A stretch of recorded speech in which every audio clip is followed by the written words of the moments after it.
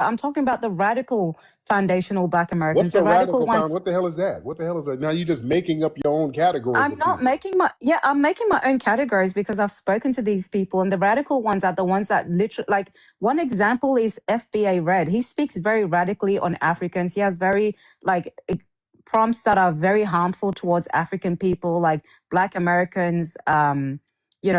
And you have Am, pictures of Africans kneeling down and kissing Black American feet, and he has a right. chain of And FBA, like these type and of there's panels. a bunch of foundational Black Americans who go over there, and some of it even they marry into some of the African families over there. You got foundational Black Americans who marry Africans. Well, that's being disingenuous because you're spreading harmful rhetoric online, but in real life, you're interacting with Africans, you're going to Africa, you're eating our food, but then you're talking negatively about Africans on these panels. No, they're not. We're talking about the people who do little janky shit. And we talk about the people who come over here and try to denigrate us. And then we have to gently remind them that, hey, you did shit on a curb and wipe your ass with a brick. So we just give people general reminders that they have to humble themselves when they come here and don't talk greasy.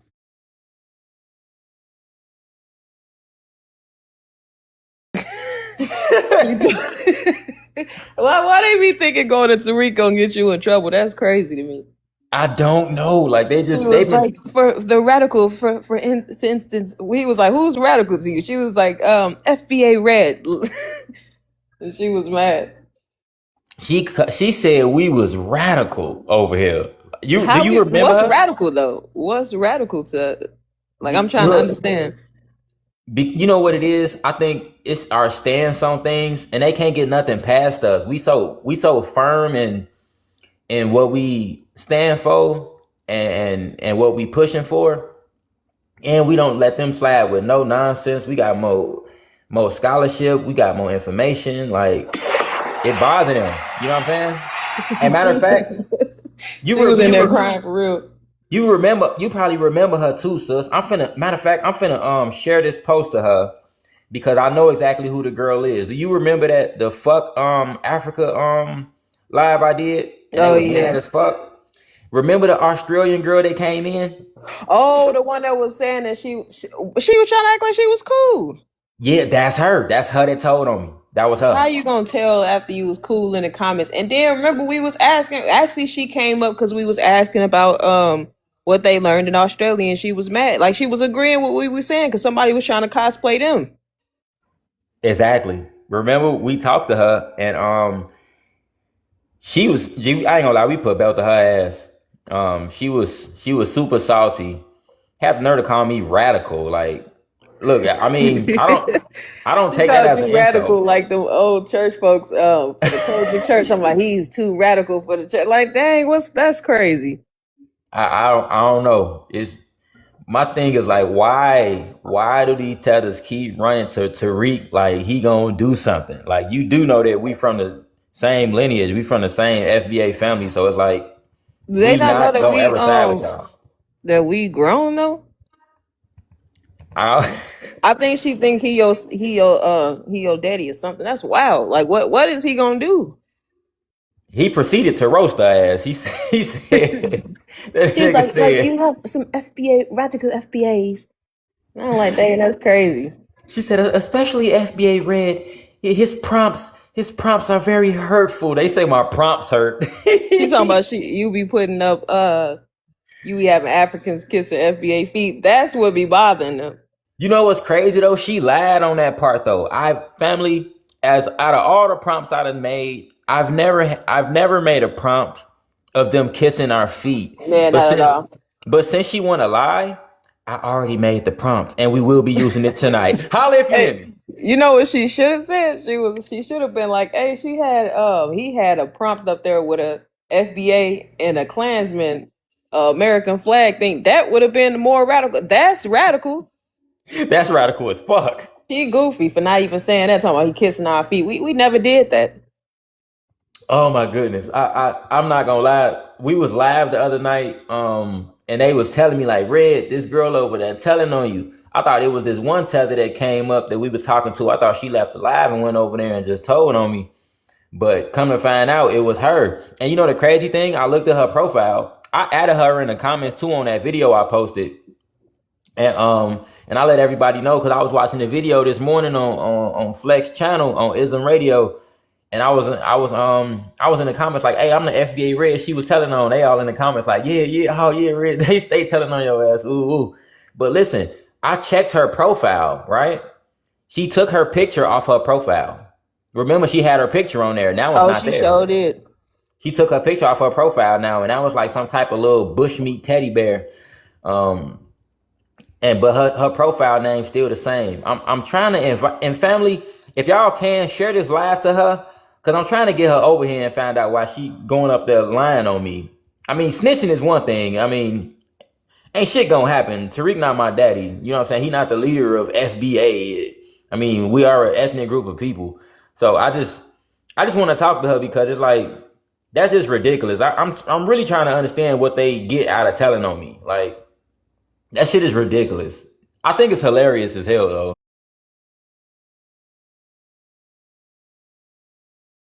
What's good, yo? Where you from? Colombia. You from Colombia? Yeah. Are you living in the USA? Yep. You born here? Yep. All right. What brings you in? I think not even just like in regards to African countries, but African, Hispanic countries. I feel like the number one thing is coordination, mutual respect, and being able to work with one another. And a big part of the culture is like, let's just take from one another instead of build together. That's what doesn't let certain countries advance to a certain degree. So I think that's the answer to the prompt. That's my opinion. I'm not understanding what you. Yeah. What you mean? Take from one another. What do you mean? Like, for example, I mean, I'm just speaking on behalf of my culture and my country. Okay. In Colombia, and I've also been to Mexico and also other countries, the culture is like very like everybody trying to come up by taking from one another instead of trying to build together. Do y'all feel like y'all experience that in y'all's culture or no? You said build together. What you mean? I'm saying like instead of trying to come up by taking from one another, build together. Like, So Who took what though? That's what you have to specify. Who took I'm trying to say like the culture overall, like that's the what culture? mindset. What culture what are you talking culture are you about? talking about?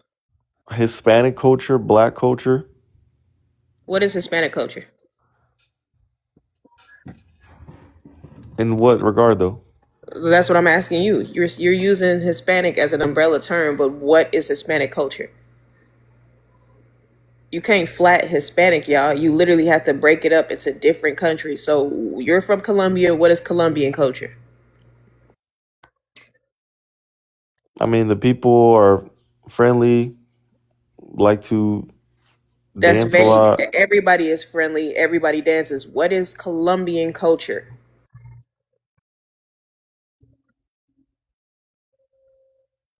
Now, how the hell do you not know your own people culture? But like in what regard though? Like culture as in like what kind It's of music so we like? simple. Saying dancing and smiling and being friendly is super vague, and everybody could be that. What But is like, your particular culture? You're Colombian. mhm. You should be able to tell us what it is. I mean, we really like soccer, We just watched the getting World together Cup. with families. We just watched the World Cup. Was Colombia the only team in the World Cup? No. So I think everybody plays soccer. Name something else that your people do that is unique to your people. I mean, this is a negative thing, but the The drug booger trade is sugar? Yeah, super. we know. The booger sugar is literally your culture. We understand that. Give us something else. I mean, honestly, that's pretty much it. Exactly. So what did we take from your culture? Well, nobody's saying y'all took anything from our But culture. you The saying people argument, took, you saying Hispanic culture. That's why you wanted to make it a blanket statement, because you realizing That one thing, the booger sugar, is your culture, and that's it. But Black Americans, Black culture, which is only specific to Black Americans, is vast and it's global. All of you are taking from Black culture. All of the genres that we created, every single last one of them, your people and everybody else is taking it. All of our food, the Koreans over there frying chicken. You know why? Because our soldiers went over there and taught them our culture. Our dances, it's Colombians using the N-word. That's not your culture, but you're doing it. It's Colombians rapping. There's That's literally not like your 1/3 of culture. Colombia No, that's literally it's black. Colombians that's rapping. That's not your culture. That's Colombians that's using the N-word. That's not your culture. Matter of fact, it was Colombians calling I Show Speed the N-word. The girl that got caught up, she wasn't even Venezuelan. She was Colombian. That's not your culture. Racism is not your culture. It's a byproduct of white supremacy, but you took it though. So You you're see how saying like you only white take? people can be racist? White people be racist all the time, but y'all No, do the I'm same just, but thing. I'm asking, like, do you think that only white people can be racist? Yes, because they have the power to marginalize people. Colombians cannot do that. It's why you fled your country. So literally 1/3 of Colombia is black.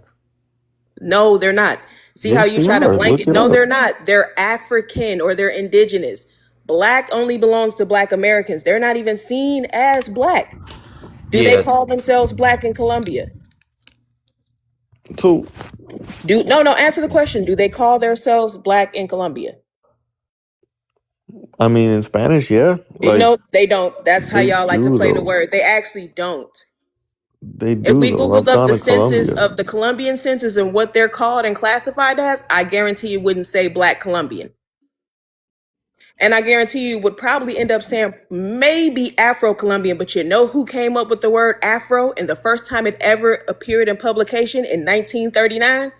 It was in Oakland, California by Black Americans. We created that term in the 30s when nobody else was saying it. And guess what y'all did? Took it and started referring to yourself as Afro and tried to attribute it to Africa. And that's not what we intended it for. It was for our hair and to describe our people. So again, what culture are we stealing from you and what are y'all adding to the world?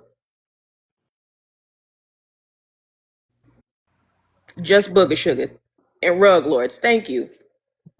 I mean, if Um, you look at if we're just gonna focus on black culture here in the U.S., look at That's Black Chicago. culture is literally just the U.S. Look at just literally, Black Americans. That's what y'all not okay. getting. It is Okay. not So African culture. just look at time Chicago. out. So you listen, I'm from Chicago, born We and from raised. Chicago. Let And us listen, know what's going on. and so is our sister. So what's going on in Chicago? You tell us. Matter of fact, Isn't what part of there? the US you in? What part of the US you in? I'm in Miami. So tell us Okay. about Chicago. Right. So tell us about what's going on in Chicago. Hey, what's up, Ishmael? Welcome to the panel, Hey family. Ish, hey Retro, we here. Joker, tell us about what's going on in Chicago. Go ahead. Isn't there literally 12 murders every single We love day in TikTok shop. You Chicago? can't say that. No, that's No, not it's true. actually not. No, it's not. That's not true. So Hey, you're gonna tell me I want you to do me a you're favor, gonna tell me Joker. that you can just walk around the hood parts of Chicago like nothing's gonna happen to you? Actually, it did. Thank you, Ishmael. But baby Joker, I want you to Google the top 25 dangerous cities in America. I promise you, Chicago won't even be on it. Yeah, Go ahead and That's just Google it so for me, baby ignorant. Joker. No, Who go ignorant? ahead and do it. No, actually, you're ignorant. Ignorant means that you don't know. You don't know what you're talking about. Chicago not even in the top 10 for crime in the USA Not right even now. top 25. And then the crazy thing is, bro, he came in saying that people need to come together. How can people come together when you had people like Pablo Escobar? When I was in the streets, he was my fucking idol. We wanted money like Escobar. We wanted money like Pablo. Did y'all know that the Medellin cartel, they were responsible for 80% of the snow that was coming into the country? You know how many people overdosed on that? Do you know how bad that impacted the Black American community? And then the USA had the war on drugs in this country. Are you serious? You talking about coming together? Your audio Hey, I kind have a of question. So like hold since on, no, y'all hold on, baby Joker, hold on, baby Joker. Ishmael, your audio kind of off. I don't know what's going on. I love to hear you speak. But Joker, your people are responsible for moving tons and tons of powder, marijuana, Okay, and weapons and no, that's trafficking people fine. into I the mean, time I out. take Whoa, hold on. accountability. I take Listen. accountability, Wait, but hold you on. also got to take accountability at the fact that Listen. Do not overtalk me. I've been sitting back letting y'all speak.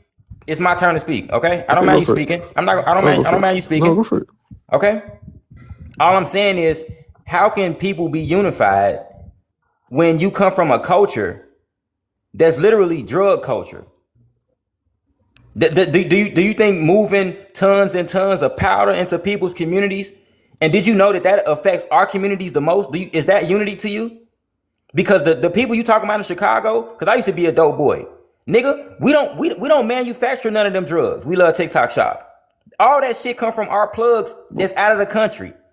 I done had plugs who I done met in California, and these niggas going across the border, going to Mexico, they going to Florida, getting the shit from Colombia, getting the shit from Belize, because the Belizeans and the Caribbeans have a lot of this shit too.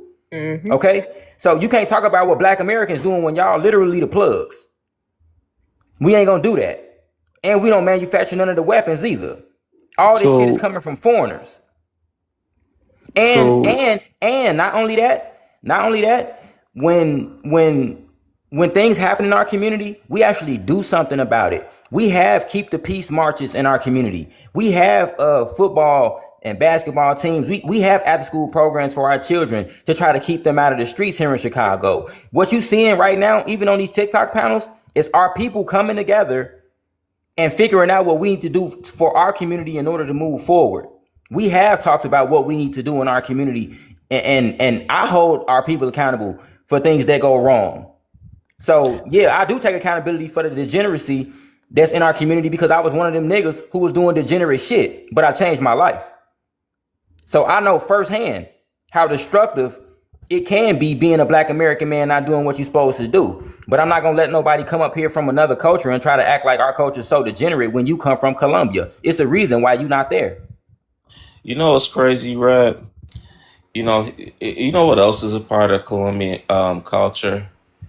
You go to Bogota or Cartagena or Medellin, sex trafficking of kids is off the rails out there.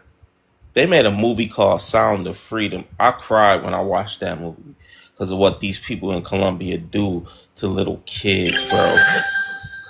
Hold Y'all on, got those. whoa. So they abuse children over there? Dude, they traffic kids. I want y'all to if y'all get a chance, watch the movie Sound of Freedom. This is based on a true story. hey, I watched that movie. That shit is so heartbreaking. Yeah, so that's y'all culture. It's not our That's y'all culture, culture. bro. What It's y'all do literally to sick kids? ass Yo, people bro had that want to traffic kids, and that bro happens all had to over the go world, into bro. a That's not nobody's warlord's culture, camp. bro. Like, that's being Listen. disrespectful. I'm not. It's my turn. Be quiet. Bro had to go into a warlord's camp to rescue some kids. He had to unalive them because the warlord in Colombia, who was help trafficking the shrugs, was out there doing weird junk to kids. Dude had to take him out. This is based on a true story. Watch that movie, man. That movie had me balling, bro. This is what they do to kids over there. They was trafficking them in Medellin and Cartagena and Bogota. They was doing all types of junk. That's y'all culture, bro. Bro, that's not our culture, bro. That is Literally, y'all that's culture. not our culture, bro. That That's some is shit your that happens culture. in You every single you want country to all over the lie? You world. want to lie, bro? You want to lie? Hold on, y'all. Let me control the flow. Poker, after he's done speaking, then it's your turn, okay? Let him land his Okay. plane, and then it's on you, Okay. all right? I know you want to speak. I don't mind you speaking. Let Retro finish. Everybody in the chat, I want y'all to go watch that movie, Sounds of Freedom. Go look up the child trafficking that's going on up in there. It is off the rails. That is part of their culture. They be taking them kids, having them kids sit up there and pick the cocoa leaves. You know what I'm talking about? The sugar booger Oh leaves. yeah, we know. And One they one of their iconic booger sugar leaders is in my picture right now. yep. Colombian, by the way, too. What's her name? I forgot. Griselda Griselda Blanco. Griselda Blanco. Blanco. Blanco. Yep. Yeah. Oh, and the way that they unalived her was so crazy, but she did a lot of unaliving herself. So she just got back and got it back in blood. That was it. Oh, and sis, and don't forget, when she was in prison, She ended up meeting this black American dude and marrying Yeah. him, and she Yeah. she got him unalive. Unalive. Yep, I All her watched the whole husbands. entire documentary. Gee, She they thought that she was paranoid, thought he was selling her out. yep, they called her the Black Widow. She even took out her first husband, who was a Colombian dude, I believe, or whatever he was, some Yep. type of Latino. She put on the Mexicans. Like, she literally put on the Mexicans. Yeah. And hold on, my sister, night. If you can come up here because you're talking about that rite of passage, if you got the time, please come up here. Because I'd rather you tell it than ask him. Now, Joker, Poker, go ahead. You said it's not part of your culture, but you already admitted that like the cartels is. Go ahead. What I don't understand is why y'all think child sex trafficking doesn't take place in every single country. We love TikTok shop. If you literally go on Google, you just type in like which countries have documented that there's child sex trafficking that has taken place, and So it's listen, literally every single country. so listen, that is That true. doesn't make it part of your culture, bro. But listen, but that is true. But in America, that does happen. And guess who does that shit the most? White people. White people do the most sexual crimes and the most child sexual trafficking. And I agree. I don't disagree They the ones with that. always getting caught doing that. They do the most sexual crimes to women and children. And Hispanics too. We cannot discount them out because a lot of y'all do it. Y'all try to blame and put it off on the white people, but y'all do it a lot. But there's too. also a lot of black people that do it. No, as it's well. actually more Hispanics and white tea who do it. Yes. Because when I be seeing them, I don't know if y'all be seeing them Amber Alerts. It's always a Hispanic dude and a little girl. Especially in Texas. Here in Texas, we get Amber Alerts almost every day. Always some Latino doing it. So listen, in America, it does happen, but I will say that the culture in America, when those people go to prison, even people like Epstein, I mean, they say he, I think hung he's still himself. alive. We love TikTok shop, but listen, he wasn't gonna make it through that sentence, bro. Listen, I've been on the inside, bro. I done did real time in max prisons with niggas who got life. I done been around these people that do this kind of shit. My girl will tell you. I done called her hella times. Hey, babe, check this dude ID number. I want to know what he really locked up for. You don't have, man, listen, I met a Latino dude who was locked up. I thought he was cool. One day I had my girl look up his ID. I'm like, hey, check him out. See what he locked up for. Because the shit he was saying wasn't adding up when he was talking about his case. Come to find out that man was locked up for doing something to his girl baby. And he got deported when his ass got out. Make it so crazy, I saw him on the streets in Chicago. So he got deported and was able to come back to Illinois because of Joe Biden allowing people from Venezuela to come here without checking a background check. So this dude who's a damn SMEX offender got allowed to come back in our country after he fucking got deported because of the damn Democrats. Now, I'm not saying every single last one of y'all do this type of shit, but let's be honest, bro. Some of them dudes in them cartels love smashing on little kids too, man. And they did that shit all the time. The same way how they smash down on prostitutes, bro. See, and when it comes to black culture, we look down on that shit.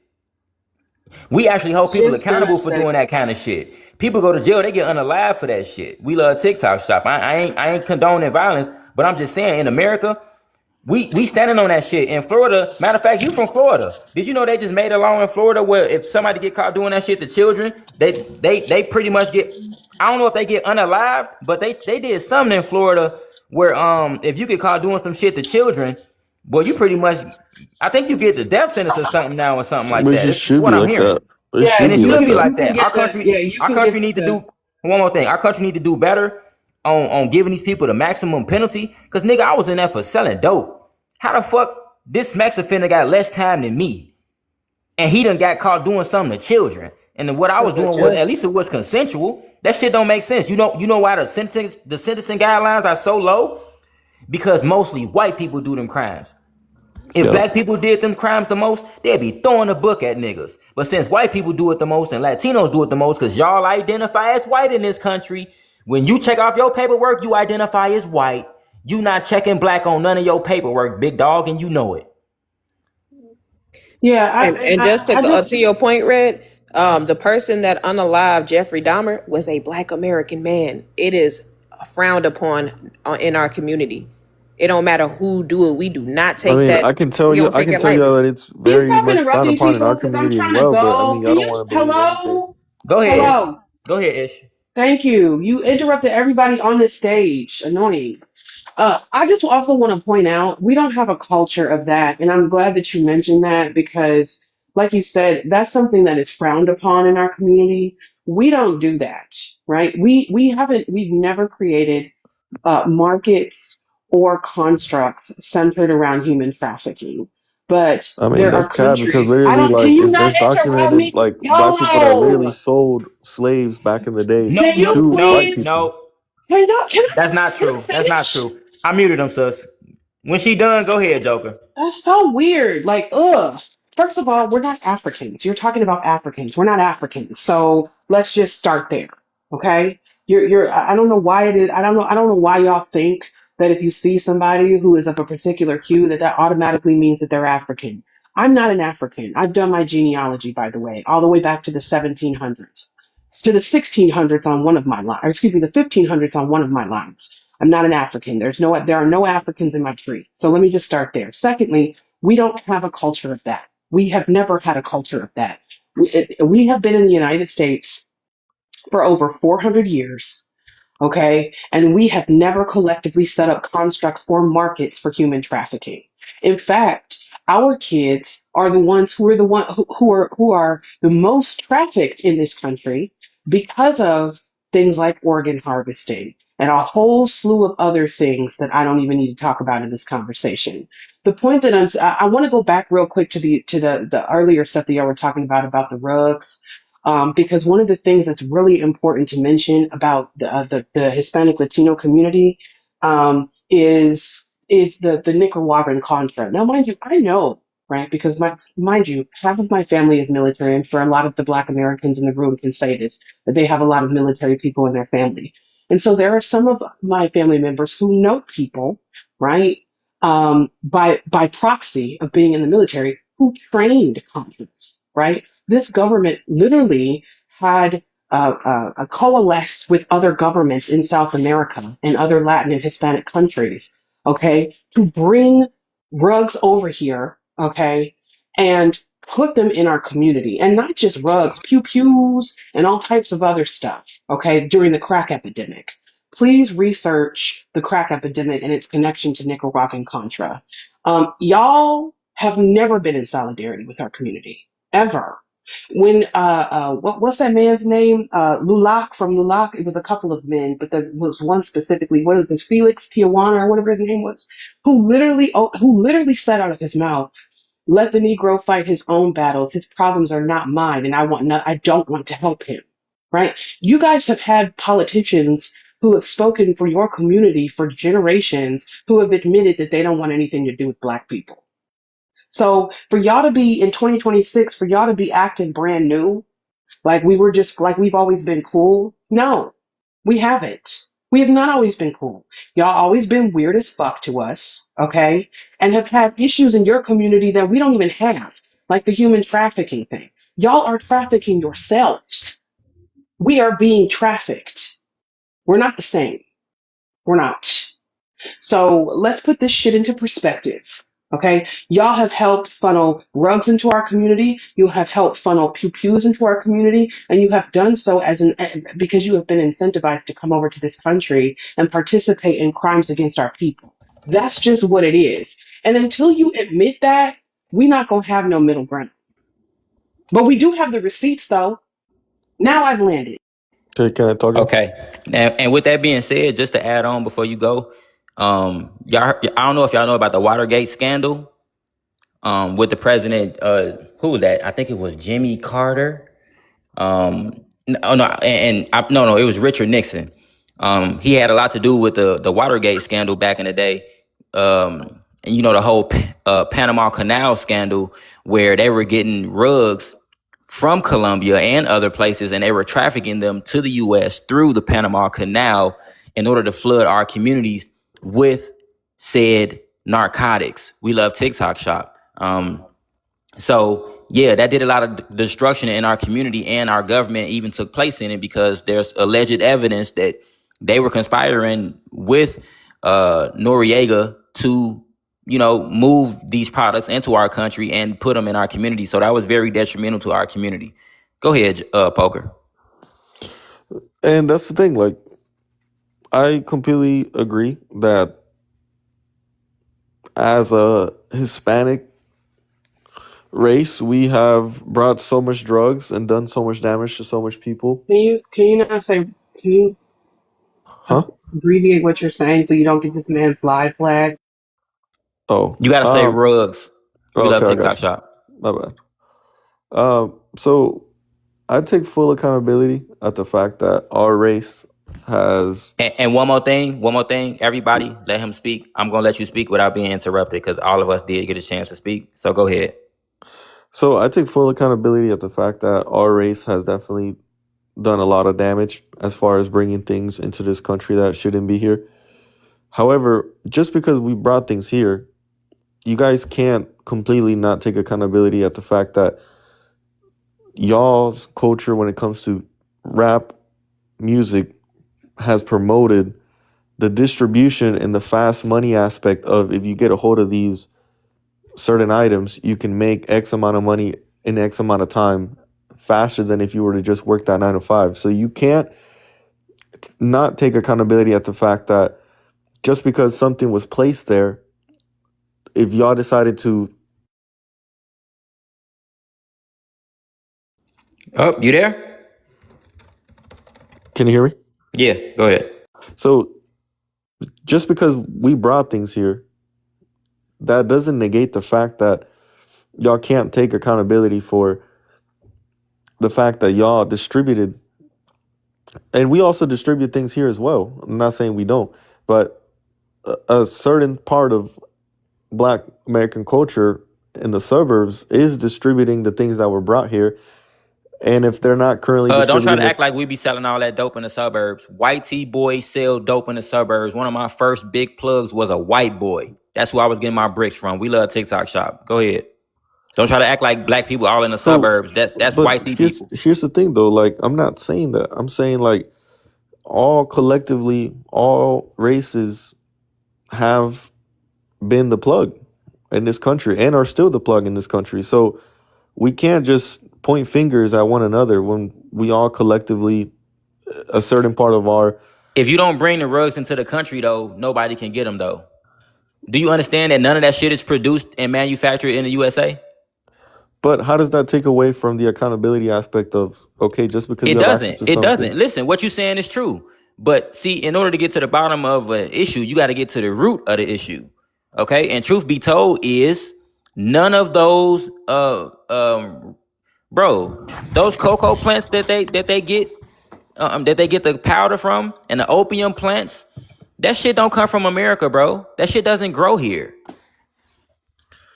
Do you know how many videos you can find on YouTube of even Colombian governments finding those type of labs and manufacturing properties and they burn the stuff? You know about that. They literally ride around in helicopters with the and they got some type of technology that can tell them exactly where these plants are and these labs are if they haven't got intel on it. They So, do. like I They said, do. if they don't know, like I said, if y'all not producing that kind of stuff, it can't go around the world. Y'all are producing it. Y'all literally making it from scratch. And So, can we talk about no, hold on, because I'm not gonna let you no. You I mentioned wasn't hip done, hop, but now you're but interrupting me. right, and you interrupted me, so fair game. So I just want to touch on what you said about the hip hop part, because that's a problem. What you said. First of all, when hip hop first started out, it had nothing to do with the content that we now see that saturated the genre. Well, Okay, why is it the it was way it is about. now, though? Please stop talking. It's a Stop question. talking. It's a Stop question. talking. Stop talking. Stop talking. Thank you. You don't So have soft again, skills. so again, it had nothing to do. It had nothing to do with that.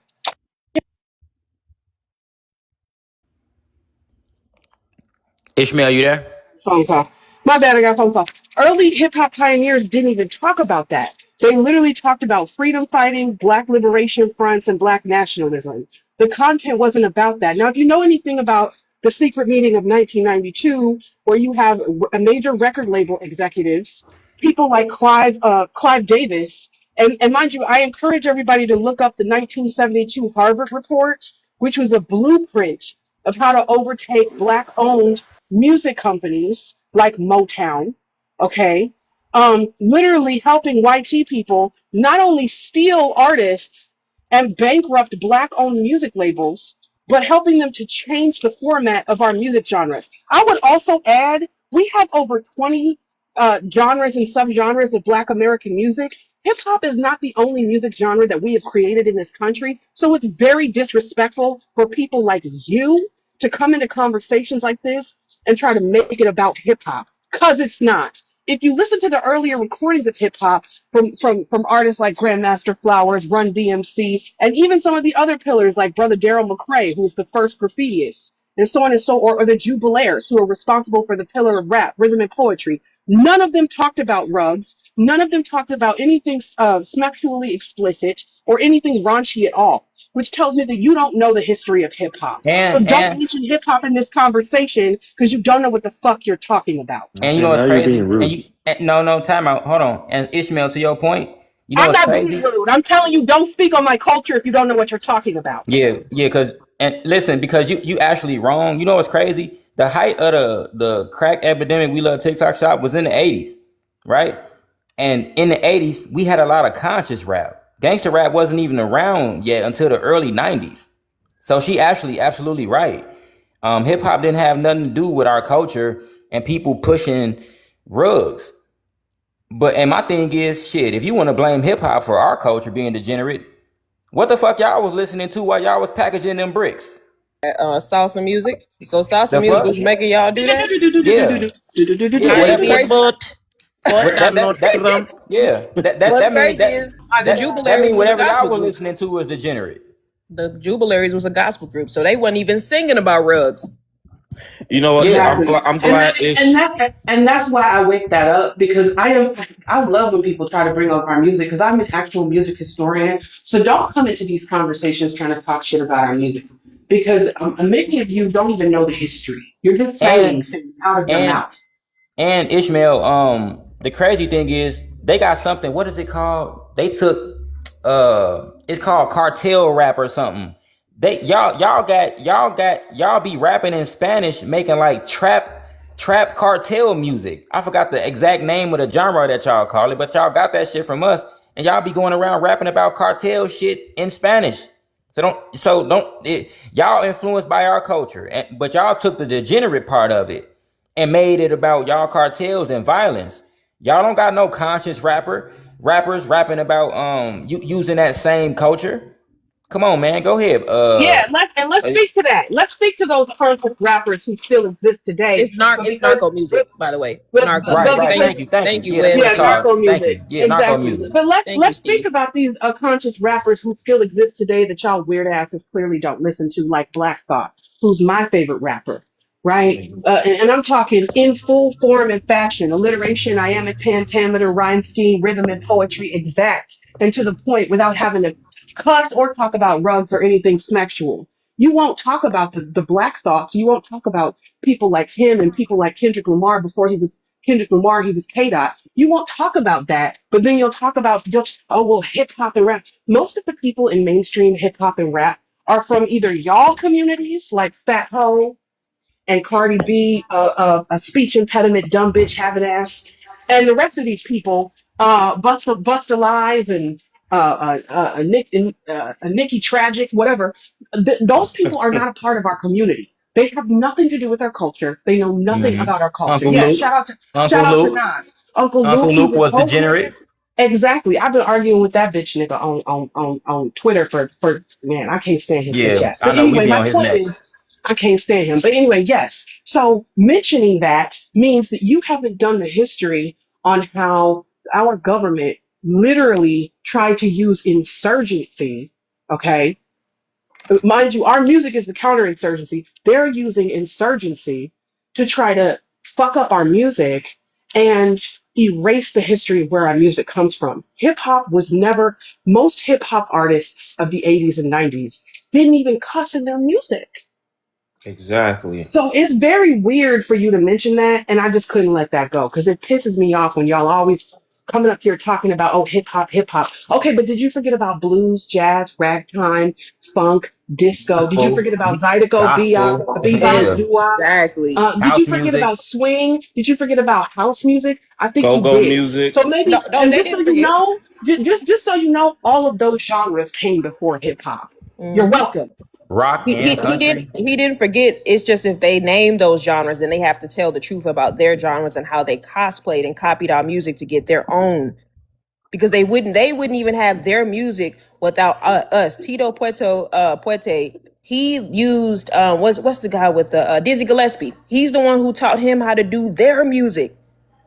Our people went over to Yes, their Dizzy countries and Gillespie taught. went to Cuba Yes, and taught them how to play jazz, exactly. So and if they they tell, if implemented they it. Hey, Red. exactly, if they name jazz and they name our genres, then they have to tell the truth about our people that went over there and taught them their music. You So Do know they you what? can't know? do it. Do you You know know that? Do something? you know when he went over there and that shit was so proficient? What he taught him. Do you know they named that man one of the founding fathers of Afro-Cuban jazz? And we had to tell What and people we that he's not Cuban. That's an honorary title that the Cubans gave him because he went and taught them jazz. mm. You And you And know see how I, they what? try to claim everybody that goes over there, that our Hey, people that go Red. over there, they want to claim them so bad, Ish, and that's ish. wild. I'm glad you brought up that okay, sacred. okay. One second. We cooking this man. Retro, go ahead and speak, and We then got we gonna techno, and we then got techno too, house music, all of that. yeah. So look, Ish, retro, ish, retro speak, and then we gonna let this man speak. Let him talk. ish. I'm glad you brought up that secret meeting on hip hop, and because that did really happen. I knew about that like over 20 years ago. You know, because I produced music. I met a few Grammy Award winning producers. I met a few celebrities. I still meeting them now. I just gotta connect with Boosie, so I'm gonna keep that on the hush. But but yeah, I'm glad that you brought that up because that's real. A lot of our hip hop, earlier hip hop, was very high vibrational. You had people like De La Soul. You had um, Arrested Development. You had, like you said, the Roots. You know, Black Thought is also one of my favorite hip hop artists. Phrenology was a phenomenal album. Um, we had a high vibrational hip hop, and because of the message that hip hop was bringing in the earlier days, it was more unifying. And like back in the day, you had house parties there. Everybody was just going out there dancing, having a good time, and making it back home. You had the early breakers, you had the breakdancing moves, you had electric boogaloo, you had Beat Street off of our culture. You know, high vibration music where people would just come together, put the message out, dance, you know, and elevate each other. And then the secret meeting of hip hop came where they started pushing gangster rap, where they started pushing Two Live Crew type of style music, and it really just offset the frequency of hip hop. That's why a lot of hip hop that came after that was very low vibrational. And Okay. that's why even to this day it's at the lowest vibration it's ever been. I don't even listen to a lot of stuff nowadays. And the Yeah. stuff I do listen to is mostly older stuff for people that's not getting really a full ear. Like I But a love lot of that Absol. mainstream stuff today isn't even our music. Yeah, People are Yeah. not. yeah. It's a lot of Oh, tethers. So look. Okay. He did what the white supremacists do. They bring up hip hop to try to act like that's the reason why certain things happen in our community, and we're not gonna let you do that. Um, so with that being said, go ahead, poker. Go ahead, keep hip hop out of it because that don't got nothing to do with So the one reason thing why that I we got thought. issues going on in our Okay. community. Like I said, your people degenerate without listening to hip hop. So we're not gonna blame hip hop on degeneracy. All right, but go ahead, poker. So one of the things that I thought was very interesting was earlier you were saying that the cartel Spanish music is a ripoff from y'all's culture or y'all's kind of music. But earlier in our conversation, you brought up a point which y'all were all saying that cartels and trafficking things over to the U.S. comes from Hispanic culture, and that's a Hispanic thing. And It's hold on. Let's clarify. It's not just y'all. I had plugs who was African, who also was Caribbean. It's not just the Spanish, but let's be no, we're honest. we're Y'all speaking about the communities produce importing of y'all it, the pro, yeah, importing. yeah. Look, everybody imports. Even the Europeans do it. Even the Even the Asians Asians do do it. it. Yes, Yes, the they're doing Asians it. do it too. China white is a real thing. All right. It's not. We're not saying it's just y'all, but y'all are like the main motherfuckers that bring that shit to the U.S. Go ahead. I don't want to make it sound like it's just y'all. Go ahead. So the reason I bring that up is because cartel culture and trafficking into the U.S. all of that stems from Mexico, Colombia, other South American countries as well. But earlier you said that there's been like a subcategory of Spanish music where you're saying it's like cartel rap in Spanish Yeah, what is it to called? try Narco to music? try It's to called narco music, yeah. it's called Narco narco music is a corridos, ripoff which is of trap music and drill music. That's well, what it is. here's the thing, like you have a misunderstanding because narco corrido music is literally if y'all knew Spanish, which is fine that y'all don't, it's okay. If y'all knew Spanish, you would understand that the lyrics are speaking about people in Bitch. the mountains in Mexico packing things to move to the US and just kind of glorifying that kind of And culture. what? They And was that has packing nothing bricks to to do move to the with any You US. kind are of so trap or any kind of weird. You're Why you ripoff you're of sitting up so here black culture lying? in any weird. kind We of way. Why seen you the sitting up music. here Hold lying? on. We seen the music videos. Why do they carry pew pews and semi-automatics? And they wearing shiesties in their videos too, with So AR rifles. what are those for? And also, can we break something down that they are literally emulating?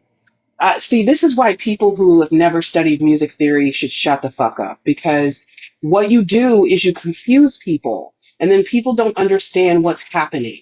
And I'm not talking about the Black Americans in the room. I'm talking about the people who are ignorant and unlearned, right? All So, right, I wasn't and even done I'm talking. not, All of y'all interrupting me. Like I don't y'all are not care. giving me the same respect I'm giving y'all. And I mean, what's the Again, point of talking to y'all if all of y'all are gonna speak over me after I give 3 sentences of anything? Like, what is that? We gotta because stop you're a lie in his tracks though. you expect us to just listen while you lie about shit, and it's like, what's the point of that? Like, you need to I'm be not lying corrected about for the anything. I things was that you're simply saying. saying that narco corrido So music was not again, a ripoff of trap music the because it's literally speaking Yes, it music about is. things that theory, happen in Hispanic countries. Are you ignorant? the music theory behind what they're doing is it comes from and is a derivative of hip hop, which is a derivative of the genres that came before it, the parent genre being the Negro spiritual. Okay, y'all can't tap into that energy because it's not in you.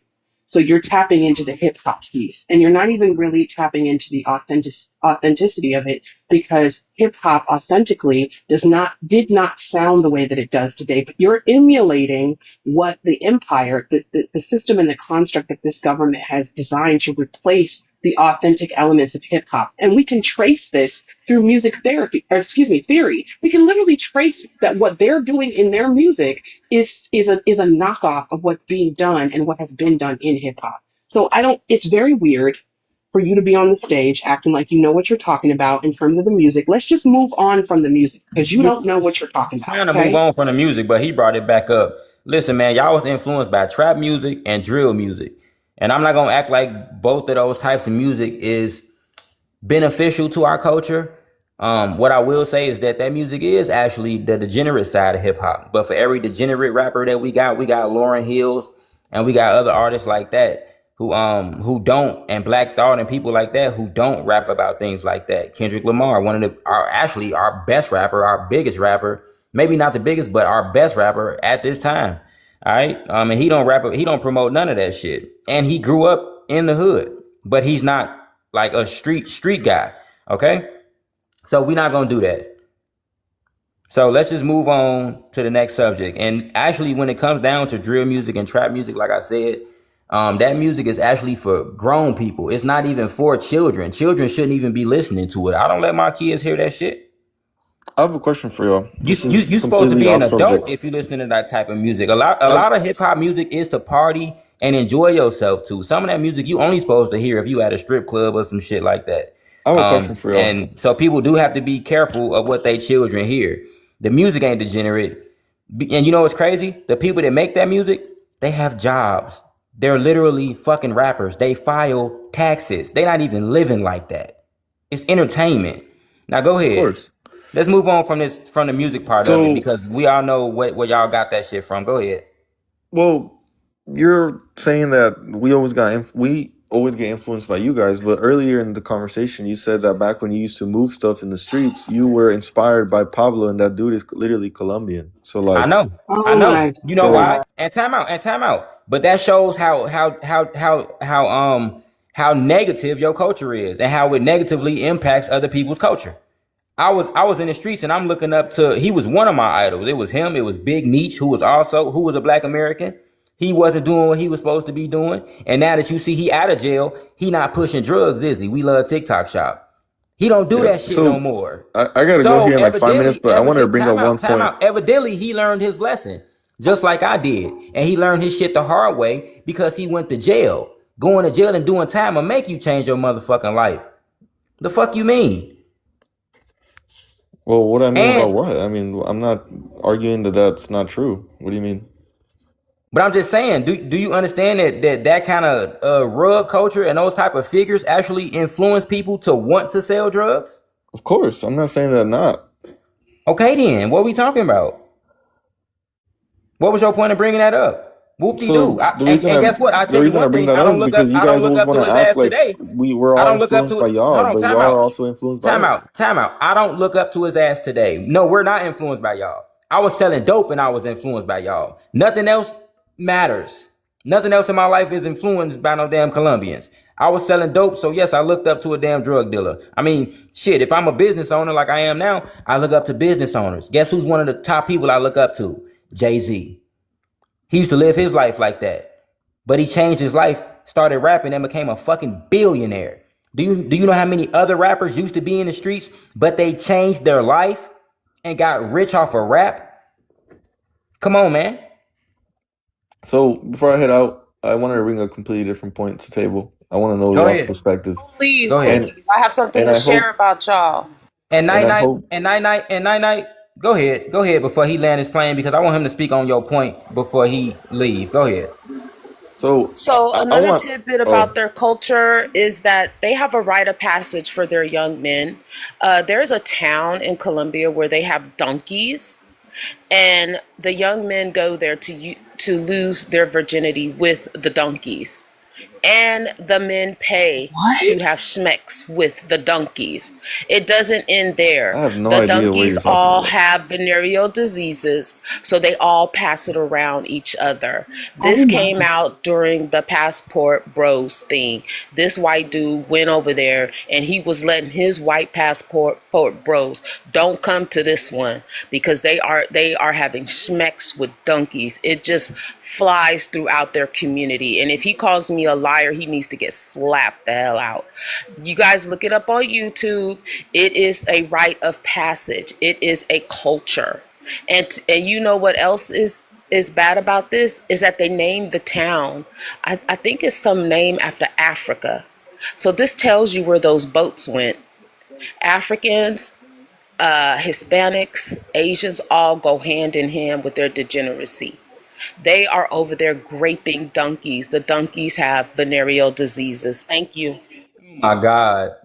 And you said it's a rite of passage, so that means all the boys gotta It's smash a a rite of donkey in order to be a passage. man? That's not true. Red, they dress the donkeys Just because you up, read some Red. shit Will on they dress They it TikTok up or like a online parade doesn't female? mean it's no, true. sir. You're They ignorant. parade them I've literally gone to and the Colombia since I people was a pay the kid, money and and I'm the literally young Colombian. I boys know my go culture and more get than their you. rocks off and the men pay to go get their rocks off with the infected You're gonna donkeys. act like in African countries, there's not literally all kinds of shit happening like that We're as not well. I African. You're have not We're not nothing to do African. with Are African. you Well, Africa. nobody's We're okay? not saying you are African. African. I'm just saying, No, like, we not. We're not African. Why So do what's you the point keep of you bringing bringing up up Africans? Africa? We're not This takes Africans. place in hey, but Colombia, before I head out, because family. You're I really gotta weird. go, I want to Well, bring up one go. very important Bye. point, if y'all can let me. Go ahead. So one thing I wanted to mention is here in America, You're disgusting. Go ahead. Smashing donkeys is disgusting. I mean, what the fuck is that? Why would I ever do that? It's just nasty as hell. I mean, it's a reason you not in. It's a reason why you're not over there. Shit, if you was in Colombia, you'd probably had to smash down on a donkey That's not a rite of and passage. get That's some none of donkey that. pussy, Like that's fucking weird. Like and then nobody y'all probably actually is letting the over donkey do there some nasty thinking that shit to that's y'all. normal. Yeah, all right, go ahead. Night. What country is that? Colombia. In Colombia, sis, it's a small town. They named it after some African because, of course, the Africans are into it too. They are Well. smashing infected donkeys. They bring their All right, I want to bring up children my to last point smash before I them. head out. So listen, Colombia had a lot of slaves that went there. They was colonized by Spain. So if they got anything named after a African anything, it's because they got African roots. A lot of them are descendants of Africans as well. So you bringing up Africans, you must be talking about yourself. Go ahead, Poker. So here in the U.S., recently I picked up a hobby of playing pickup basketball, and whenever I go to LA Fitness, and it's been about maybe 4 years now since I play at least 4 times a week at LA for like 4 to 5 hours a day. And whenever I go, and whenever there's somebody got fouled or in general like some kind of play didn't go correctly, how some people think it should go, but this is just referencing like just a foul. Why is it that Black Americans are so quick to escalate to disrespecting and trying to literally fight someone over something so simple as a fucking foul in a pickup basketball game? Because I've never once in the last 4 years of playing basketball have ever seen a Hispanic or a white dude try to disrespect somebody. So now you're trying to say Black Americans are violent. You're naturally problematic in this country. No, we not. It's So now you're crashing out. Now you're crashing out, and I'm not crashing out. It's just the truth, bro. Family, this man got the nerve to bring up violence. Did y'all know that? Let me tell y'all one of the stories about Pablo Escobar. If you go there, you'll be able to get your ass out of here. We good, because now you crashing out. Listen, Pablo Escobar and his people, I'm going to tell y'all why the feds end up really, really getting on his ass in the CIA. This man did a hit on a fucking priest. They were not on a priest. They was doing a hit on somebody, and a priest who was from America, I believe, ended up getting caught in a fucking crossfire. Matter of fact, it was mistaken identity. They thought that he was somebody else. So when a car pulled up, they aired it out. That was one of the biggest reasons why the USA, the feds, and the CIA got on his bumper. You can't talk about violence at all. Do y'all know how much violence and terror was unleashed by Pablo Escobar in Colombia? That man basically owned Colombia. He built his own fucking prison when it was time for him to go to jail. He was unaliving people so that he would not get extradited to the USA. Why you think the USA had to go over there and get him and hunt him down like he was a damn deer? It's pictures online of when they unalived that man, and they was taking pictures with him with his unalived body. And guess what else he did? Y'all not gonna believe it.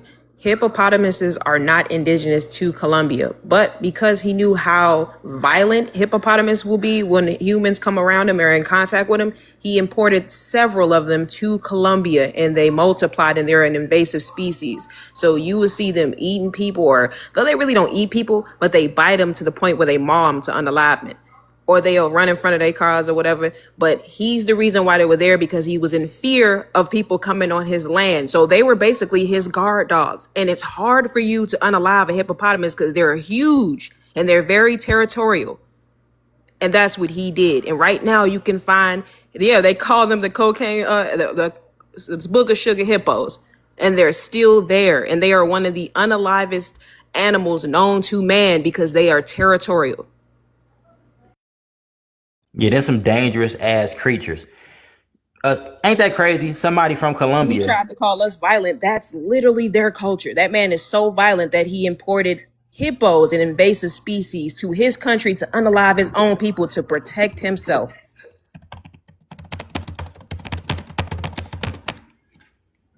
My bad, I'm over here doing homework. Listen, these people are very violent.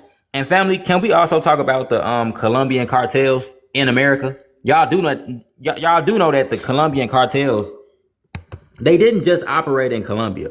Think about it. You all the way in Colombia, you're gonna need some people here, because when you get done passing out your work and shit, who gonna collect the money? Think about it. You got all this cash. You gotta smuggle the cash back to Colombia. You can't get on an airplane and take that shit to Colombia like whoop-de-doo. You can't put that shit in a bank and just wire it. The Fed's gonna be all over you. So they had cartels here in Miami, New York, Los Angeles, Houston, Chicago, Atlanta, all the biggest like cities that you could think of. Are y'all serious? How do y'all think how Miami got built up partially? A lot of that shit got built up with drug money. Fuck is you talking about? And y'all was violent as fuck. Y'all was also selling rugs on the street too. He got the nerve to bring up a pickup basketball game. And he's Hispanics are known for. You remember not too long, I think it was 2 or 3 years ago. No, actually like 5 years ago. El Chapo tunneled his way to Chicago. His daughter lived here. Yeah. Yep. That's how he escaped prison in Mexico. Like, how he talking about Black Americans are violent people. This is literally their culture. We ain't Yep. never broke out of prison, but one time, and that was a Kata Shakur, and she didn't do what they said she did, and she wasn't violent in Cuba. So it's to what I say all the time. Our quote unquote crimes do not follow us into other countries. They claim that we are super violent, that we baby mamas, we degenerates, all this other stuff. Anytime a Black American leaves and becomes an expat in another country, our crimes surprisingly do not follow us there. Exactly. Thank you. Oh, my, I'm so glad you said that. Because I'm really because we are literally we actually have people, right, in other countries, okay, who will pretend to be us. When we go overseas, they'll pretend to be us so they can get clout, so they can get, whatever. Because people know that when Black Americans travel, we mind our fucking business. We don't bother anyone. And we go, we do our shit, and then we go home. We go back home, right? So it's important. We Black Americans do not export our any type of degeneracy into other people's countries or cultures.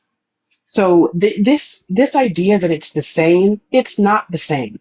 And by the way, for those of you who wanted to know, which I already knew that she was telling the truth because she ain't got no reason. She ain't got a lot to kick it, Craig. But I looked it up, and that little town in Colombia, first of all, they are in fact doing that. And there have been several media and news outlets, some of which who have been observing that town, about what they're doing in that little town in Colombia with them little boys and them donkeys. Yeah, please look that shit up. And actually, give me a That's second, so and I'll give messed you up. the. That's disgusting. Yeah, it is. And the reason why I brought up El Chapo is because Griselda Blanco put him on. She actually put on what's his face, the Colombian dude who put on El Chapo. So it was by proxy because of the Colombians is the reason why we have El Chapo today. So it's literally their culture. Yeah, I remember trapping on a block, and like look, when you in the streets, you know your neighborhood.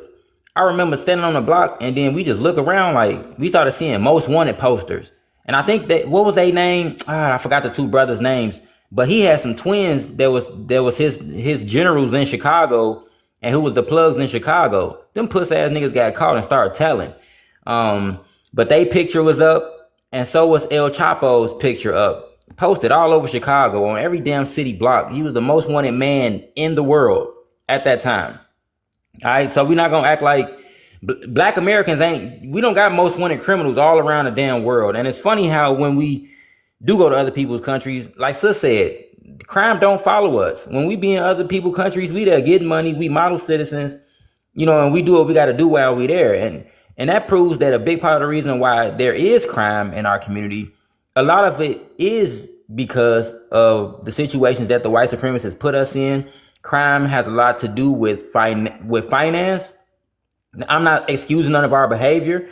My brothers in the streets do got to get it together. We do got things that we need to work on, but we'll be damned if a Colombian gonna come in here and try to point their finger at us like they not the plugs, and like they not the cause for them same Black Americans who selling dope. Nigga, the dope came from you. These pew-pews came from you. Think about it like Exactly. this. It's literally poverty, Red. Back in the day when we was segregated and we weren't impoverished, and poverty doesn't mean you're poor. It's literally mean that you have a community coming together and you have what you need. When our people were farmers and we didn't have the quote unquote money, we still had what we needed. The minute we allowed these invaders into our communities, they were destroying our towns. That's when poverty hit our communities and we started doing the things that other countries do.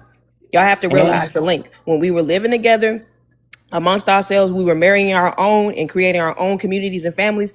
Our crime didn't exist in the numbers that they're seeing today. When these people invaded us, and that doesn't include that includes the white people, the white supremacists, and our colonizers, and also these buffer classes. That's when we started seeing poverty and higher numbers in these crimes. Yep. Think And about let's when your not. grandma said, because my grandma used to say it all the time. They went to sleep with their doors unlocked, and my granny's Yep. still living. And See let's that? not forget. And let's not forget that Africans and Caribbeans do crime here too, and a lot of them get labeled as Black. Listen, on X, Arthur Watkins just shared a post of some Latino dude, and guess what? He's in jail, and guess what they put him under? Black/African American. So y'all actually add on to our crime stats as well if you're not going by white in this country. Fuck you mean?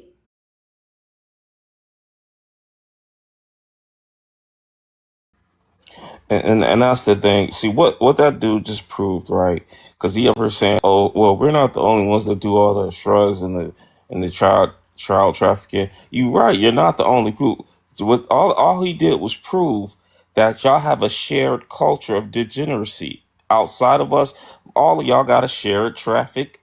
Y'all got a shared culture of degeneracy outside of foundational black Americans. We don't do that junk. We frown upon it. As a matter of fact, we got a thing called street justice. Don't let us find out you did something to kids. Don't let us. A lot of times, folks ended up missing. You know what I'm saying? And this is the problem. See, this is the thing. They set up they bring all their problems over to our communities, and then it just get lumped in with us. That's why delineation was a necessary thing for us, because it showed who's really doing the degeneracy. They try to put all that stuff on us. The fact that brought up rap. That, come on now, That's what the that's white so supremacists goofy. do. That's what That that's is that's so a white goofy. supremacist talking point, and they wonder why we delineating. And then he started off the conversation talking about people need to come together. You How the know hell what, we? Red? Ish brought up a good point about how we go when we go places. We don't do crazy junk. We just out there enjoying ourselves, just not doing any wild junk or anything like that. And that's why a lot of times these people welcome us to their countries.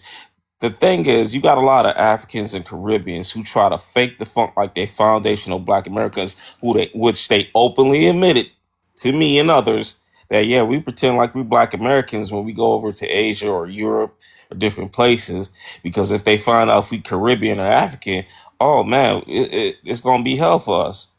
My a friend of mine, she's Turkish and German. She lives in Germany. She's married to an FBA brother from Philly. She told me, she said, a lot of them don't like Africans and Caribbeans over there in Europe. She said, but if you're a Black American woman or Black American man, yeah, you get all the love. Yeah, That's why yeah, they pretend to be us when they go over these countries. yep. That's another reason why they can't stand us. You gotta fake to be us to even get any type of respect. Like we know the whole world can't stand melanated people when it comes to quote unquote racially black people. But my goodness, we are way more accepting than them. And I'm not saying that as if we need their validation. Fuck these Right. Europeans. We don't need nobody validation, but that's just the truth. I told y'all a couple stories. I've even had people meet me in America and be like, "Oh my God, you're the first time. You're the first Black American I've ever spoken with and talked to and saw, like, and was amazed by me." And I'm like, "This bitch act like I'm Michael Jordan or something." So yeah, they don't do that to Africans. They don't do that to Caribbeans. People literally act like we fucking like just people out of comic books. Like we are real people. And the crazy thing is, we the epitome of like unity, and we the epitome of unity and like morality. We got our Martin Luther Kings, we got our Harriet Tubmans, we got our all our heroes, our Malcolm X's. You know what I'm saying? Our people who stand up for what's right. You know what I'm saying, and fought for people globally. And the crazy thing is, when these people came here from all around the globe, they brought degeneracy with them, and it impacted our community the most. And another thing, I can't believe he brought up a damn basketball game at LA That Fitness. is crazy, Like, bro. I'm not gonna lie, that's ridiculous. And to be honest, do you know how many white T boys play dirty as fuck in the NBA? Caitlin Clark, matter of fact, she played dirty as fuck in the WNBA. But as soon as somebody foul her, oh my God, the feds want to get involved. They talking about looking into the WNBA, but they don't look at all the times that she be talking shit and going around doing dirty ass shit to other players. White players fight all the fucking time when they play basketball, but it's only demonized when black people do it. Yep. We're not gonna do that. I'm trying to figure And out how you taking a very small percentage of our population that plays ball, I mean, yeah, we all play ball like culturally, but like it's a small community of our people who actually play regularly like that, and you're using that to attribute to our entire community. These people are weirdos. Like his entire he didn't. Here's the deal. He got his ass spanked on this fucking stage, and so the best thing he could come up with was a damn basketball game A somewhere in a city basketball game. in Florida that we don't need that everybody don't even live in. By the way, Black Americans live in all 50 states, including Alaska and Hawaii. There are thousands of us in both Alaska and Hawaii. We live in every state. Okay, all of us are not playing basketball. You're Right. stupid. You know what's And look, somebody just said something in the comments. you talking about hockey, ain't you? Fighting is legal in hockey, and in It, baseball, they fight all the fucking time, but and it's nobody white says teeth shit folks. about it. They be losing their teeth in hockey. Have y'all? And it be literal blood on the And ice. On the ink. ice. And time out. And time Yes. out. I know y'all heard about this one. I don't know if some of y'all know. It was a black dude that used to play hockey. A white dude out the blue took his stick, hit him in the fucking face with it, injured the shit out the man. It's one thing to fight, but you sit up here hitting this man with You your trying to fucking unalive him. stick in his Yes. fucking mouth. Yes. But just You so Yeah. you got, know, come on, man. and look up the Black Nova Scotians. Look up the Black Nova Scotians who started hockey. That ain't Yep. even they shit. And And let's. when they, mind you, the way they played the game is roughly different than how they play the game now. But to keep it cute in this motherfucker, all of the sports that our people dominated, okay, like when we was in when we had the Negro leagues, okay, and then we were like, all right, we're gonna abandon baseball because for obvious reasons, and white people, Hispanics started to come over and participate in the sport. That's when that shit became even more unruly. Okay, that's when a lot of those sports became unruly. When y'all brought y'all weird asses over and colonized the damn sport. And basketball, the way that basketball looks right now, they're not playing the same game they were playing in the 90s. Okay, and I'm saying this as the sister of a Division I athlete who was invited by the Naval Academy to go play ball. That's the ilk I fucking come from. Don't bring And up no goddamn basketball game yeah, that your weird ass was And yeah. playing in. after Reg, after you go, I have to ask a question to the panel because I just, it's just. Okay. I just want to say this real quick. Everybody keep tapping the screen, get the likes up to 100K, grab your daily heart, gift the panel, gift the host, of course. Today is Ink's birthday. So show her Oh, some happy love. birthday, She's Hank. been here since day Thank one. y'all. Thank Florida. y'all. Show my sister some love, y'all. Send us some gifts. Show us some love over here. Wish her happy birthday in the Ink. comments. And another thing on the basketball thing, and I'm gonna end it on this. It was a white dude named Bill Lambier. He played for the Pistons back when they was winning they chips back in the late 80s when they won back to back. That he was the dirtiest damn player in the NBA. They literally the Pistons are literally the reason why the Jordan rules exist. They was beating Michael Jordan ass. Literally. Every time they listen, this was their philosophy. As soon as he jumps in the air, foul him. Come on, man. And he was the anchor of their damn defense. We're not gonna talk about fighting and basketball. Come on. Facts. And And they another Also, was can thing, I just cheating. and, say, and, can I and just another say, thing, Ink? and another thing, white people do the most crime in this country. Yep. Facts. In Can this I just country. Go Ink, ahead. you and I are birthday twins because my birthday is in 9 days. So shout out to you and shout out to the Leo Okay, gang. yeah, Oh, happy that's birthday, happy what's up. Happy birthday. birthday. Hey, look, and I have to say this. That man is from Colombia. He said out of all the people that even colonized his own people, that Black Americans are the most violent people. The Spaniards colonized his people Exactly.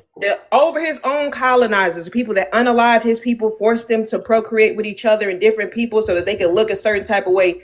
We're the most violent. That's wild. That's Yeah. wild. That is And their look, mindset, though. I want y'all to understand this. Damn. Beside all of that, he called us the most violent. And did y'all see them calling us everybody who was melanated the N word, the hard ER? It was the all of the Spaniards that was out there in on those World Cup games. Did y'all see them videos? yep. Yeah, it They was was throwing done. I Yep, shit. saw 'em. yep. Yep. I They want was y'all to throwing see it. shit. They was And calling everybody they in was hard getting those ER. they was getting those hands. They was getting them hands put on them. They was. See, Yep. they not used to that. The Africans let them run with that. They throw bananas at the Exactly. Africans. And look, the crazier part is all of them were not Argentinians. So don't let them lie and say, no, Yep. those were the Argentinians. No, those were Hispanics Nope. wearing Argentina. We found their information. It was people who were Colombian. It was Cubans doing it. It was Puerto Ricans doing it. Mexicans. I want y'all to know all of them was doing it. Yep, but he the main one coming up here talking about some unity. How the fuck we supposed to unify? Our brother Astro Speed can't even go to the damn soccer game without racial insults being hurled at him. Y'all throwing shit at him. You know what it is too? They mad cause he rich as fuck. He richer than everybody that was throwing shit at him in them stands. That is a young, rich, black American man. Y'all mad because he's rich and successful and influential. You notice how he was just watching the game? He said, dang, can we just watch the game and enjoy the game? They can't even focus on the game because they so focused on him. And you talking about unity? Ain't gonna be no unity. Ain't no black and brown unity. Y'all can't even unite amongst yourself. And like Sis said, the Spaniards colonized them they had them enslaved for like 300 years. And it was violent. It was brutal. Brutal as fucking Colombia. Also, it's important to mention just a side note about the hockey. Those black Nova Scotians who invented hockey, those people are the descendants of the Underground Railroad. Okay? Those people are connected to our people specifically. And it's important to mention that because people love to talk about hockey but don't want to talk about the black people who invented it. I'll never forget I was at work.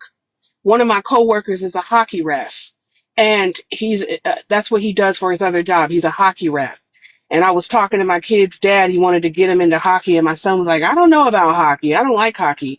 And as soon as I told my son, "Well, did you know that black people invented hockey?" His eyes lit up, and he was like, "Really?" And I was like, "Yes."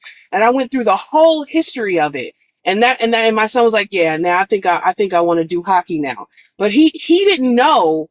I had gone to him to ask him where I should enroll my son, and he was like, "Yeah, giving me all the things." And I was like, "Well, black people invented hockey." He goes, "What? No, they didn't." And I pulled up the receipt and showed him, yes, black people invented hockey, the game you love so much. Yeah, my people gave that to you. Or rather, cousins, but my people gave that to you. That's the reason why y'all have hockey today. So let's set the record straight on that.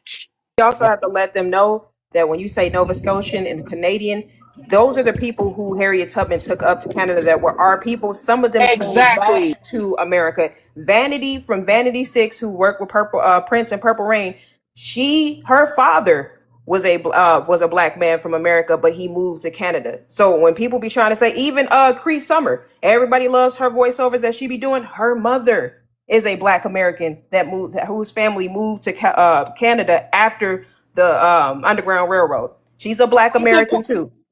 And it's important to mention that the Nova Scotians, two things. The Nova Scotians have carved out, I believe it's on their census record, they have carved out a designation for them that literally says Black Nova Scotians, descendants of the Underground Railroad. They got their paperwork, they did their genealogy, and shout out to them because when there was a group of them, this was a couple years ago, when they were being asked about reparations, and they were like, nah, like, reparations are for Black Americans who live in America. Those are our cousins, but we have our own designation going on. Like, we recognize we have a connection, but we have our own designation going on. So I just want to give some love and some flowers to the Black Nova Scotians. Shout out to our cousins. Those are our real cousins, not people who live on a whole separate continent. Those people are our cousins. Them and the Afro Mexicans, who are also descendants of the Underground Railroad. Exactly. And I'm speaking about a specific group of Afro Mexicans, not all the melanated Afro Mexicans. A specific group. Those people. So shout out to them. They still celebrate Juneteenth out there too. They've been celebrating Juneteenth for almost as long as the Galveston, Texas Black Americans, if I'm not mistaken. And they sing Negro spirituals too in English. Yes, they don't speak a lick of English, but they sing our spirituals. They sing our spirituals, and it's crazy. Somebody tried to say that those people that they're celebrating it as Dios los Muertos. No, they're not. Dios los Muertos is a completely separate holiday from Juneteenth, and they recognize them as two separate holidays. So no, that's in November. Exactly. Thank you. And so two totally separate histories, but I just want to point that out to draw connections to the fact that even the people who even those specific people who we've been had a little bit of separation from the 1800s, late 17, early 1800s, even those people don't overstep and try to include themselves in our redress. They know we're related through that particular history, but they have always been respectful of Black Americans. I Yeah, love big that shout we out to them. yes, because our people never forget who we are. That just goes to show you that they were descendants of Black Americans because we passed down our culture to our people. The fact that they can't speak English, but they still sing our Negro spirituals, that's powerful. Yeah, big shout out to them. Very. And I want to throw this in too, because you know the Haitians love to go around saying that they the first Black republic. And sis, you know how we always bring up, well, you definitely for sure bring up Gaspar Yanga. You even taught me that. But in Colombia, this was one of the first quote unquote Black republics too. It's called San Basilio de Palenque, some shit, some Guala Guala shit. But basically, it was established in 1603. It was established in the early 1600s, as you can see. They brought a lot of slaves there, African slaves. So around 1599, between 1599 and 1603, an escaped African slave named Bencos Bioho, I would say, escaped from Cartagena with a group of other enslaved people. They established a fortified settlement known as Palenque in the hills of southeast Cartagena. Bioho organized a community to resist Spanish attempts to recapture its residents. After years of conflict, the Spanish crown eventually negotiated with the community in 1713. The Spanish officially recognized this place as a free town, making it one of the first legally recognized free African descendant communities in the Americas. So that's another one that we can use against these Haitians who love to claim that they formed the first Black republic.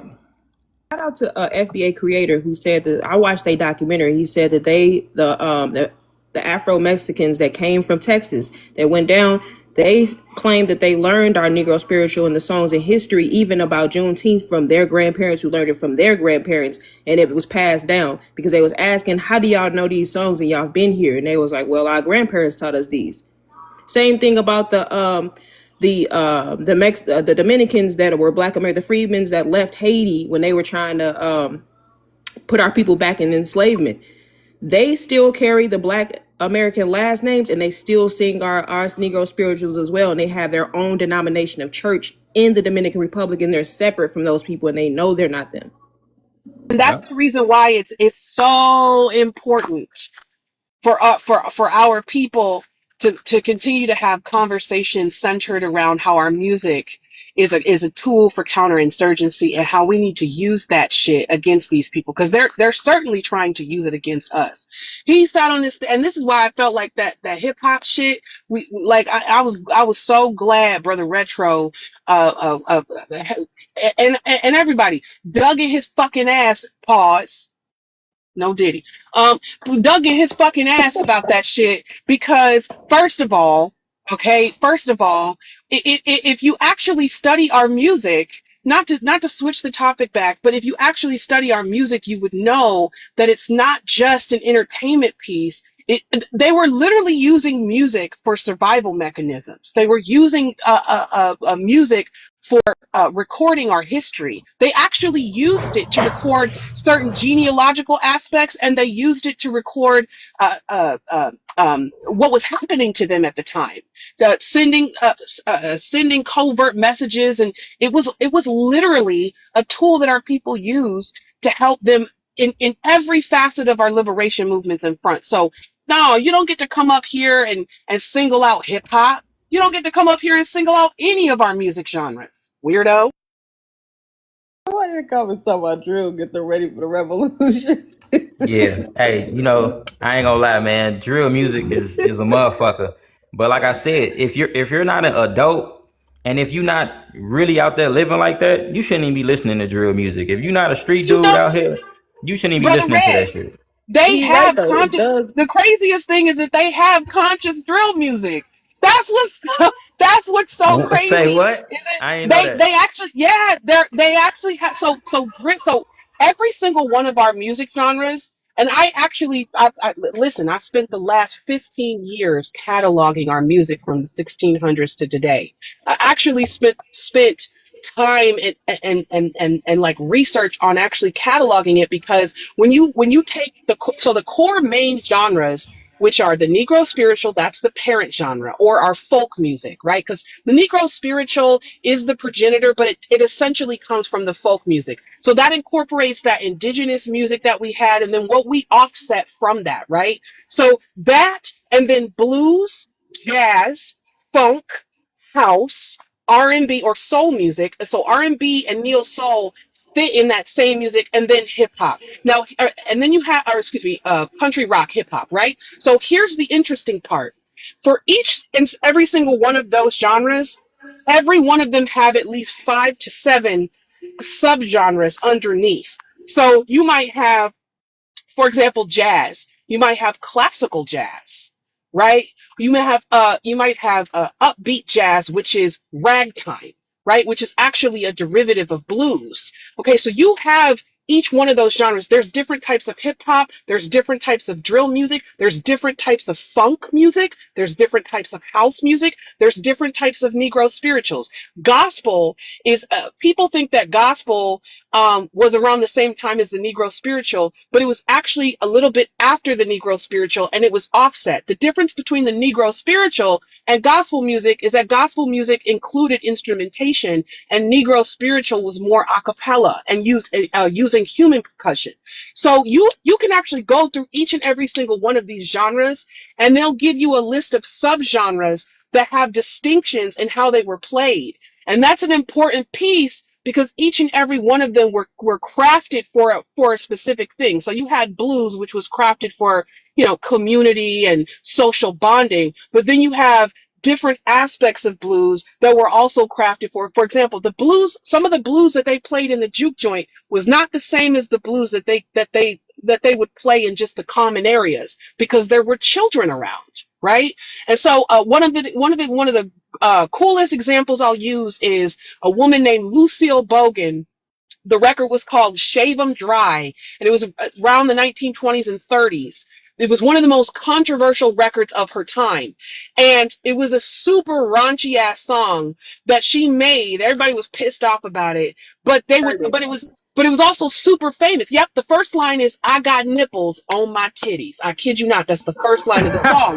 And she literally I got nipples on, and she was singing that thing. But anyway, that type of blues would not have been played around certain audiences where we had children and elders. This is what separated gospel and blues music, because gospel and blues music actually had an intersect at one point, but they had to separate parts of it because it wasn't appropriate to be played in churches.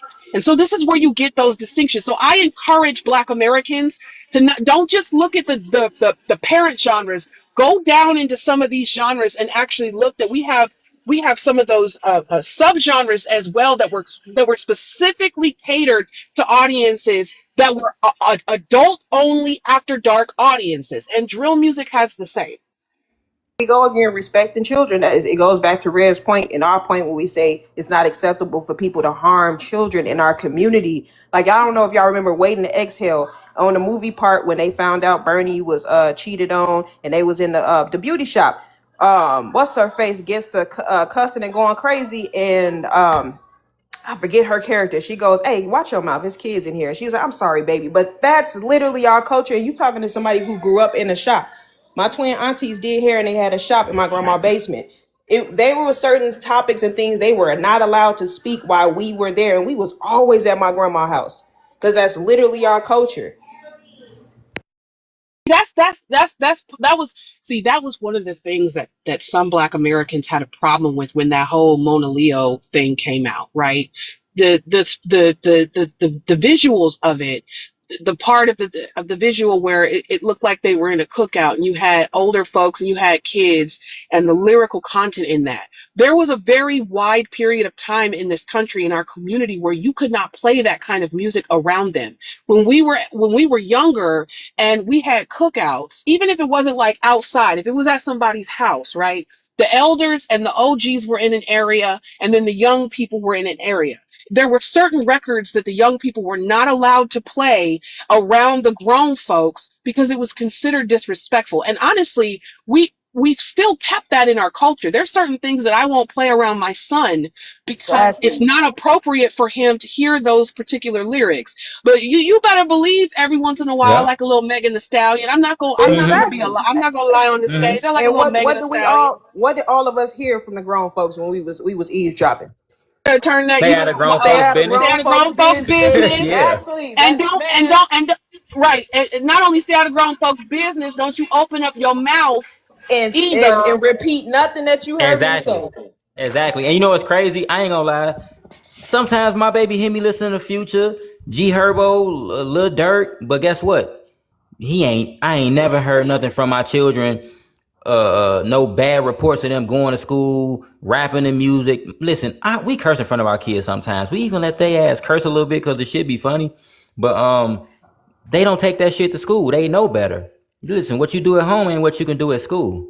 Okay? See, the So thing that it's a big difference in how we deal with our children. They don't know that because they're not in our households. Go ahead, Retro. See, the thing is, Red, see, our people, we have a tendency, we have balance. See, we know how to balance stuff out. See, we can listen to classic music, we can listen to gospel music, the blues music, the hip hop, and even the raunchy and ratchet stuff. We have a balance because we know our personalities. We know we not out here acting all like no Cardi B. If anything, it's mostly Tethers doing that type of junk. We most of the part keep it classy. You know what I'm saying? Yeah, of course. I'm gonna play some "Take Me to the O" from time to time. I ain't gonna lie. I'm gonna bump some Future. I might shoot just throw on something real gutter. You know what I mean? So, some G Herbo or something, some Mo3 or something at some time to time. But at the end of the day, I still know how to conduct myself in society like most of us do. We just have a balance. You know what I'm saying? Like I said, there are songs that I like.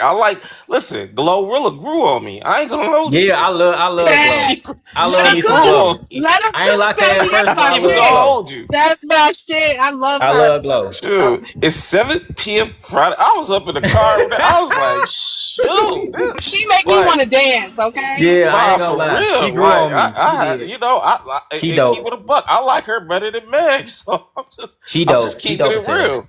You know what I'm saying? She grew on me, but that's what it is, though. We have a tendency to keep things balanced in the right perspective. We know there's a time and place for everything. You know what I'm saying? We're not gonna just bring that to everywhere. Like, yeah, how you see some folks be acting. Most of the time, those folks be just straight up tethers. They don't know how to. They don't have no balance. We know how to keep it classy. We invented code switches, so we know. And you know the crazy part about that is that these motherfuckers listen to our music. We ain't the only ones listening to this shit. White people Exactly. listen. White people are some of the biggest consumers of hip hop. Okay, and so is every other ethnicity and racial group or whatever, wherever you want to put them. And they try to act like they got more sense than us, right? So if you could listen to hip hop and you got sense, then why the fuck? What make you think we can't do it? Also, white people do the most crime in this country. Can we blame hip hop for that? Because, like I said, a lot of them consume hip hop and our culture as well. They cosplay and use ebonics as well. My son be in here listening to these damn YouTube channels with these kids playing these video games, Roblox, and they be saying our sayings. Oh man, what's up, bro? What's up, little bro?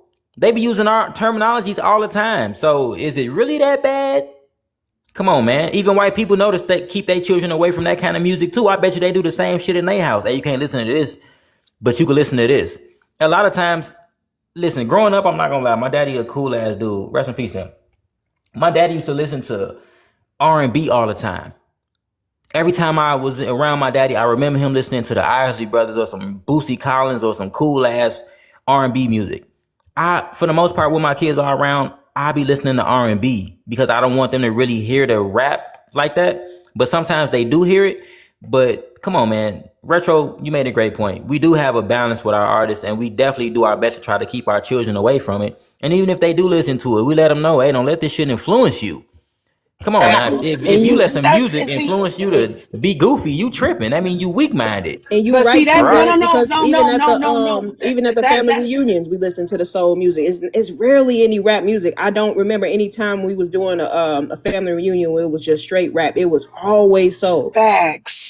facts. And that's see the other thing is that you when you said don't let it influence you. Here's the thing, like a couple things. So one, um, the MK Ultra did a number on our community. Okay, COINTELPRO did a number on our community. They and shout out to Professor Gaskew, Black American professor at the University of Pittsburgh. We were talking about counterinsurgency, and he said, MK Ultra, everybody talks about MK Ultra, but doesn't remember that there were 53 other programs underneath MK Ultra that people didn't study as devoutly as the general focal aspect of what it was. MK Ultra was designed to extrapolate the musical genius of Black people and reverse engineer it, okay, to use so that they could alter brainwave states. So they are absolutely using this, mind you, this is technology that they took from the Russians during the Cold War, specifically the Battle of Stalingrad. You can look that shit up. They were using Argentinian tango ballads to incapacitate German soldiers. These tango ballads were keeping them up. It was disrupting their circadian rhythm, so they weren't able to get sleep. And as a result, it literally demolished the fucking German army, okay, or German soldiers at that time. So they took that technology from the Cold War and used it during MK Ultra, and then in the era of COINTELPRO, which overlapped MK Ultra. Okay, this is when they had programs where they were heavily surveilling Black musicians. They had people like Billie Holiday, Nina Simone, Sam Cooke. They were following them. They were stealing their music. They were giving their music to YT musicians. And during the time, it was an era where they called it race records or race music, where they were stealing from Black people and then having YT people remix it and putting it on mainstream radio. They've been doing this shit since before the 2000s and the 90s and the 80s and the 70s. They were doing this shit in the 1920s and 30s. So now fast forward to the crack epidemic, okay? And this is when you see that immersion into, drill music. And this is why I said, go look up conscious drill music. What separates conscious music, okay, from unconscious music is the lyricism, okay? The instrumentation is almost the same. Okay, when you listen to drill music and it's just regular drill music as opposed to conscious drill music, the difference between the two is the lyricism and the application of the lyricism. Lyrical content is not going to talk about the same things that you would find in regular drill, which, by the way, was formed in, if I'm not mistaken, Chicago. Okay, and so what they did is they basically remixed it, reverse engineered it, and now they're using it, which is why you have people like Cardi B and Nicki Minaj and all these other people. They're using them to oversaturate, and so it gets away from that balance that Brother Retro mentioned. The issue isn't having raunchy music. The issue is that they're stealing our music and reverse engineering it to oversaturate the population with raunchy music. So it's one thing to say, don't listen to it. And we should tell our kids and each other that don't listen to it. But when you have generations who have been programmed on that type of theft and frequency, it's easier said than it is actually done, because that's saturated all over our community, all over the society, not specifically our community, but society in this country. And so that's the harm. So having conversations about how we need to do something specifically about addressing that is important. And the last piece that I'll say is the beautiful thing about our music, the funk, the disco, the house music, blues, and jazz, is that it actually resets the brain. So it helps to wake the brain up from how it's been programmed and saturated in raunchy music. We've always had a balance between the two, which is why it's important for Brother Retro to have brought that up. That music offsets the effects of over listening to raunchy music that's not appropriate for young audiences. So if you play conscious drill and tell your children, hey, this is the difference between, is the lyricism, is the content, is what they're talking about, it better prepares them. For me, I play Michael Jackson, Prince, Rachel Farrell, Will Downing, Curtis Mayfield, Marvin Gaye. Those are the artists that I play for my son, because it then not only does it give him the balance and keeps him from, diving into that fucking hole of raunchy music, but it helps him to know where the music actually started from. This is what our people started with. Our people were playing instruments. They were using human percussion and so on and so forth. And by the way, shout out to Michael Jackson, who was a beatbox genius, because a lot of the records that he made started off with him beatboxing that instrumentation, because he didn't play instruments, but he was a master beatboxer. And Yes, they he have was. incredible fucking interviews of him actually showing how he made these records just using human percussion. That comes from the Negro spiritual, because the Negro Act of 1740, which had a bunch of shit in it, but one of the things that it had in there was we were not you couldn't play drums, horns, bells, or other loud instruments. But what you could do was you could emulate them using human percussion. So that's how we actually designed a lot of our Negro spirituals. The clapping, the bebopping, the scatting, that came from having to use human percussions because we weren't able to actually use drums freely. So when you tell your kids about that, let them know, hey, when you listen to hip hop, real hip hop, when you listen to drill, when you listen to house music, that shit comes from the acapella singing and the human beatboxing of the Negro spiritual. To Michael, my favorite interview will always be, and it doesn't really matter, and it doesn't seem, when he was like, Now, y'all should hear the interviews of Teddy Riley when he made it Hell no. dangerous for Mike. Man, he said Mike would beatbox us beat, and he'll just have to make it on the AR. I think it was an AR-10 or something like that. He used to do all like the beats. He said he was outside in New York. He said, "Oh, I like that sound." It was like, "Yeah, it's a pretty cool sound." He's like, "Can you get that for me, Teddy?" If Teddy would have to go get like a recorder and come and just try to emulate that sound, they put it in the song. Like Michael Jackson was a true genius, you know. Michael Jackson, and also too, shout out to Prince. Prince was a freaking a beast. phenomenal For artist. real. He Yo, y'all played don't understand. that man Prince, played so many instruments. I don't every single his first album he played every instrument on that album, every and he instrument. produced it himself. They tried to send in what's his face White from what was the group Earth Wind and Fire, Maurice White, to produce his album. Prince was like, I don't need you, I can do it myself. Mind you, Prince was 17 at the time, and he was like, what? So he watched him do everything, and they were Yep. mad because Arista, or was it Arista, or what was he signed to? They wanted to do Arista Maurice. Records. Yep, it was Arista, because they needed a producer to be able to take half of his money. Right. Prince was like, I don't need you. I can write for myself, sing for myself, produce for Yes. myself, and he did it. He was like, so why are y'all taking a production piece of my creation? And I did it all. So they Right. want him Hey, gone. Ray, That means he can should we get wake paid for the something out? production as well. Can, Go ahead. can we wake something up about that Arista Records shit? Let me tell you about Arista Records. That's Minnesota's greatest. Arista Records yeah. I'm from I said that for the that's my Somalians. I'm sorry. I said that so the Somalians know that Somalia is not Minnesota. That's Prince. That's the time. That's Jimmy Jam and Terry facts. Lewis. That's Yep. Lewis. Mitch Mitchin, Yep. Alexander So O'Neill. That's them.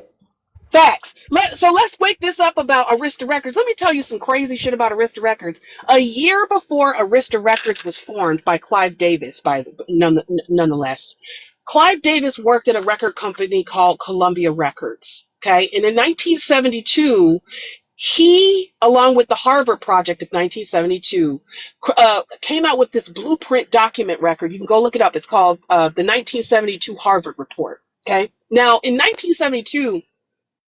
This report was a blueprint, and mind you, this is Motown era we're talking about. Okay, so Barry Gordy's running Motown. He's shifting Motown intersection from music into film. All right, he did a couple projects with Diana Ross at this time. Okay, now Clive Davis at the time was going through this huge fucking scandal. Right, this was 30 years after the payola scandal with Alan Freed, who was a white disc jockey who was literally accepting payment to play records. And mind you, he was one of the instrumental DJs that popularized the term rock and roll, which Chuck Berry was pissed off about because it wasn't called rock and roll. It was called boogie woogie at the time. Now let me shift back forward.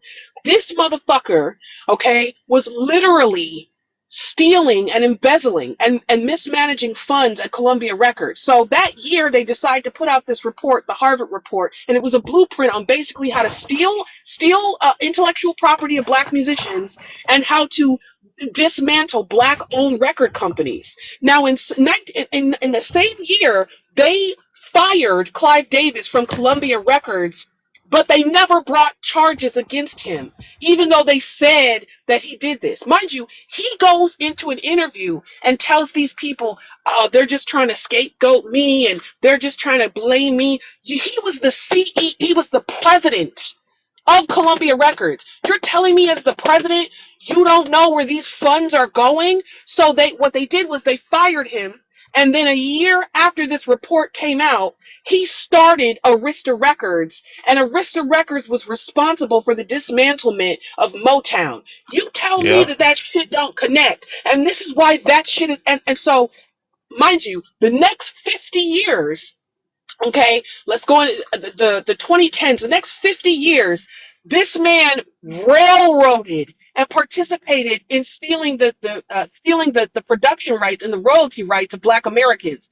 By the time Michael Jackson passed away, was unalived by that African freak who has now been allowed to practice medicine in the Caribbean, by the way. Let's wake that shit up.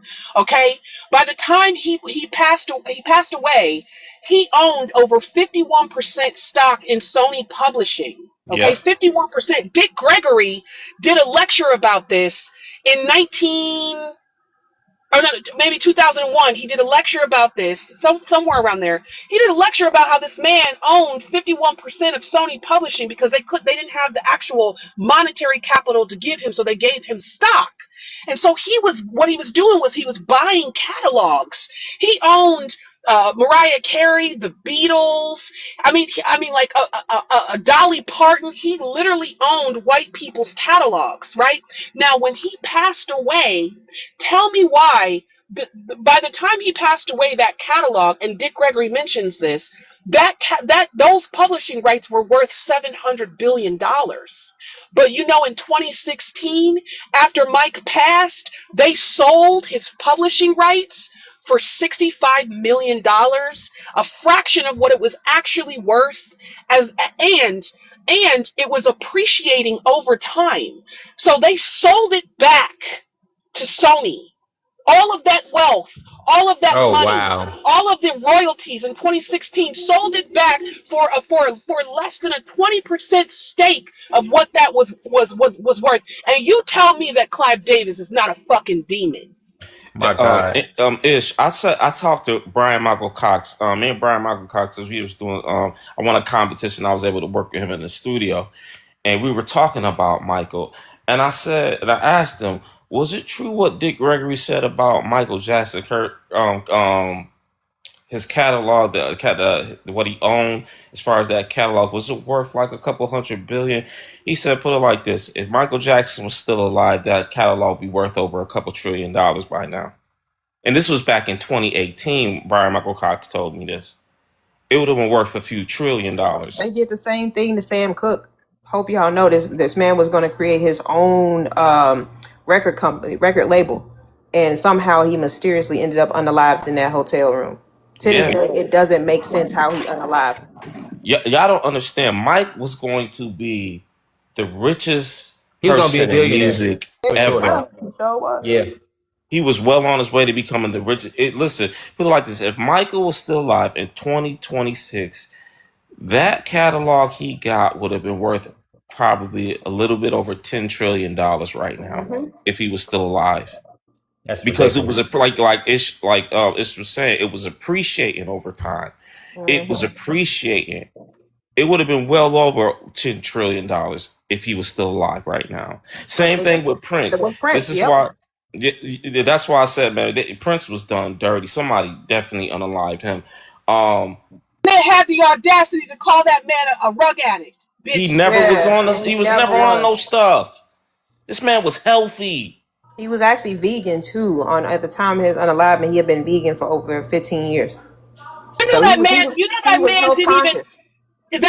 There were, and he spoke about it. There were certain fabrics that he wouldn't even put on his body because he said that the fabrics disrupted electromagnetic And energy, it's and that's true. true.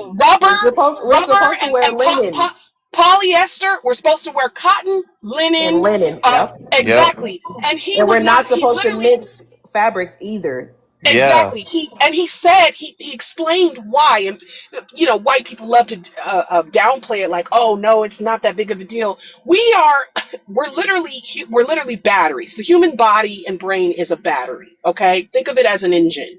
And so when you put a fabric in proximity to you, this is also why he was fond of copper. Because copper is a natural, it's in physics, it's a natural conductor. And so this is why they say black people, you need to wear copper jewelry, Yep.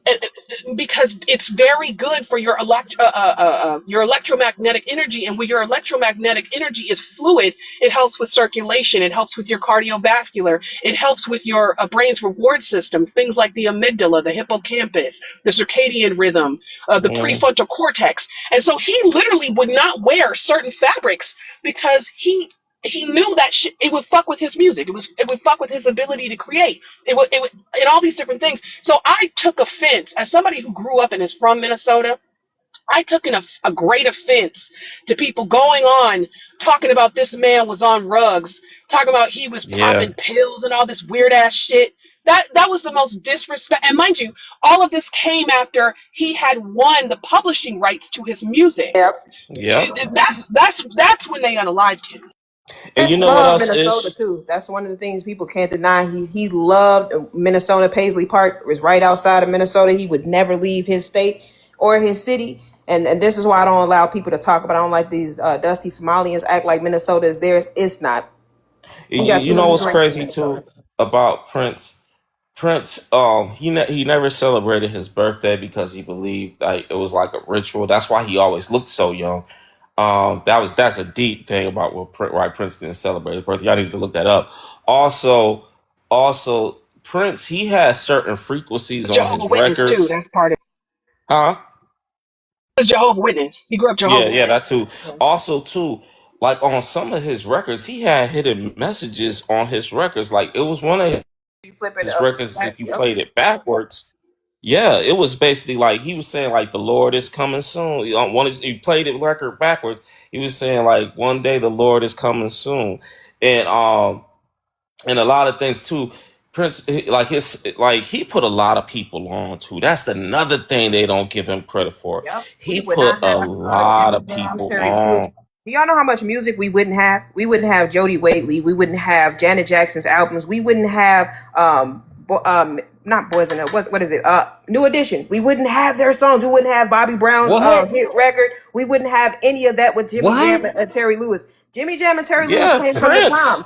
They Oh came from the wow. time. All of them Prince went to put school bad together. people on. I did All of not them know went to that. school together. Alexander O'Neal was supposed to sing lead on the time, and he bailed out. So what's his face ended up doing it himself. What's the dude who do the ha ha ha ha the bird noises? I forget what his name is, but he's the one who took over and did it. But it was supposed to be Alexander O'Neal. But there's so many artists that we would not have without Jimmy Jam and Terry Lewis, and by proxy Prince, because he's the one that told them to get together and get in the studio. They wasn't taking themselves serious. When I was a kid, Morris and my Day, thank you, dad, Morris Day. yeah. When I was a kid, my dad First liked the day in the Prince time. more. Yep. Yeah. When I was a kid, my dad liked Prince more than he liked Michael Jackson. When I was a kid, I didn't understand why my dad liked. I was like, man, Michael Jackson's the best. He was like, nah, man, Prince got it. And then like my dad's favorite movie was Purple Rain. He had all Mine too. Prince movies. He had all his records. And when I was listening to those, because my dad, I wish we would have kept our dad's old records. I repeated my pops. Um, I was listening to the time, and I was like, "Yo, man, they had some joints back in the day, like Purple Rain. You know, him and Jerome Morris Day used to just have me cracking up. Let me show you how it's done. Hey, look, yo, I'm such a yo, Prince for fan. real. I love Under the Cherry Moon. I love all of his movies Hell because he Yeah, was no. ahead man. of his time for real. Yeah, it's just like Prince. His music was just so like diamonds and pearls, raspberry Yeah. beret, You know most what's beautiful crazy? girl in the world. Like he just has some Yeah. heaters, Man, he man. You gave know, us Vanity. He gave us Apollonia. He gave us what's the girl name? Carmen Electra. We wouldn't have her without Prince. Yeah, yeah, wow. I did not No, know that. known to get all of the man. Prince really did create some icons in this music industry, and they do not give him the props. I feel the same way Yeah, about they Prince that don't. I feel about Devontae Swing, and we wouldn't even have Missy Elliott and Timberland. Timberland without Devontae Swing. We wouldn't even have what's his face from who wrote all of Aaliyah's songs. Why is his name escaping me? Static, Static Major. We Static, wouldn't have Static Major. Static That's Major one Static of wrote my wrote. all Aaliyah dogs. songs. Static. That was him Yes, writing her music. yes, that was him singing it. I Have you thought heard that him was singing it? Missy Nah, No, that and was Static. Tim. Static Major. He wrote all the Pretty Oh Ricky He songs. wow. wrote all the Yeah, I know hits, But the he Pretty man. Ricky, but learned I ain't know the Aaliyah. he was literally Devontae's protege. Without the basement, we wouldn't have none of these people. None And of that's them. because of Devontae Swing. Even what's a Stevie J? We wouldn't have Stevie J without Devontae Swing. He brought him out. Yeah, Oh Stevie wow. J is from Rochester, New York. For a time, a Yeah, lot he from New York. Missy, Timberland, Genuine, they lived up there for a little bit because they Yes, used to work at the he studio had called them Deja Line back in the day. exactly. He had them grouped up in a home together, creating music. We wouldn't have Tweet without him. All the people that we Yep, love listening to. The Devontae Swing deserves his flowers too. That man wrote albums of Jodeci yep. before he left North Carolina. Every single one. And when the one where they say I'll Be Sure wrote it, he only put in one line, and that was So You Having My Baby. The rest of the music and the production came from Devontae. Like, listen. I'm gonna be honest with y'all, and listen. When it comes to Static Major, bro, I was like a kid. I was super fanned out because this man was the genius behind all the hits that the Hmm. Basement Crew had. Static Major, shout out to Louisville. That's where he from. Um, he this dude was a genius. His pen was just elite. Crazy. You We can hear him singing in the Yeah. background of all of the Pretty Ricky records. Listen, y'all want to know what was Timberland's best R&B work? Was 100% genuine. Genuine. Static Hmm. wrote all the stuff. He wrote all that That's whole a album. That classic. album was Yeah, he's That singing in fire. the album hook. He's cold. singing in there all the backgrounds of All the background. Genuine's too. That's what Yep. people Yeah. don't get. That Y'all man is in listen to every single song. Go to 100% genuine. Listen to Final Warning. It had Aaliyah and Static. Static wrote the whole hook, the chorus, the lyrics. That song is so fire, bro. I'm Yeah. trying to tell y'all, Static Major was elite. That's why Lil Her Wayne red was rocking album, with Boy. Rock the Boat is his song too. Like people don't Yep. understand her red album is all Static. I More did than not a know woman, that. we need a resolution. 1 in a million. Come on, bro. Stop playing. Static You was know what's that crazy? I dude. didn't find out until about Static until he passed away. You know, he had something to do with Lil Wayne, one of his biggest songs, Yeah. Lollipop. Lollipop. Lollipop. When we first heard Lollipop, we was like, Wayne, what the fuck you doing? But that ended up being one of his biggest fucking One of songs. the And biggest. one of my favorite songs by him, actually, because He that wrote shit for was Pretty lit. Ricky. He wrote for David Uh-huh. Banner. A Mm-hmm. lot of folk. Yeah. Yeah, big shout out to him, man. Listen, our culture Oh, is he wrote for Jay-Z ridiculous. too. Yeah.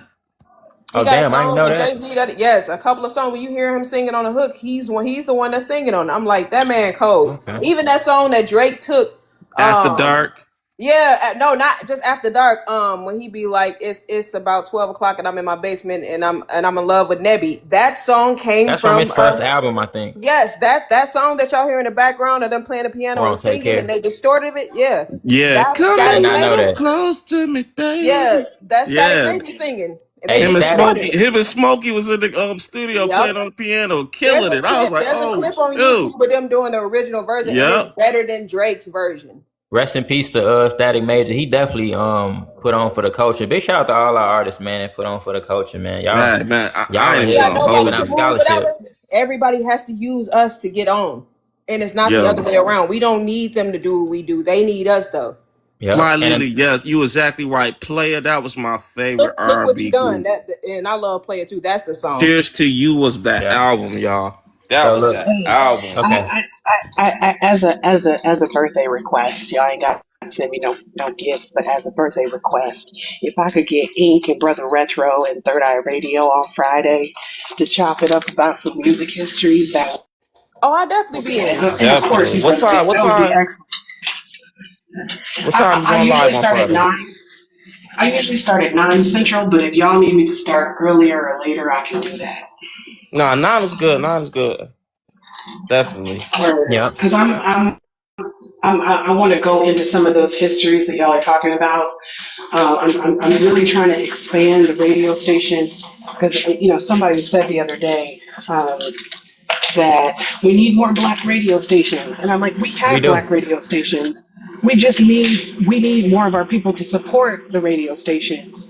Brother Black American Radio, he does a segment usually in the mornings, which shout out to him because he be trying not to overlap with me. I usually go later in the evening. But him, Brother Black Delegation does a music space. I do music spaces every week.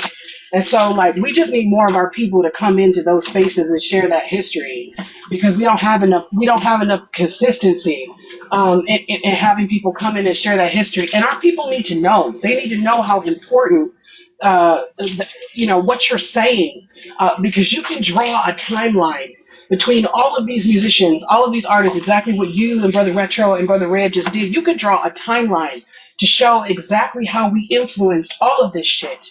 Yeah. And in drawing the timeline, as you said earlier, Brother Red, if you want to get to the midst of the problem, you have to find the root. You have to follow the root. And so it starts with looking at how our musical brilliance has quite literally shaped our culture and shaped our people and how that's being attacked. And I just think that's an important piece to the conversation. Ishmael, I'm glad you brought that up. Because we do know our timelines when it comes to this music, and this is why like, and I'm just be real with y'all. Just roll with me real quick. Is y'all know when Static Major was brought, y'all see how I just lit up? Y'all see how I just lit up just talking about this guy? Because he was one of the reasons why I started producing music. He was one of the reasons. I was a kid listening to them in the mid '90s. I was a little kid being inspired by them, and like when I went to all three coasts, that's a music seminar. They usually have it in the fall in Atlanta. I got to speak with a cat that worked with Static, and like when I was just asking the questions, and the other dude that was sitting up there, I forgot his name. His name is Monster Beats or something like that. He a big time producer or something. And he was just smiling at me. And when he got on the mic, he's like, "You see how Buddy just lit up talking about Static?" I was like, "Dude, I've been following him since I was like Boy. 13, like since I was a kid. They inspired me, man. Y'all don't understand how much the Basement Crew, Timbaland, Missy, Magoo, Genuine, Aaliyah, Static, Black, um, Smokey, Tweet, Nicole Ray, how they changed the game completely. A lot of this new stuff, put it like this, dubstep is just the off genre of what Timberland was already doing. Y'all don't even understand it. But No, facts. yo. Lucci, what's up? Where you from? Oh man, hey, look, I came for Africa, stayed for Prince, man. I joined y'all was talking about Prince. You know what I'm saying? I had to hop on in. Yeah, I'm from Chicago though. If that's that you Oh, for think that's sure. what What you're looking side? for. What side you from? We from Chicago too. South Me and side, Ink. South side, Wild Honeys. I went to Morgan Park. What's up? Okay. All You right. from the Okay. Wild Okay. Okay. Hunters. Hey, MP High Wow, Marching wow, Man. What's honey. up? Mustangs. Let's go. Okay. Okay. Big shout out to the Mustangs. We see you. What's going Yes, on? sir. Yeah, no, Oh, man. I so just you love a what y'all Prince lover talking too? about, man. Absolutely, man. I Oh always my say goodness. Michael made me want to perform. Prince made me want to be artist. Prince For made me want to write real. Exactly. music. For Hey, real. look, look, I gotta say, even the parallel between Devontae Swing and Prince, y'all don't understand that boy ran away from home when he was 16 to join Prince's band, and he ended up being denied, Mm-hmm. and he came back home, and that's how we got Jodeci. If he would have been accepted, we never would have had Jodeci.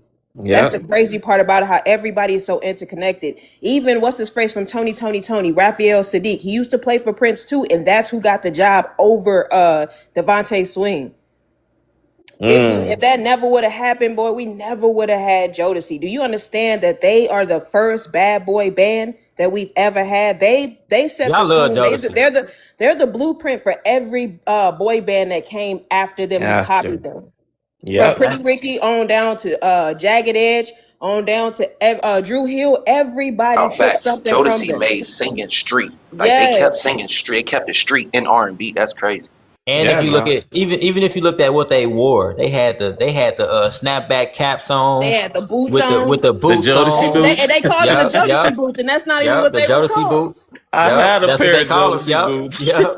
Y'all remember that episode of Martin? He was KC Jodeci. Juju. They wasn't licking their lips all the time. Yeah, they Yeah, wasn't. they Yeah, was they was they was They real was so dudes that cool. could They would drive sing. them. yep, Hey, look, that's back when everybody had Jeeps. I wanted a Jeep so bad just because everybody Mm-hmm. had a Jeep. yeah. My I got auntie had a one. Jeep. That's Hey, my hey, favorite you remember car. that joke? Jamie Foxx did. He's like, "Oh, so you gonna stump me out in the Jodeci boots?" Yeah. Hey, I hate remember when those Oh Jamie Jeeps. They was man, park singing with those Casey Jeeps and JoJo? nowhere. We can't discount them out either because I love Casey and JoJo too. yeah. Remember Oh when yeah. every black wedding y'all was listening to All My Life? So Oh my yeah. auntie got Yeah. married to All My Life going down the aisle. Like Yeah. that, man. Even white people, sometimes that be their damn song for their They wedding. do.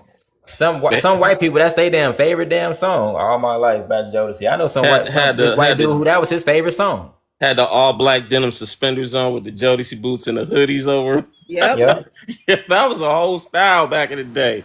Man, Like it's for crazy Oh, what real. money and done did thank to you for music. bringing up Mary J. Styler, because Yeah, when she she first shows came did. out, her style was kind of similar to Jodeci them style. You know, she was wearing the jerseys with the fitted caps. You know what I'm saying? And She you was got to doing a Yeah. lot shout of out street with Lisa her. Hilton. Even though she's Yeah, by real ethnic, Mary from the block. she Japanese, but she Black American too. She was the stylist. That's Diddy first baby mama. She gave them the style. She the one who gave Lil Kim is not the stylist that everybody thinks she is. That's Misa Hilton. Anytime you see all of the bad boy eras and what they wore, she did. She gave Mary J. Blige the little baseball bat and all that little style for her first video. That was Misa Hilton. Every single thing you see in streetwear and street culture that we see from the women, especially the women groups and the women artists, it's Misa Hilton behind it. I did not know that. Hey, y'all want to know what's crazy? In the '90s, the talent shows, Boyz II Men and Jodeci had the talent show game on lock. Everybody Yes, was they singing did. their songs. Yeah. Whatever you want.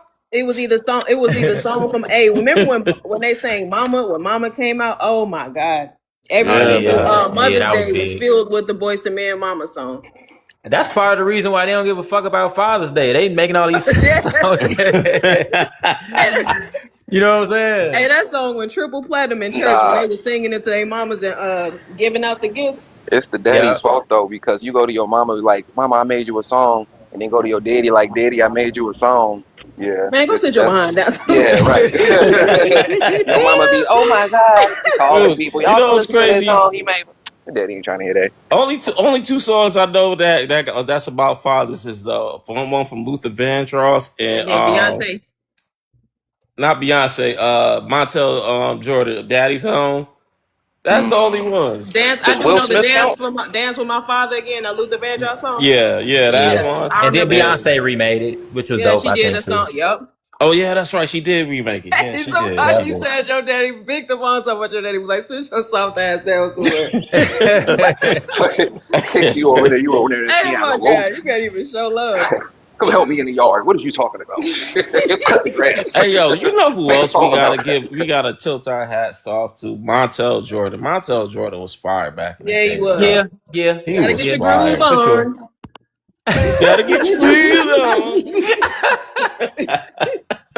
Hey, that. Y'all are hot didn't mess. Martin sing that shit Yeah, like he that or did. Remember something? that? It Yeah, was an that's ongoing Martin. joke every time they came. Gotta get your groove on. Hey, I'm not gonna lie, Man. that was my shit when I Y'all was a are shorty. old fool. I Man. Remember being he at the came out with Bud the Billiken song parade and they played Something that. for the Honeys. Yeah. That song. That was a classic. Hell Yeah. no. Somebody Gotta get your groove on. You funny as hell. Oh, I man. remember hearing that shit at the Bud Billiken parade when I was a shorty. That was one of my favorite songs. That was that shit. It was a few Yeah. songs This is that how we do it. Yes, that start the party. Hey, you know what's crazy? YT people love that song too. And you Every know what's single party crazy? they do, they always played that song. You know what's wild is that's when R&B music kind of became it. we realized that it could become party music at the same time. You see Yep. a lot of R&B artists today try to make club bangers, which I think is kind of ridiculous. It kind of go away from the old traditional R&B and how it was with ballads and just songs like that. So now you see even Chris Brown's what Look at Me Now, songs like that. That paved the way for songs like that to be able to be hits. You know what I'm saying? So big shout out to him. He did make a big difference in our music as well. You absolutely right, bro. Oh, But you gotta get your I groove think that's a on. continuation of disco because disco was already built like disco Oh, was and I already made love for the party. disco. I R&B was despise just that it slowed down unalive before disco. my time. I love disco. Yeah, I Yeah, was listening to what's the Oogie, oogie, Donna oogie. Summer. That's the same thing I hear when I hear this Hey, is she the this is how we disco do. queen. If y'all understand, a lot of these songs, even our people that remixed it, Beyonce, the "Love to Love You, Baby," that's Donna Summer. Like a lot of our songs are remixed. Oh, and thank you for bringing up Donell Jones because they do not give him enough love. not Donell Jones is enough a cold credit. producer, writer, and singer. That man gave us songs that 702 be singing. 702. Oh my I love them too. gosh. You know who else I don't was get in enough credit? I'm gonna love. be honest. You know who don't get enough credit? Babyface don't get enough credit. He showed. Oh, I Oh love my Babyface. That's my gosh, mama's man. favorite singer And and and songwriter. and another person, Jermaine Dupri don't get enough love. Yep. They actually was the ones who pretty much wrote Usher's entire Confessions album. If you Jermaine look at the Dupri, credits, he rebranded they wrote a Mariah lot of his Carey music. after her divorce. But the original Mariah that we knew in like 1993 to like 95 era, when in Yeah, 95, it was Jermaine Dupri who single-handedly revamped her career. Yep. right. He I cold. mean, JD is he don't get enough credit. I'm sorry, he don't. yeah. I And you didn't got even to know give that the he did Brat that her much credit too because songwriting. she introduced him. The Brat did introduce him, but I'm telling you, that man gave her that reboost and rebrand that we all know today. Even the new album, the Emancipation of Mimi, that was one of her coldest albums. Yeah, that album was cool. I No ain't gonna lie. skips. Oh, I think Yeah. JD probably don't get enough credit though because of how West Coast influence his sound was Yeah. compared to other Southern producers that was really on a Southern sound. He kind of brought like that West Coast sound, so the sound Yeah. was already there. They And just put we their can't Southern twang on it. we can't deny Teddy Riley too. Why don't people give Teddy Riley his Teddy flowers? Riley, man, that is the That man guru. created New Jack Swing, You talk like about He single-handedly created New Jack Teddy Swing. Riley is the greatest producer of all hey, time to me, Teddy man. Riley had Yeah. me going crazy on my snare drum roll. I could never get my snares to hop like that. Dude, you know, I'm like, how every many is he time, using? Lucci, every time I produce a song, I always will reference a Teddy Riley track, like how he Mm-hmm. breaks it down, the Yep. arrangements, like certain effects, like even with the vocoders that he would put on some of that stuff. I'd be like, dude, Yeah, this he dude was just a genius, dropped man. the fourth bar with it. Oh Dun, my dun, goodness. dun, dun. And And here's the That you shit thing. know what hard. else is missing? I ain't gonna lie. What's missing in music today, because Teddy Riley is a preacher's kid, that's what's missing. A lot of these kids do not grow up in church. JD said that. Yes, they Mm. don't grow up in church no more. Whitney Houston, all Jasmine Sullivan, all True. of them grew up in church. Missy Elliott, Yep. even Timbaland, like they don't Jennifer have that Hudson. Yeah. time Hmm. to where they grow up in church and they doing just music. That's what gives them all of Jodeci. All of the members were pastor kids. They Shoot, was and preachers' kids. Player, all of them That's grew up in true. church. Yes, All That's of them true. grew up. that's missing. That's Fantasia, she a church kid. She say it all the time. She be falling out every single time she sing. But we missing that with these younger generation because they don't go to they don't go to church. church. Yeah, and you And know it's that crazy JD because said that he recently said that in an interview. He said the reason why a lot of this music sucks because a lot of these producers and artists don't go to church. Lauren yeah, Hill, we was forced to sing in church. We ain't had it's no crazy. choice. It's crazy y'all say that because in church, they would let the kids play on a band. Yep. I'm sorry, you got background noise, Lucci. They would let us play with the drums and play with all the Mm-hmm. instruments. After church or whenever we would just have some recreational time in the church. But see, I ain't gonna lie, that is true because every Sunday we did have access to the band, to the gym if the church had one. Yep.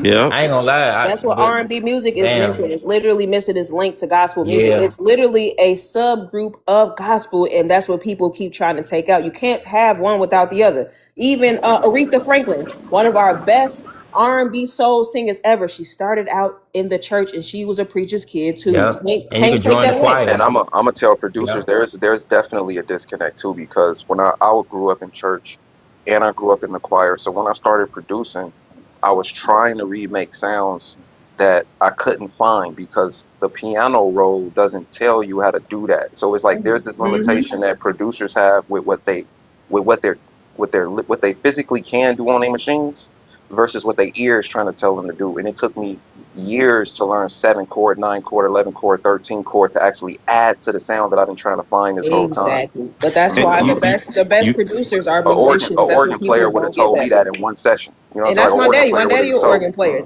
That's See, literally how he got see his it. start. See, that's the thing. My brothers, like, we all grew up in church. My brother, older brother, he plays the bass, he plays the drums. I play keys. My other brother, he plays keys, he plays the drums. My younger brother, he plays the drums, and we play guitars, things like that. All church. And like you said, Lucci, it's like there's certain elements that your ear is telling you, because especially Yep. if you got that church ear, it's certain things your ear is gonna tell you, and that computer ain't gonna tell you. You know what I'm saying?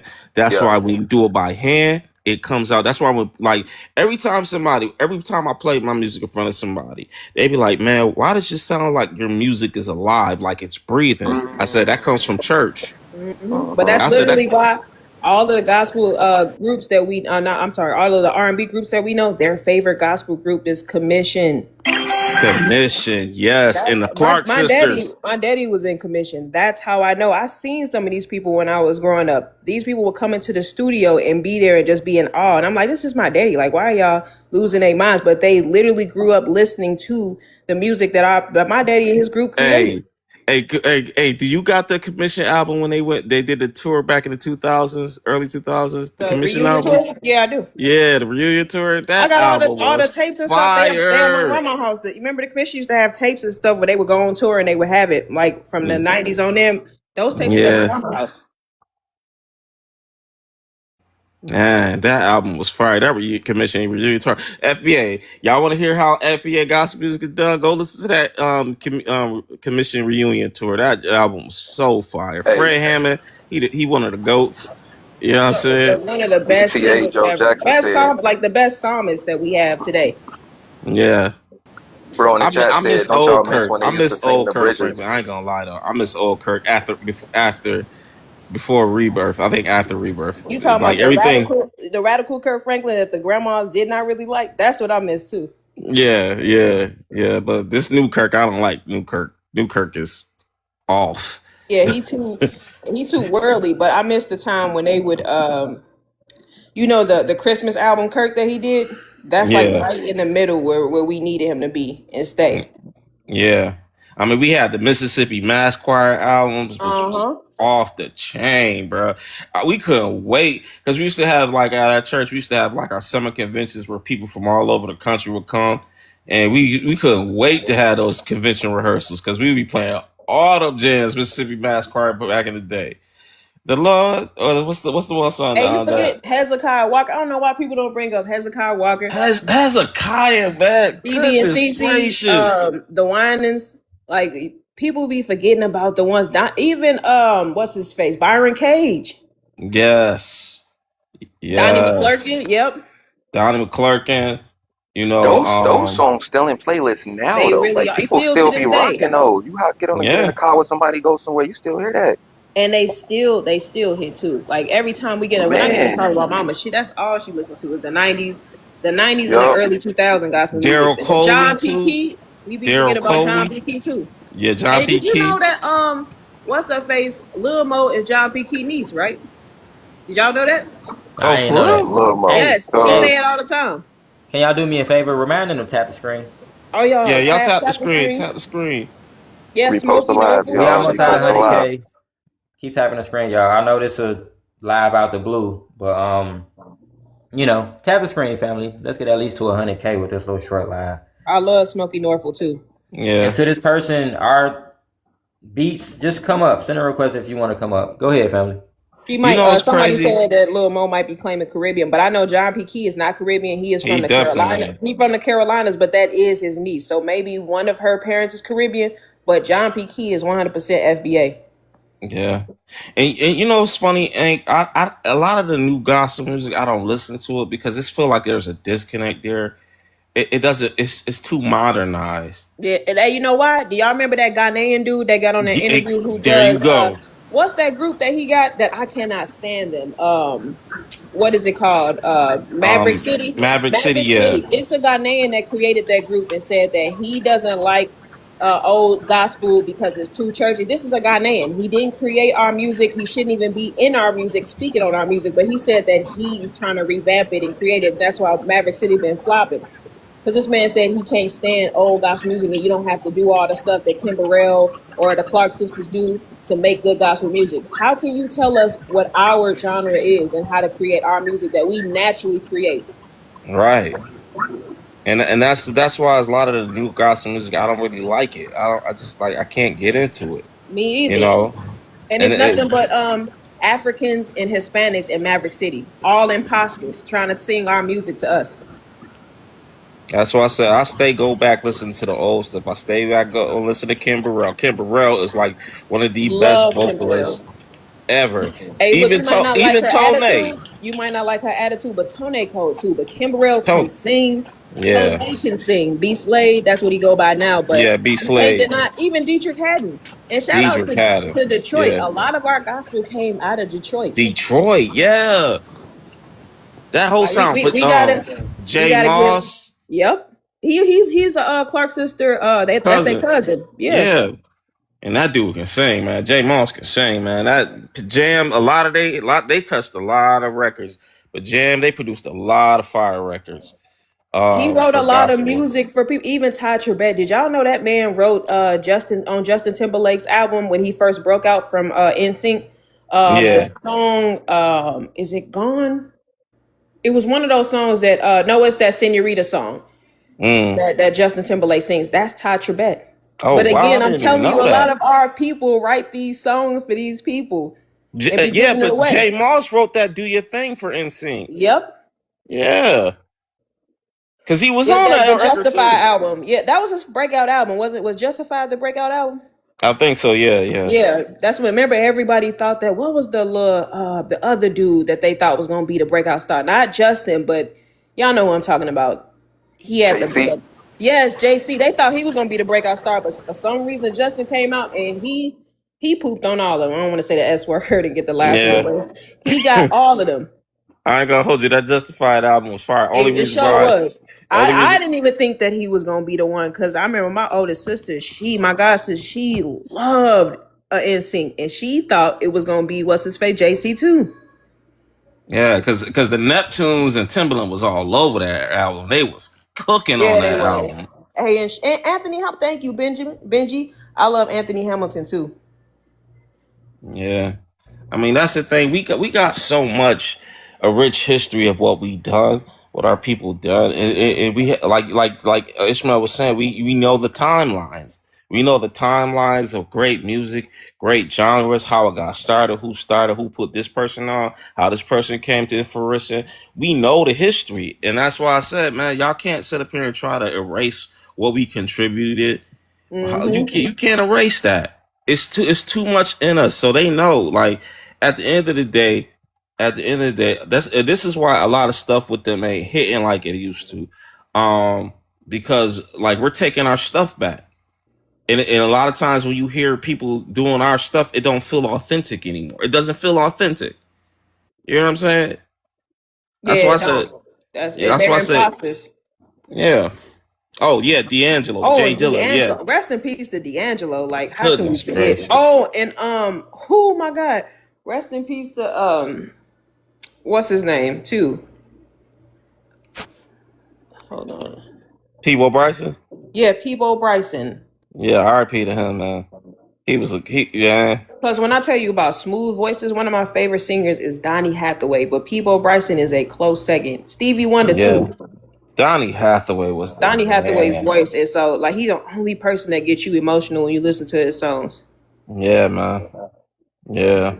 Yeah, but D'Angelo, what's Music Soul Child. Thank you for bringing him up. Philadelphia brought a lot of music too. We got to give it up to Philly. We have so many artists from Philadelphia. Yeah, man. I know Ink brought up Ish brought up the Roots, man. The Roots, like Black Thought, he's like one of my favorite rappers. This dude is just phenomenal. And everybody want to bring up Eminem and Eminem this, Eminem. I said Black Thought will the slice that dude to pieces, bro. Eminem don't want it with Black Thought. He don't want it with bro. Yeah, Black Jersey Thought is too. We that wouldn't dude. have a Faith Evans is a powerhouse. She might be biracial, but she was raised by her FBA mother. She is cold blooded too. Faith got that ear Yeah, so Faith. cold. When I watched that documentary she did, she was able to find out the woman that Biggie was cheating with by remembering the dial tone by ear, and she called that girl number by remembering the dial tone. That's how crazy. You know that do do do do do do. She remembered that tone That's and called that girl number. crazy. And that everybody was in the Little C's was like, that's when I knew Faith was crazy. Because how do you know a dial tone by heart? That's wild.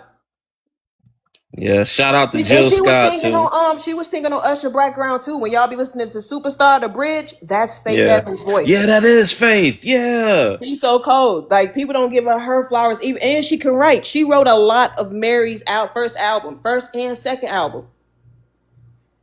That's one of my mama's favorite singers too. Spotlights, big stage, 50,000 fans screaming in rage. Bodyguard. That Confessions 2 album was elite, bro. Come That's one on. of the best albums. That album was elite. Stop playing with my boy. Go ahead, finish. Why you stop though? Oh man, come on now, man. It's come on now. Hey man. Somebody's girl might be watching this, bro. I can't do that right now. Somebody got it. Nah, but for real, man. Frankie Beverly and Maze. Oh my gosh, bro. Yes. Stop playing, man. They was just the best, man. We are one. Dun, dun, dun, dun, dun, dun, dun, dun. We are one. Come on, man. Stop playing, man. I was playing that like all day when Frankie Beverly passed, man. I was just hurt by They in a that. family reunion where that song ain't played. Man, come on now. Come on, man. Y'all remember City Hot? Man, BT. Hey, why is your name BTA Joe Jackson Style? You all used to love City High. See, what would you do? What would you do if your son was at home? Hey, but That look, breakdown used to get on my nerves. Though. What would you do? remember he was the lead singer was on Sister Act. Yeah. He was on Sister Act. That movie was so cold. That movie Hey, was both cold. of them was cold. Hey, that song used to be funny as hell. I love Sister Act. That's one of my favorite movies. Get up, What my would you baby. do? Get tired of making all these excuses. What would you do? What would you do? Hey, that's somebody talking about they had a crush on Dorinda Clark. Man, stop. My goodness. Was she even black? Yeah, Dorinda Clark was Dorinda's one of the black. Clark Yeah. sisters. The She was Clark lesbian? Yeah, Dorinda was looking a little hot. Yes, she Karen was. Clark? Yeah. That's Nah, I Karen don't know who Clark's that is. sister. The Clark sisters. The Clark sister, Dorinda, yeah. Dorinda. You know, remember they had She the that- big one. She the real big one. She you the heard her organ song, player. I know you heard. No, that was Twinkie. Twinkie's her organ Oh player. yeah, Twinkie the organ Now player. Yeah. I know you heard her trend on TikTok when they kept on doing her song. I am still here, and everybody was acting like they was crying in church. Remember that? I'm finna show you the videos because I know y'all remember Okay. hearing her song. Yeah. I am still here. Yes. But by the grace of God. Dorinda used to kill. Boy, stop playing. Hey, Y'all but about look, to take- Twinkie is the coldest sister because she can do all. She taught all of them how to do it. But again, she is a musician, so she understands by ear what she needs, the sound she needs to make. Because people don't realize your voice is an instrument, but people who play instruments has an upper hand on people who don't. Man, Because they know the sounds they need to make. Twinkie knew how to. She make that B3 organ sing.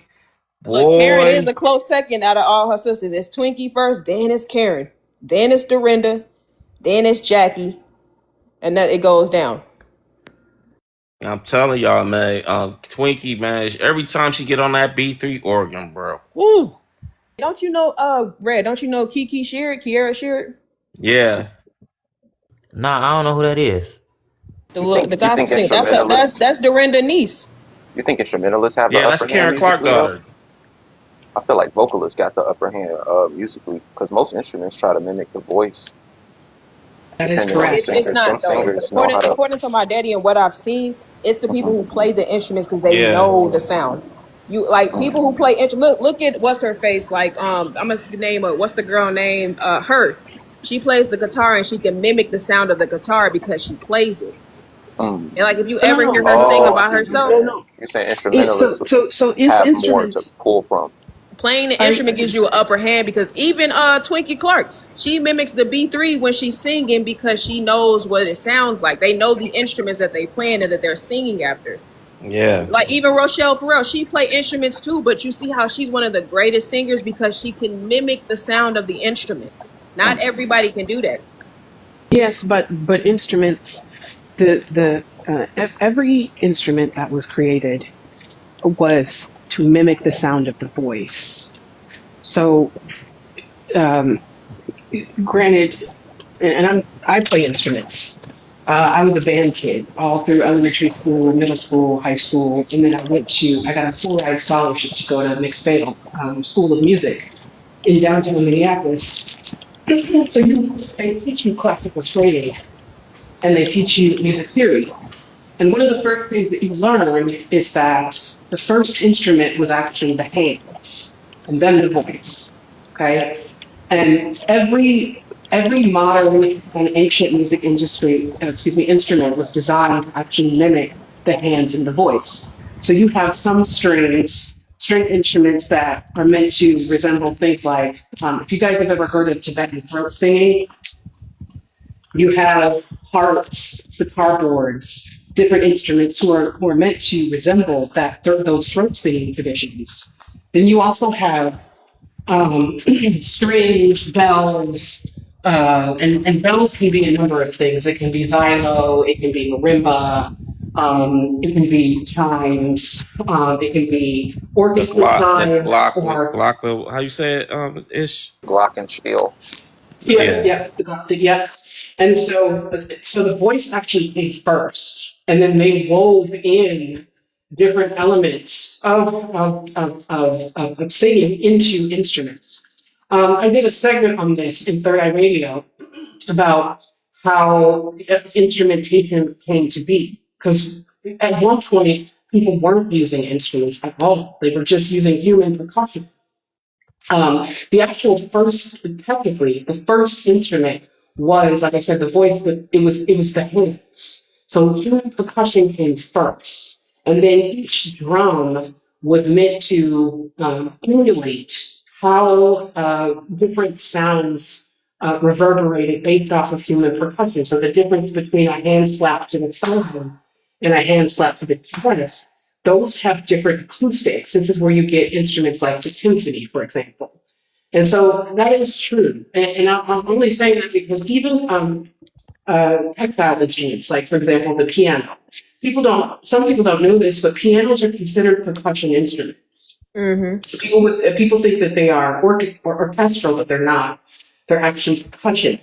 When you play, so for example, the differences between cymbals. We can take cymbals. There's different types. There's marching cymbals, which are crash cymbals. There's suspended cymbals, right, which are typically two cymbals placed together very closely, which create a different effect when you open up their gate. Usually using a foot pedal, opening up their gate and then playing with drumsticks on there, and then there's concert cymbals, and so the size matters, the distance between how you play them matters, and then of course you have marching cymbals, which are very similar to crash cymbals, but in my opinion, much bigger than traditional style concert band or orchestra cymbals.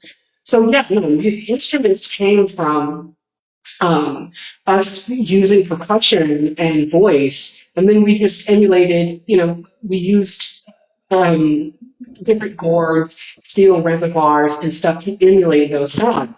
But you are completely correct Keith, when you say that people who are able to play instruments and emulate the sound of the instrument, like for example, beatboxing. I don't know if you guys know this, but beatboxing has become this global phenomenon. Mm-hmm. Um, Mm-hmm. or you have people like Chesney and what's the guy who did Dopamine, the Asian guy who did Dopamine. That was an excellent bebop. And I'm not, obviously we're the originators of that. What I'm saying is the way that it's spread.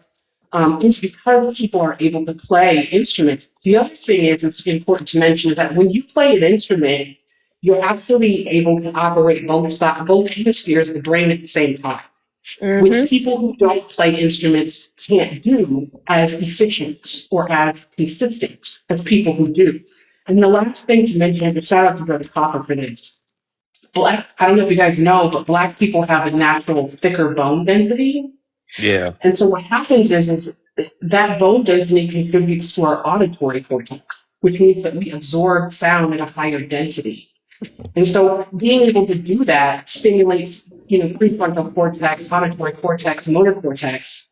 And this is why we were able to create such um, complex sound like harmonics. Black Americans are, if you let, as quiet as it's kept, and it's kept quiet. If you ask any of these small hats and these white people in the music industry, they will tell you that Black people are some of the most genius at complex harmonies, because we were able to do something called, we were able to innovate improvisation.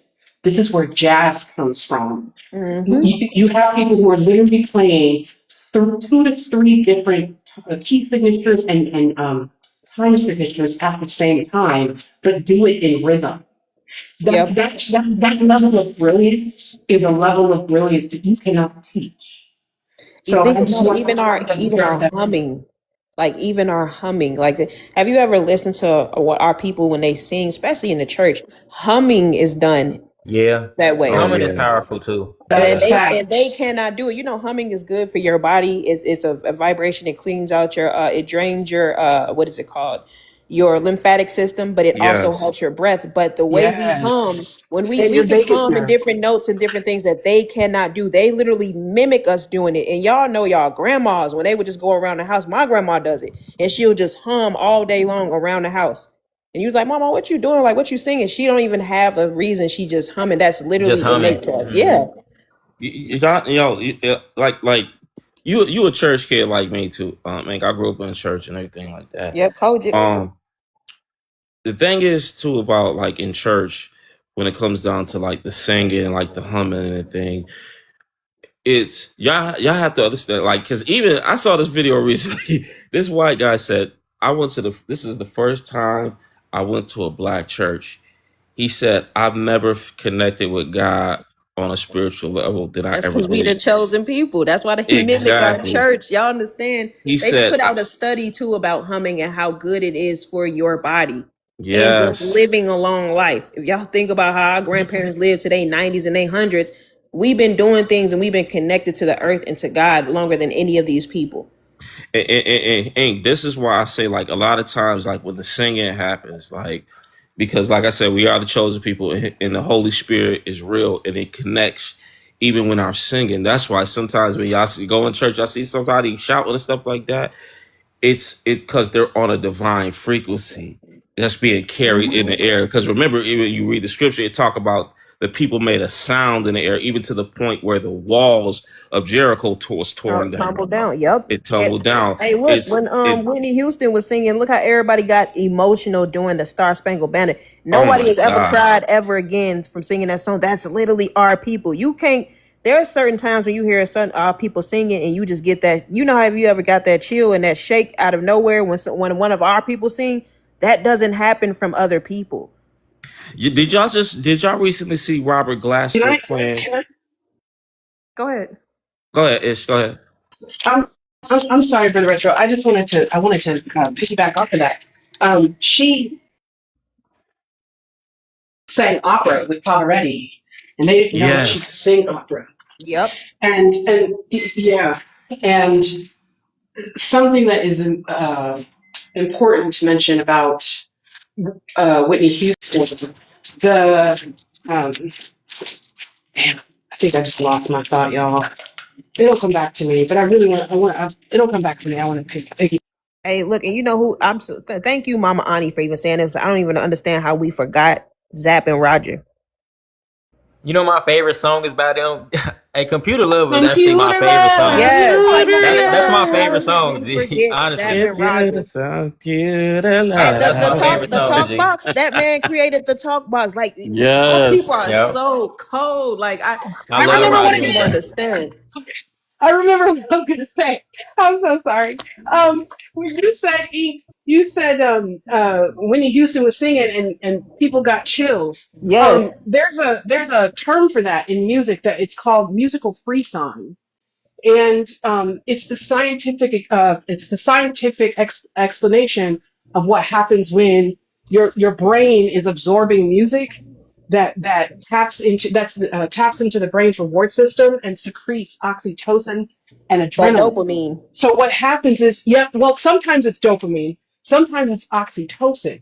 Like if you ever Mm. notice how a lot of black people, um when you got you and your person, you about to get it on, and you got a music playlist for getting it on, and it kind of gets you in the mood. And yeah, so um that's that is musical frisson, and it will literally produce oxytocin. Mind you, they say that women produce oxytocin more than men, but Mhm. music is one of the things that can actually help secrete that more Yep. functionally, and they call it frisson. So people actually have Yep. physical reactions to listening to music, and it could be raised hairs, it could be goosebumps, Crying. Hey, it look, could be Yep. BTA Joe Jackson that made a point. Babies have yeah, y'all seen the videos of them babies crying to Whitney Houston? yep. I've Like seen Man. no those, nobody or else or has or, or, that or but Michael Jackson. her. Yeah. Yep. That's And crazy. there's actually two types. There's musical frisson and musical apathy, which is the antithesis of musical frisson. But what it also does is it stimulates the vagus nerve. The vagus nerve Mm-hmm. is this long, thick nerve. I know you know, Ink. This long, thick nerve that starts at the occipital hole, which is the brain stem, and goes down through the spine into the gut. So you can actually clear out, you can use frequency to clear out imbalances with your vagus nerve. You can Yes. listen to Whitney Houston, you can listen to Michael Jackson, you can listen to Prince, you can listen to people like Earth, Wind, or groups like Earth, Wind, and Fire. They're notorious for that, actually. That the You music can Yes. that they actually call use it. psychedelic funk, that literally did That's that that's classic. exactly right. That Parliament, Yep. exactly. And What's his so name? Parliament George Funkadelic. George Clinton. George George Clinton. Clinton. Hey, George his Clinton. birthday today too. We got the same birthday. Hey, shout out to George Clinton. So Yep. I just wanted to insert that part. They actually have a really fucking dope term for it. The things that Black people have been talking about for Mm-hmm. generations and generations. Oh, when we play our music, you just feel it in your bones. Yeah, it's called musical frisson, and that shit is infectious. You're Yes. literally I'm telling your glad you said brain. that about the frequencies. That this, if y'all notice, this is the reason why in America, everywhere around the world, they have the bells. They took the bells out of America for that reason. Our music, if music is frequency, period. Everybody is on a frequency. So whether you can hear it or not, there are certain sounds that go to our body and our inner spirit man too. So they took them bells out because they knew that it fights against the evil. Like if you notice other countries ringing their Yes. bell, the Liberty Bell is cracked and they try to act like, oh, it cracked from, they give you a weird story of why it's cracked. They don't tell you why. But when they play it, you notice certain people leave. Churches used to have bells for a reason. Yes. Yes, because bells at one point in history used to be considered the instrument it used to be considered a sacred instrument, and, Dispelling and, the and a demons though. lot They of got rid of the little yes, oh demons. yes, yes, Yeah. Yeah. and a lot of this is why earlier I mentioned the Tibetan throat singing. Okay, and y'all gotta, I get that's not our shit, but just go on YouTube when you have a minute and look up Tibetan throat singing. The reason why I say this is because they use a technique. It's a double tonal technique that they use in the throat where they're singing two to three notes at one time, but it's also vibrato and legato.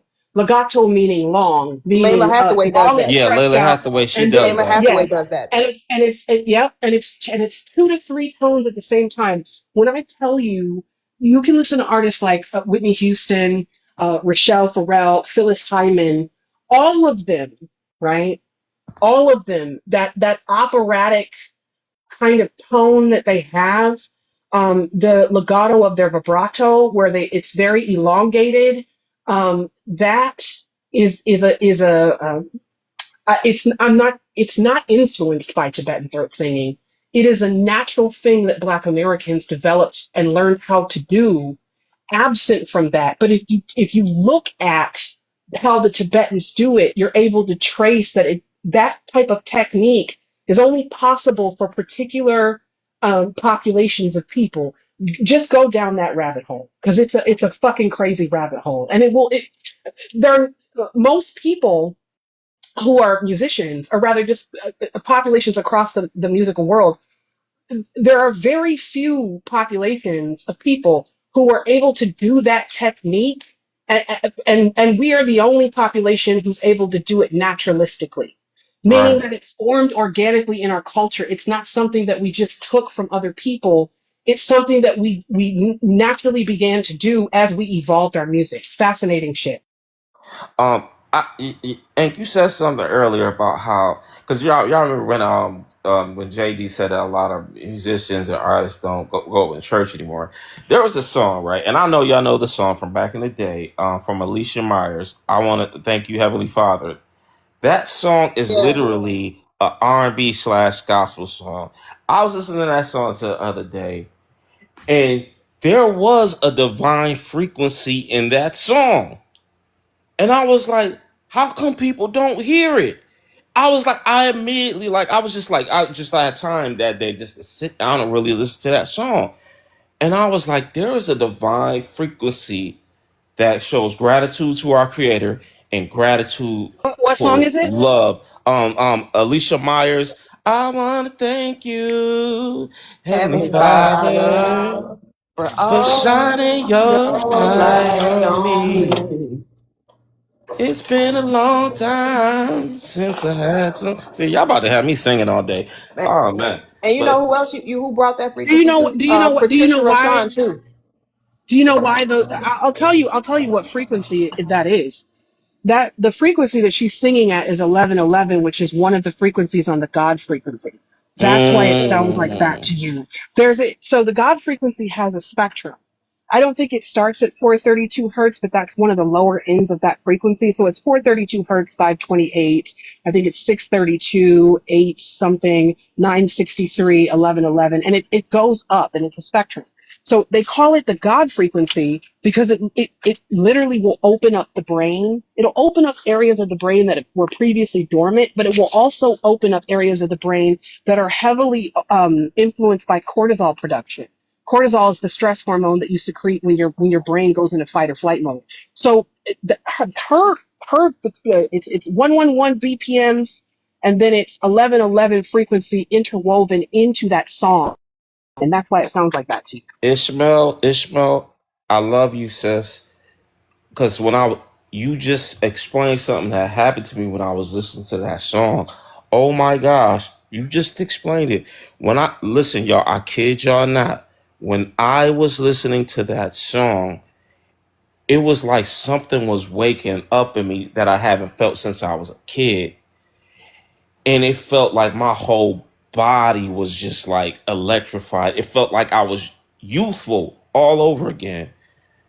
It was like ideas that was coming to my mind. It was like doors was being opened when I was listening to that song. Oh my gosh. It's like I couldn't explain it. Like, why do I feel like this? It was like I was in like the highest mood for like a week and a half. You know what I'm saying? It was, and I'm still on that frequency now after listening to that song. So the way you just explained it, I'm like, oh my gosh, that's what happened to me when I was listening to that song. But See, and it's Patricia does that too. Patricia, who sings the Forget Me Nots. Her music is like that too.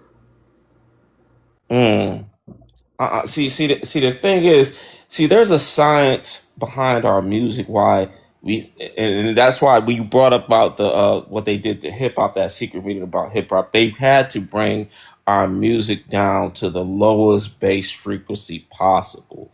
They had to bring it down to the lowest stage. That's why when you listen to so-called hip hop and rap music now, it sounds very barbaric. That's true because our music used to be standard tuning used to be 432 hertz. That's on the God frequency range. Now Yeah. it's 440 hertz. 440 hertz naturally can irritate the auditory cortex because the frequency that it's played at attacks areas of the brain that it's called the parasympathetic and the sympathetic sides of the brain that have to do with the autonomic nervous system. So there's two Mm. sides, the sympathetic and the parasympathetic. The parasympathetic is rest and digest. The sympathetic is fight or flight. So what Yeah. happens is when you hit at 440, it sends you into the sympathetic, into the fight or flight, right? Instead of the parasympathetic. Oh, And this they is have why they us changed the habitually standard in that. tuning. They have our Yes, that adrenal is glands going on and that. on and Yep, on, and that's literally yep, why we yep. always in this state of mind. That is really wicked, Exactly. though. I want y'all to understand how wicked that is. These Yeah. people know exactly what they doing, and when they try to say we crazy for saying music is on the freaking, we know what y'all doing. Like there Y'all was want this it was one of these schools, one of these PWIs where this Indian girl was a student. She exposed that the school was shooting a frequency to the black dormitory halls where all of the majority I of the black saw people that. were. Yes, and it was causing they were trying to cause distress amongst our people so that they would it would produce low test scores and have our people just flunking out. And they were mad because it didn't work, but she caught the frequency and she exposed it. These people know exactly what they doing. They don't just poison our communities, our foods, our waters, and the things that we're in, but they also try to send frequencies and stuff to our people because they know what it does. You know what else too, and this is why music therapy is important. You know what song that I listen to a lot when I need to release, like to release stress or like things off my body to really just have my body feel light. Y'all, some of y'all may laugh when y'all hear this, but I need y'all when y'all feeling like real stress or real anxious, play the song "To Be Loved" by Jackie Wilson. Mm.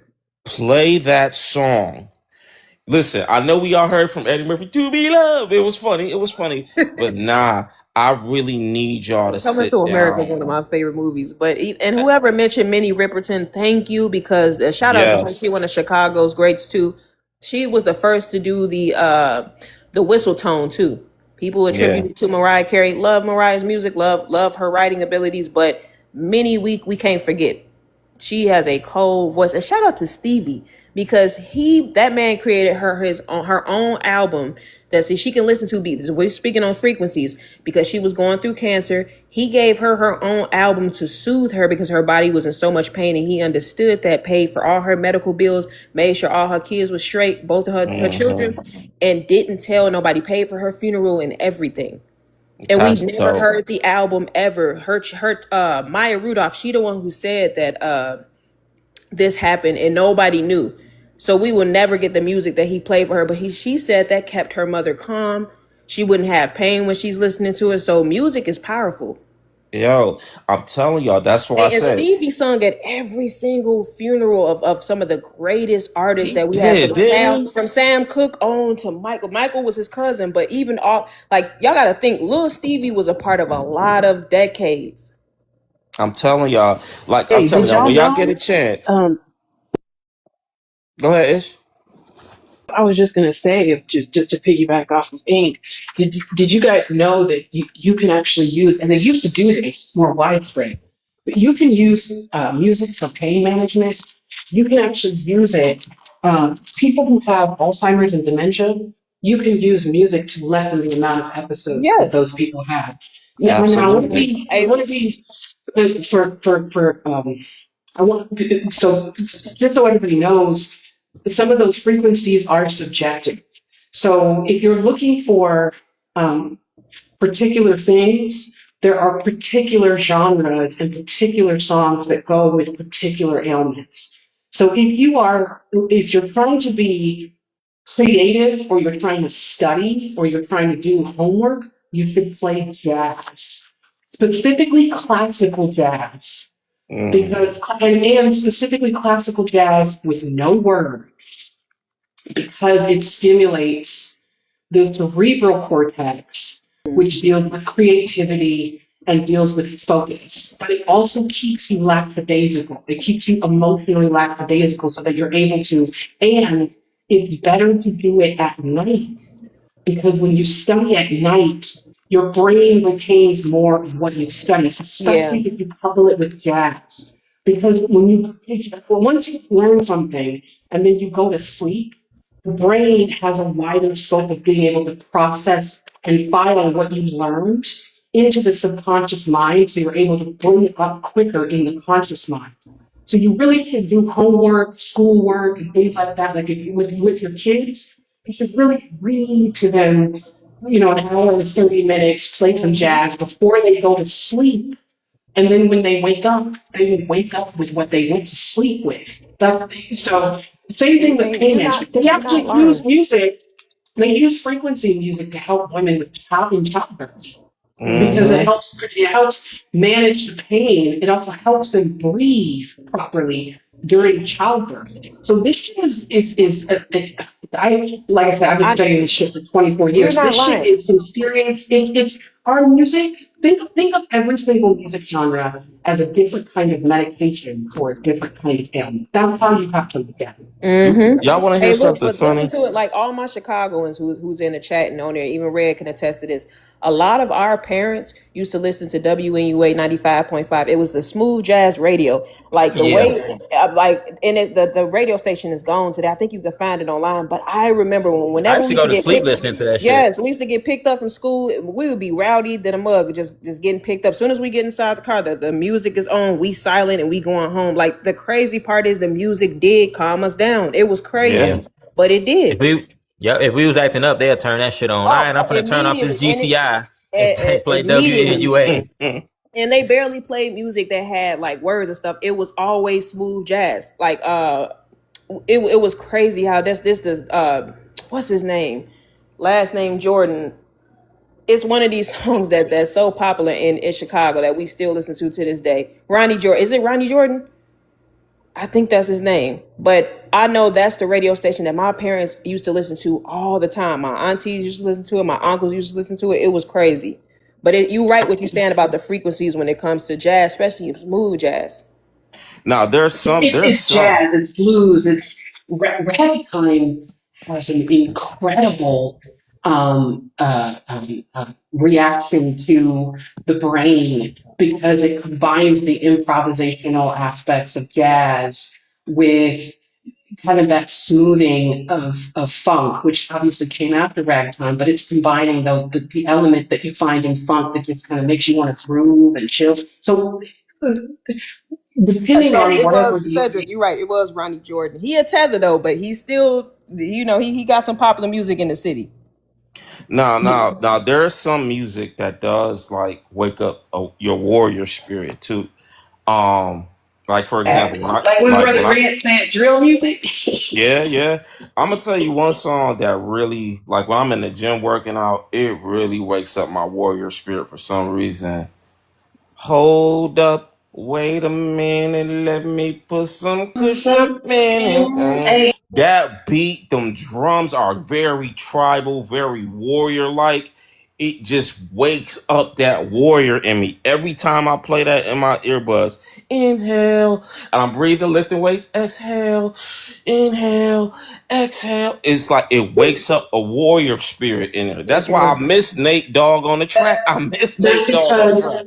and that's because music, right, is also used in military operations. Yeah. Yeah. So even going back since, and shout out to you and Ink for bringing in the spiritual aspect and the church aspect because even in biblical times, okay, when they were talking about the horns of Jericho and they were talking about, the story of David and Goliath and the musical progression that happened in that story, right?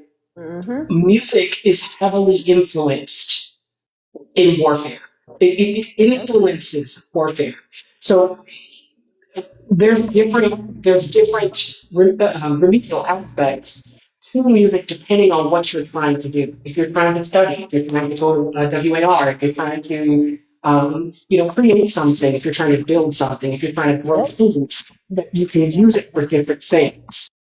And I have three things to say to that, especially the biblical part about that. when King David, well, he wasn't king yet, but when David was playing his harp for Saul, he was Yep. being attacked by the having a demonic episode, and every time he stopped playing the harp, Saul would try to attack him and unalive him. But that's to let you know that music is very powerful, and they used it in these facilities. Remember when they would throw people into like these the crazy homes? I don't like to call it the sanitarium. I think it's called the sanitarium, and put them in there. They would use it like that. But the crazier part too is, I know y'all remember, if you from Chicago, this is one of the most popular songs that you could be hearing. I'm finna play a clip.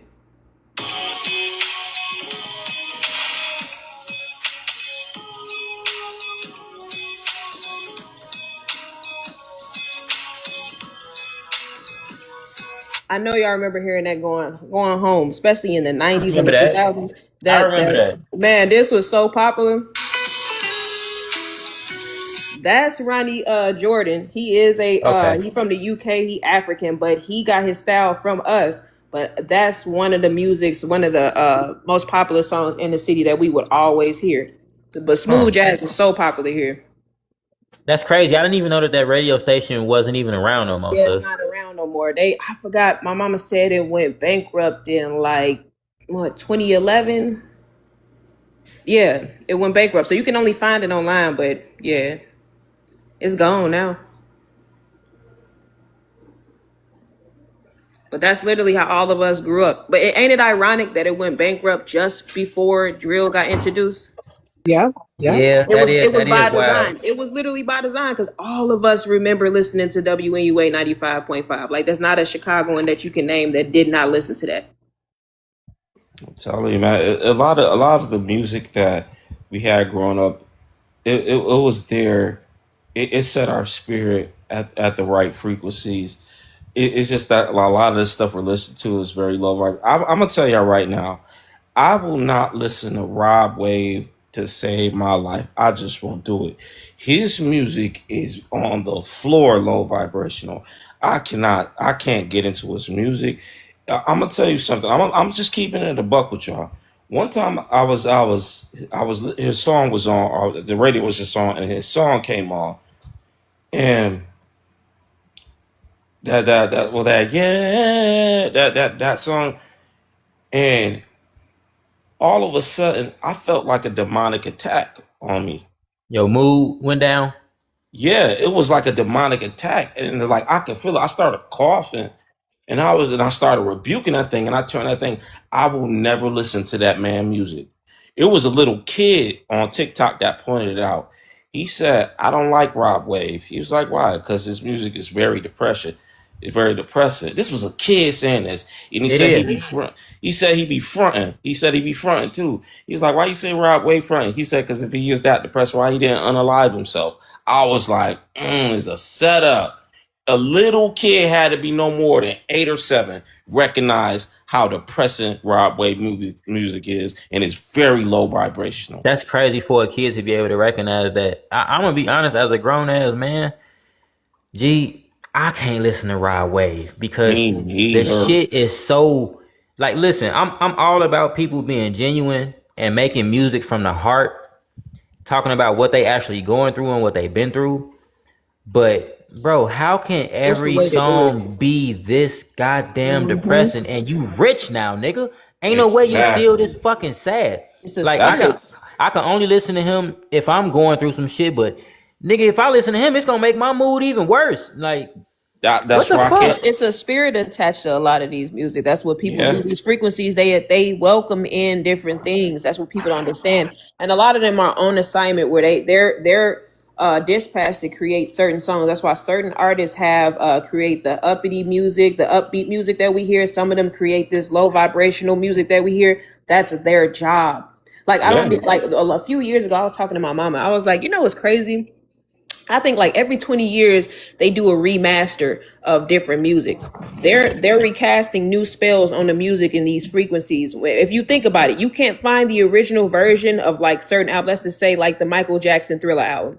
They yeah, did a 40-year remaster. That's because they're releasing new spirit things on their albums. If you just go look at it, when you go to if you go to iTunes, you see like certain albums, they take them off of out of rotation, and they put in the remastered version a couple of weeks later.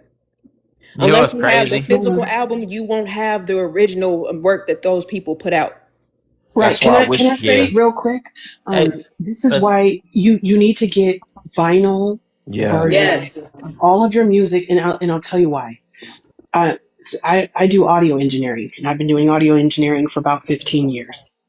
When you listen to a record on vinyl, the elements of the record that you hear, you're going to hear more elements of that record than when you hear it digitized. Analog is always going to be the best. Analog and Mm-hmm. Yes. instrumentation. Yes. And so you need to have vinyl records and get a record player. You can go right on Amazon right now and get one for $50, $75. Get a record player and play records for your kids you know what? You're because right. I these never thought about remastered doing that. versions. No, you have to. You have to. And just you can leave it going in the background, but you need to do that because the way that and you can test this theory. Excuse me, not theory. You can test this scholarship. You get a record player, play the vinyl, and then get on your computer, sound system, whatever you have, and play the record. You will literally hear the difference in how it's been Okay. digitized because Yeah. those remastered versions are remastered at 440 hertz. The Mm-hmm. original versions are remastered at 432 hertz. Huge difference. Oh Okay. yeah. Huge difference. Another thing too about Rod Wave, I just wanted to say this. This also comes down to managing and whoever his music manager is as well, because and the labels or whatever, because they approve a lot of the music that they put out. Whoever his manager is, see, this is the thing. You got to be able to find that balance. If you're the type of artist that make music that sound like Rod Wave, he got to find a way to make it sound more uplifting, to make it more consumable for people, because it's too much on the left side where it's just too heavy. So he got to find that common ground in the middle where it's like, okay, it's not, because his best songs are when he find that balance in between talking about what he been through, what he going through, and making it sound uplifting at the same time. You understand what I'm saying? But see, His, but but bro, he's too damn sad. So his manager, a lot of this fall on their managers too. A lot of the managers don't give a damn about their artists. They gonna put out whatever. You understand what I'm saying too? So these labels got a big hand in this shit too. That's all I wanted to say about the Rod Wave Literally, thing and while kind of put our it there. people be getting unalived and stuff, the way that happens, they use us. Like I said this like 2 or 3 weeks ago. Behind every great company or movement or whatever, there is a it was literally off the backs of our people, but there's a small hat not too far behind that's using and milking our people to do what they need because they can't create it or do it on their own. So these people are always not far behind. These people have they're the reason behind all of the reclassifications that we've ever had, all of the history that's hidden from our people. If you notice, they own a lot of our history. They're the ones behind all of the DNA and ancestry tests. The Mormons and the Roman Catholic Church. They're the three groups that own majority of our records. And you have to ask yourself, why do y'all need our records and we not y'all people? What are you hiding from Black Americans? Hmm. And it's only us that they hiding our records and our music from. Like Mona Leo, her manager, that Nigerian dude, all that Akata shit, but Yeah, then and it's y'all sitting always an up here making outsider. a fake ass Pan African song with all these flags in it. Whole time your manager anti-Black American as fuck. Think and about So and every like, and, black and where's she at and now? her label artist, mates. every black artist does not have a Black American manager. It's And always that's an problematic. outsider. Yeah.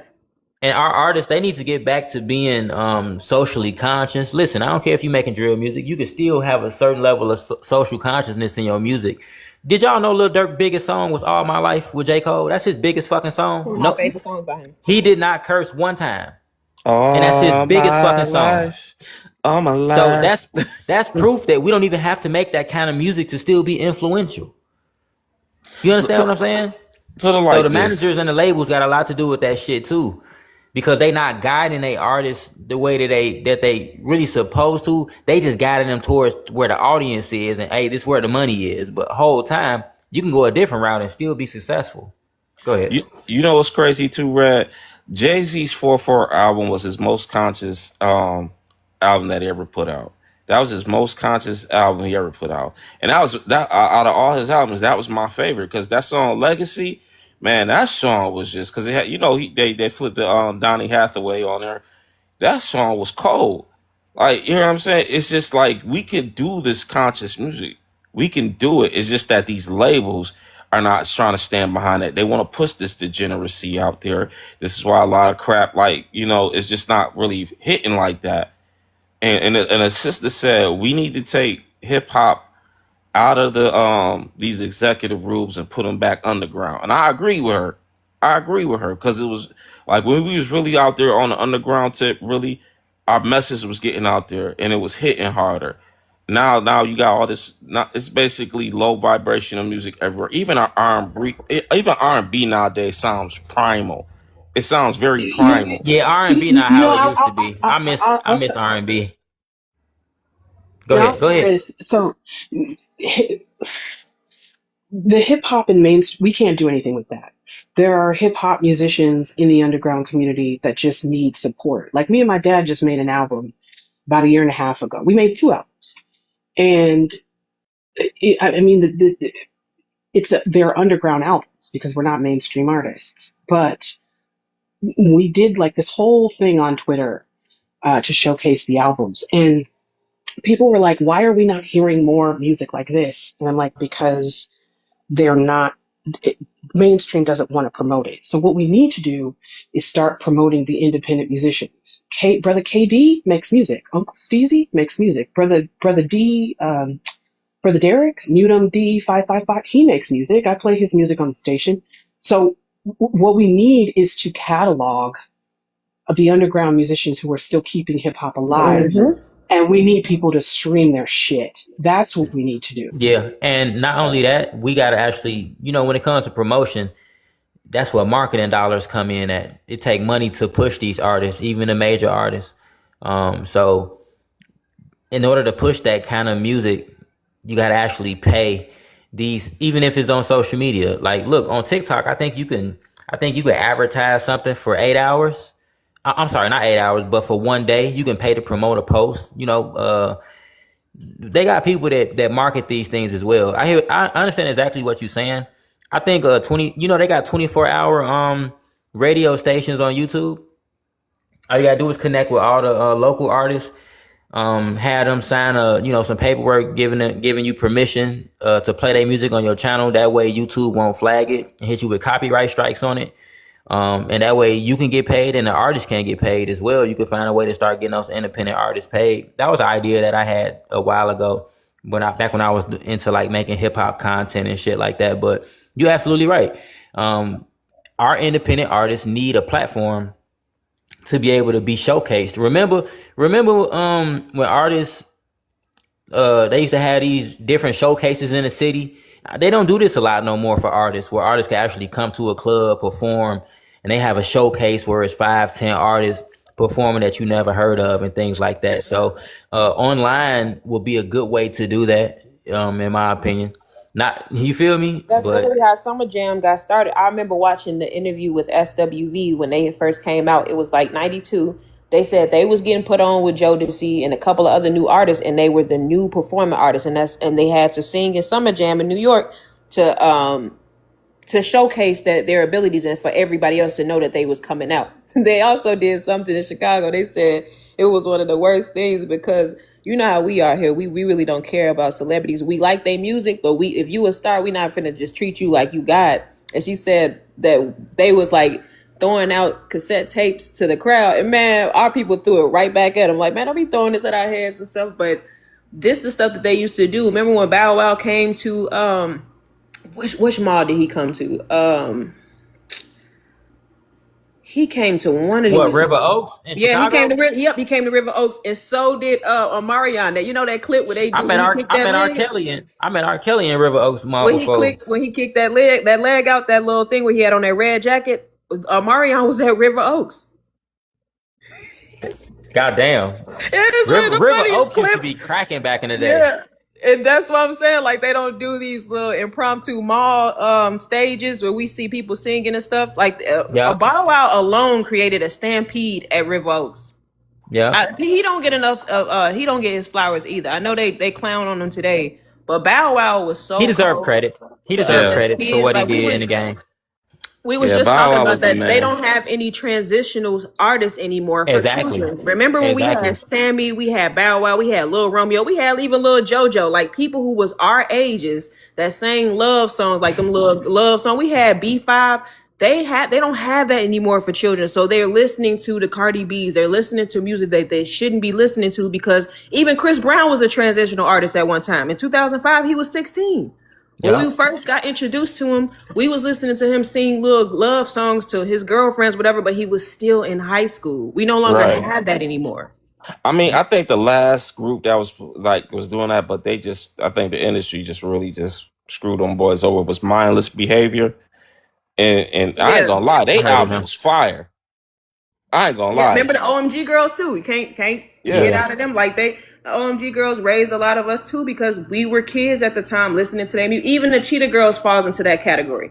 They took And 3LW was one of them because they were little yeah, kids too. yeah. Immature before they became Yep. Yep, IMX. yep, yep. And the way to really do that in the modern day. Have y'all heard of Off the Radar? It's a YouTube platform that they have where they showcase all these different Yeah. independent artists, and most of them be fucking trash. I mean, let's Yeah, be they do. honest. But and if you notice, who's running it? White T boys. White people. Mm-hmm. It's not black people. So these people are literally trying to control our culture Yep. and who gets in and who gets out. And think about it. These people got sponsors. Those videos don't get that many views. Them independent artists, their sponsors is what's really keeping that bitch afloat. You understand what I'm Right. saying? If we came out and did some shit like that right now, they wouldn't give us those fucking sponsors like that. Because You they feel what know I'm saying? they know we control our culture. That's what they're trying to prevent. They're trying to stop us from being the face of our own culture. That's why they allowing And these that's problematic. they allowing Africans and Caribbeans to come in and cosplay and pretend like they are us and speak for us. This is why we nipping this in the bud right now, because we Yeah. don't need that. We And we don't gotta need gatekeep people our like culture Joy more. Reid and Polly Roly Martin speaking on our behalf, because that's dangerous. Now they control our culture, and it's global. We definitely need our Yeah. own people behind it. We don't need our sellouts. We can't have our own people that's vote blue no matter who. No, you don't speak on behalf of the people. We gotta No, The start best for real. we gotta the best start boycotting the people who do us in too. the best way to do it too is to build platforms that showcase these artists and pave and create avenues so that they could benefit off it financially, and and get them a platform to be able to showcase their Right. talents. And it's crazy because they let all these white T boys do it. You even got this white T dude named Trap Lord Ross on YouTube. He sit up there and make terrible videos about all our rappers. Just make them all look like just degenerate, unalive, and killers. And it's just like, they're not only do they control the financial aspect of the music industry, but they also control most of the media. Mm-hmm. You know what I'm saying? So it's like it's And all around the it's board just small hat crazy. on. The media is, y'all got to know, the one who, like what Kanye said, they tried to bury him for saying this, but he's right. They own majority of the media. They own majority of the record labels. So they're the ones behind putting everything out, and he's not wrong. That's why we need our own thing. We need to start boycotting these people and these not going to these concerts. Let them have that. Because the more they starting to see it, it's starting to crumble. And these Yeah. people they look to us to see what the culture is, because they know it's ours. So Yeah. they look to see if we liking it. Like this year, Coachella was a bust because they tried to introduce Afro beats, and them Africans was mad because they Nobody did wanna not hear want. that I shit. was like, y'all gotta understand, y'all in the white tea crowd in space. When they're thinking of black, they're not looking at y'all. You tried to be the new face of blackness, and you're not the original face. That's us. Yeah. Listen, another thing too, yeah, when it comes to white tea people, bro, they gonna pick and choose what they want to listen to, because they do put money behind the shit that they like. Bro, Afro beats is on a decline. Don't nobody want to hear that shit. And Ink, if you remember I was telling you I still got those platforms on Instagram and on Facebook. What my Instagram got like over 12,000 followers.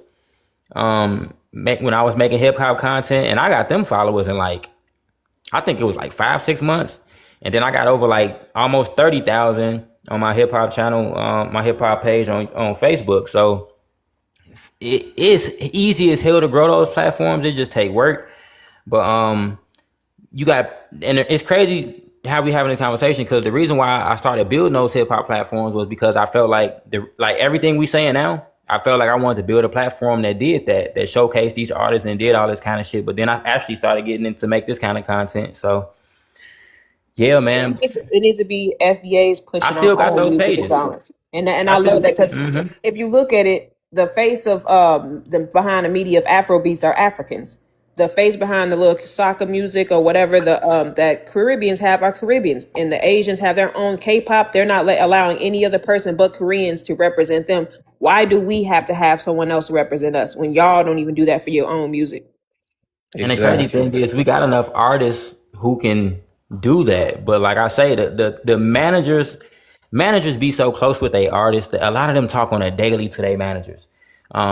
They managers got to be really good and socially conscious as well, because you can teach your artists, hey, look, man, and teach them about the business side of things too. Hey, look, man, this was going on. Woo, woo, woo. Like, I feel like the managers are doing a terrible job managing these guys as well, and the women. Also, too, the A&Rs. Yeah, the A&Rs are doing terrible. Yeah, the road managers. Listen, that's intentional, because they're regulating them to the mixing styles, the mixing styles, frequency, standardized mixing, so 440 hertz, going back to that. It's not that they are mismanaging them; it's that they're managing them in congruence with the insurgency that has overtaken the mainstream music industry. And this shit goes all the way back to slavery. This shit goes, it's such all they've done is evolve the way that they're stealing our music. Okay. Even with Afrobeats, Afrobeats comes from us. Fela Kuti, who's the father of Afrobeats, learned from Sandra Isadora, who's a former Black Panther, Black American woman. By the way, she's still alive if y'all want to connect with her. But we gave them a throwaway genre, and they did nothing with it. And now they're crying on the internet about how nobody's messing with Afrobeats. Well, you didn't follow the palette of what we gave you. So that's the reason why. But there's 1.4 billion of you on the continent, and you're telling me that you don't have a way to popularize the genre that we gave you a petty genre, and you don't know what to do with it. So, she said a petty genre. I mean, we did. I mean, that's true though. But you know what's crazy? These people try to say we the same. If we the same, y'all would have hit makers. See, the thing about music is you have to keep putting out hits. It ain't about the last song you made. It's about what you making right now. They even go to any artist that's relevant today. Let you drop an album and that shit trash. Your career fuck around and be over. So you got to be a big part of making music is being consistent. Somebody mute this next generation hustler down in the comments. I don't want to hear shit these tethers got to say. But yes, Afrobeats is ass. Fuck trash. It's ass. I'm talking about two big flip-flop booty cheeks shaped ass cheeks. That's how much ass it is. And it stank too. Stank and unwashed. Okay. Yeah, just a big funky ass. That shit is trash. Nobody want to listen to it. If it was any good, even white people would like it. Even white people don't like the shit. If white people don't like your shit, it's trash, man. I'm not saying they the people like the people who we should really test this theory on. But gee, white people know good music when they hear it, just like we do. Nobody likes that shit worldwide, man. Nobody want to. And then the thing is, y'all using our shit to make yourself hot. There's no originality. I was just about to say that. You don't got enough artists. Man. Every song sounds the fucking same. And listen, one of their biggest artists, Tim's, now she trying to make R&B. I need to be alone. That shit trash. Bitch, sit down. If you want to man, that shit trash. Listen, let me tell you, she sounds terrible live. That shit is terrible. Africans trying to make R&B now? Like, come on, bro. Her voice is flat. She sings flat, and it irritates my soul when she sings. She sings at 1 P, and it's always flat. It sounds like she's literally whining on the song. Like, Hey, look, me and my lady in the car the other day. The song came on the radio. I turned it up. She looked at me like, nigga.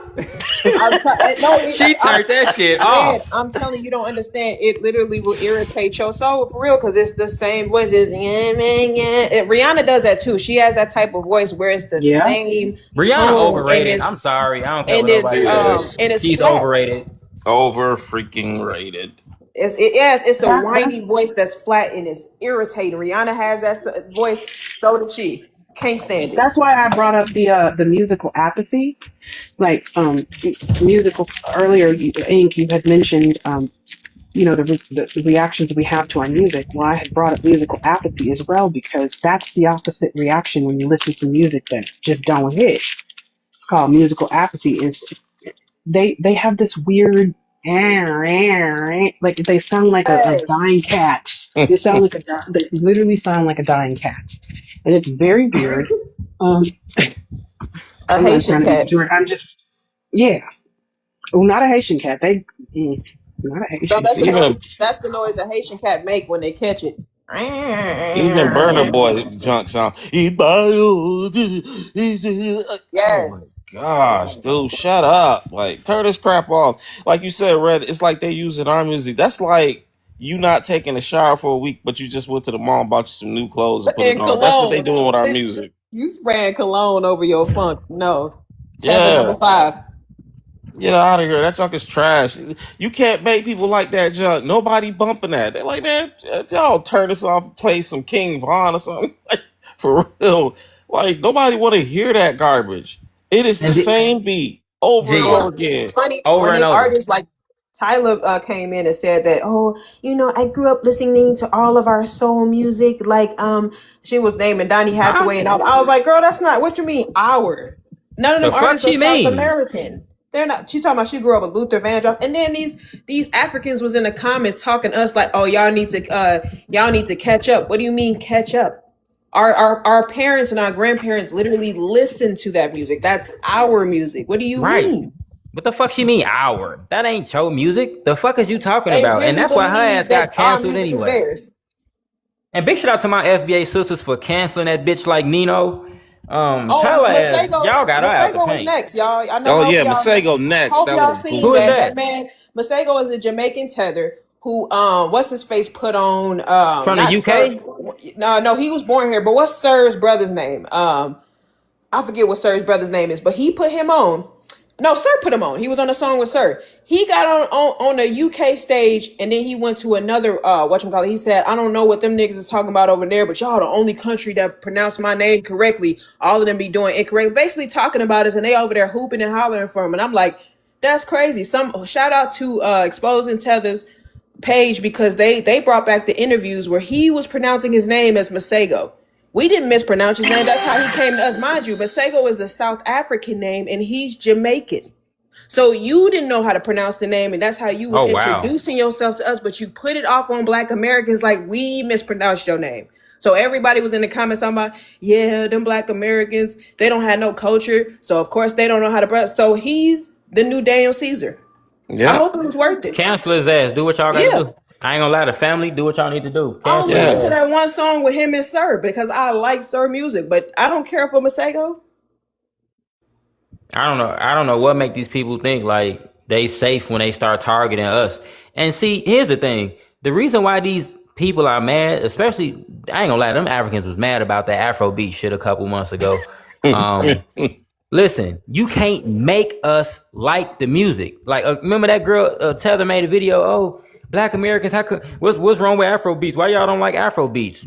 The shit trash. Well, we being racist because we don't like the music? Well, come on, bro. We don't like it. If the shit was fire, we'll say it. The shit ass, man. 3 ass cheeks, 3 deformed booty cheeks. It ain't even 2. You got an extra Straight ass up. cheek. That's how ass it is. Straight up doo-doo water. We don't bro. like it. Like, just. Well, that's what I'm saying. They think It's that on a we- decline for a reason. Nobody likes it, bro. You can't be mad at us for not liking You know what's Afrobeats and not crazy? supporting it. They The want us to Jap- get behind it because that's what'll make it really go. You know what I mean? Man, we not supporting no shit that's trash, though. Exactly. They They think, and read what's even crazier though, think about it like this.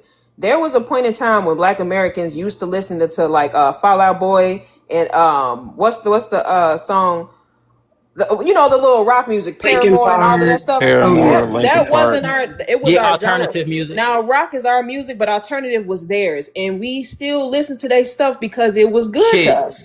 I ain't gonna lie, boy. Look, I got a thing full of CDs from the early 2000s in here. Bro, not only do I have the CDs, I got the books that come inside the CDs. I got the Yes. booklet, and then I got the Yes. CD in there with it. Yep. Yep. It's nigga. I was listening to all type of alternative music. Linkin Park was my shit, boy. And we loved I it ain't gonna because lie it, to it you. was good It music. was Like it that's was what good they music. don't understand. We're not just gonna listen to our music solely. If your music good, we really gonna mess with it. The crazy Yep, part is, and Pete Wentz, y'all didn't even know his mother is FBA yep. from Fall Out Yep. Boy. His mama I is Yeah. didn't know Yep. FBA. that. Yeah, same thing like Slash. Slash mama is FBA. And I love punk rock still to this day. That's one of my favorite genres of And music. he I one of the love punk best rock too. guitarists that we got out today that's still living. Did you Slash guys is one of hear the best about guitarists. did you guys hear about the band called Death? We love to touch on. Excuse me. Yep, Daft. Wait, That was one of the yes, they were all Yeah. black The punk first rock punk bands. band, Yep. yeah, Yep. one Yep. of They the were the first first punk to ever bands do And ever. that. we created grunge music. A black American woman created grunge music. Yes. Yep. Yeah. Yep. Tina Bell. Yep, Tina Bell. Yep, Hey, that is hey, her hey, name. hey, Red, can I jump in and say something real quick? go Can you ahead, hear me, family. Red? Go Oh, ahead. What's up, okay. Rusty? How Yeah, you yeah, feeling? yeah. What's What's up, up, Mo? broski? Hey, Red, always a pleasure, bro. Hey, Ish, hey, Ink, and hey, Retro. What's up? Yo, what's up? Yeah, hey, but one of the most disingenuous things about modern so-called Afro beats, that shit ain't Afro beats. Like, you listen to any of this stuff that they try and pass off as Afro beats today, which is just cosplaying and trying to a poor recycling of 90s R&B or hip hop here in America. But compare any of that stuff to Fela Kuti. Like Fela Fela the greatest African artist ever, definitely the greatest Nigerian artist ever, and his stuff is timeless for a reason. Of course, anybody who studied Fela's life know that he was on something else until he came here. When he came out to the West Coast and got with them Oakland people, everything turned around, and he went back to Africa conscious. He went back to Africa with a whole new perspective, and that's when he really invented Afrobeat as we I know told him it. about that. Sandra Zadora. Right, exactly. But this junk today ain't Afrobeat. That stuff, Fela Kuti, that stuff, that's pure authentic Afrobeat music. I just wanted to chime in and say that because I was listening to y'all, and it's a great conversation that y'all have. So I let me was gonna ask you. say, I never heard well, none of his music. Did it sound like Afro beats of today? Was he sampling our no, artist music, or was he no, making no, Absolutely no, no, organic not. no, music no. using Let their me. It was instruments? So no, Red. Oh, go hold ahead, on, brother Ish. Retro. Go ahead, sister. No, it wasn't. And I was going to say that, but I was at work, so I didn't have a chance to actually tell you. The Afro beats that he created was staunchly different than the Afro beats that you hear today. Okay? Absolutely. Because it combined the earlier elements of our music. So he had like jazz and ragtime riffs. He Yes. had incorporated blues, but he also incorporated Black liberation music as well, which is, Yes. is the precursors to funk. So you had some doo-wop, bebop, zydeco in there going on some swing. So that music sounded staunchly different than like what we hear today in terms of um, uh, Afrobeats today. It doesn't even sound the same. Like it fundamentally sounds different. So Red, yeah, Ish like hit a home run with what she just said. But but Red, if you can, man, pull up on YouTube like Gentleman. That's one of my favorite Fela albums. Pull up Rofo Fight.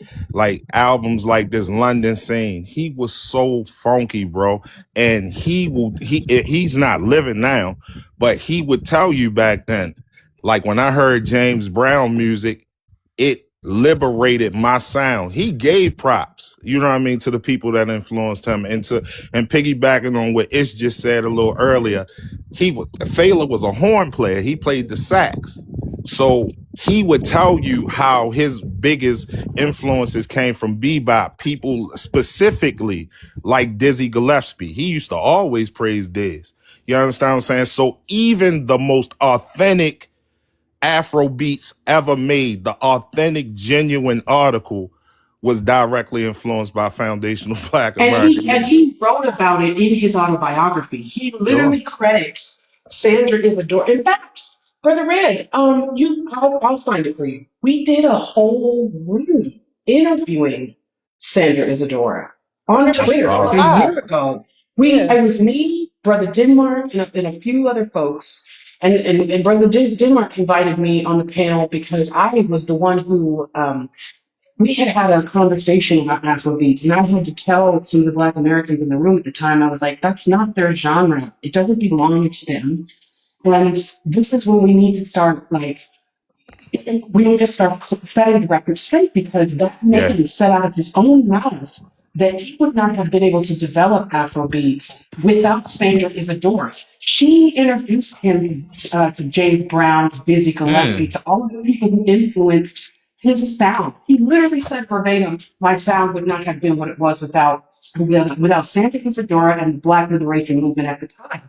So the Afrobeats that you hear She taught him today self is love, black it's an love. yes, it's an extrapolation. What they've done is they've perverted it by Yeah. taking they're extrapolating elements of new age hip hop, right?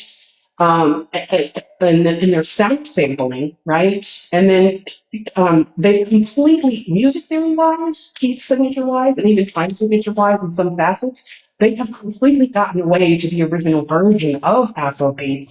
It actually sounded more like a fusion of jazz and funk. The original Yes. version of Afrobeat actually sounded more like jazz and funk combined than what it sounds like today. That's it in a nutshell. The fusion of jazz and funk. If you listen to Fela, man, that's what it is. And that music was so loose. Fela would give you an introduction, like an intro what am I trying to say? An instrumental intro to a song that might be 7 minutes long before he even starts singing. His music was so free. It was so funky. It was so jazzy. It was incredible I'm gonna music. check it out. Yeah. I mean, just amazing music. But Fela would tell you himself that, like, just what Ish just said, he got all of that stuff from over here. And one last thing I'll say before I drop back down, the most important person in that band, it was Fela Kuti in Africa 70. That was the name of his band. And the most important person in that band, other than Fela, of course, who was the star of the show, was Tony Allen. That was his drummer and his band director.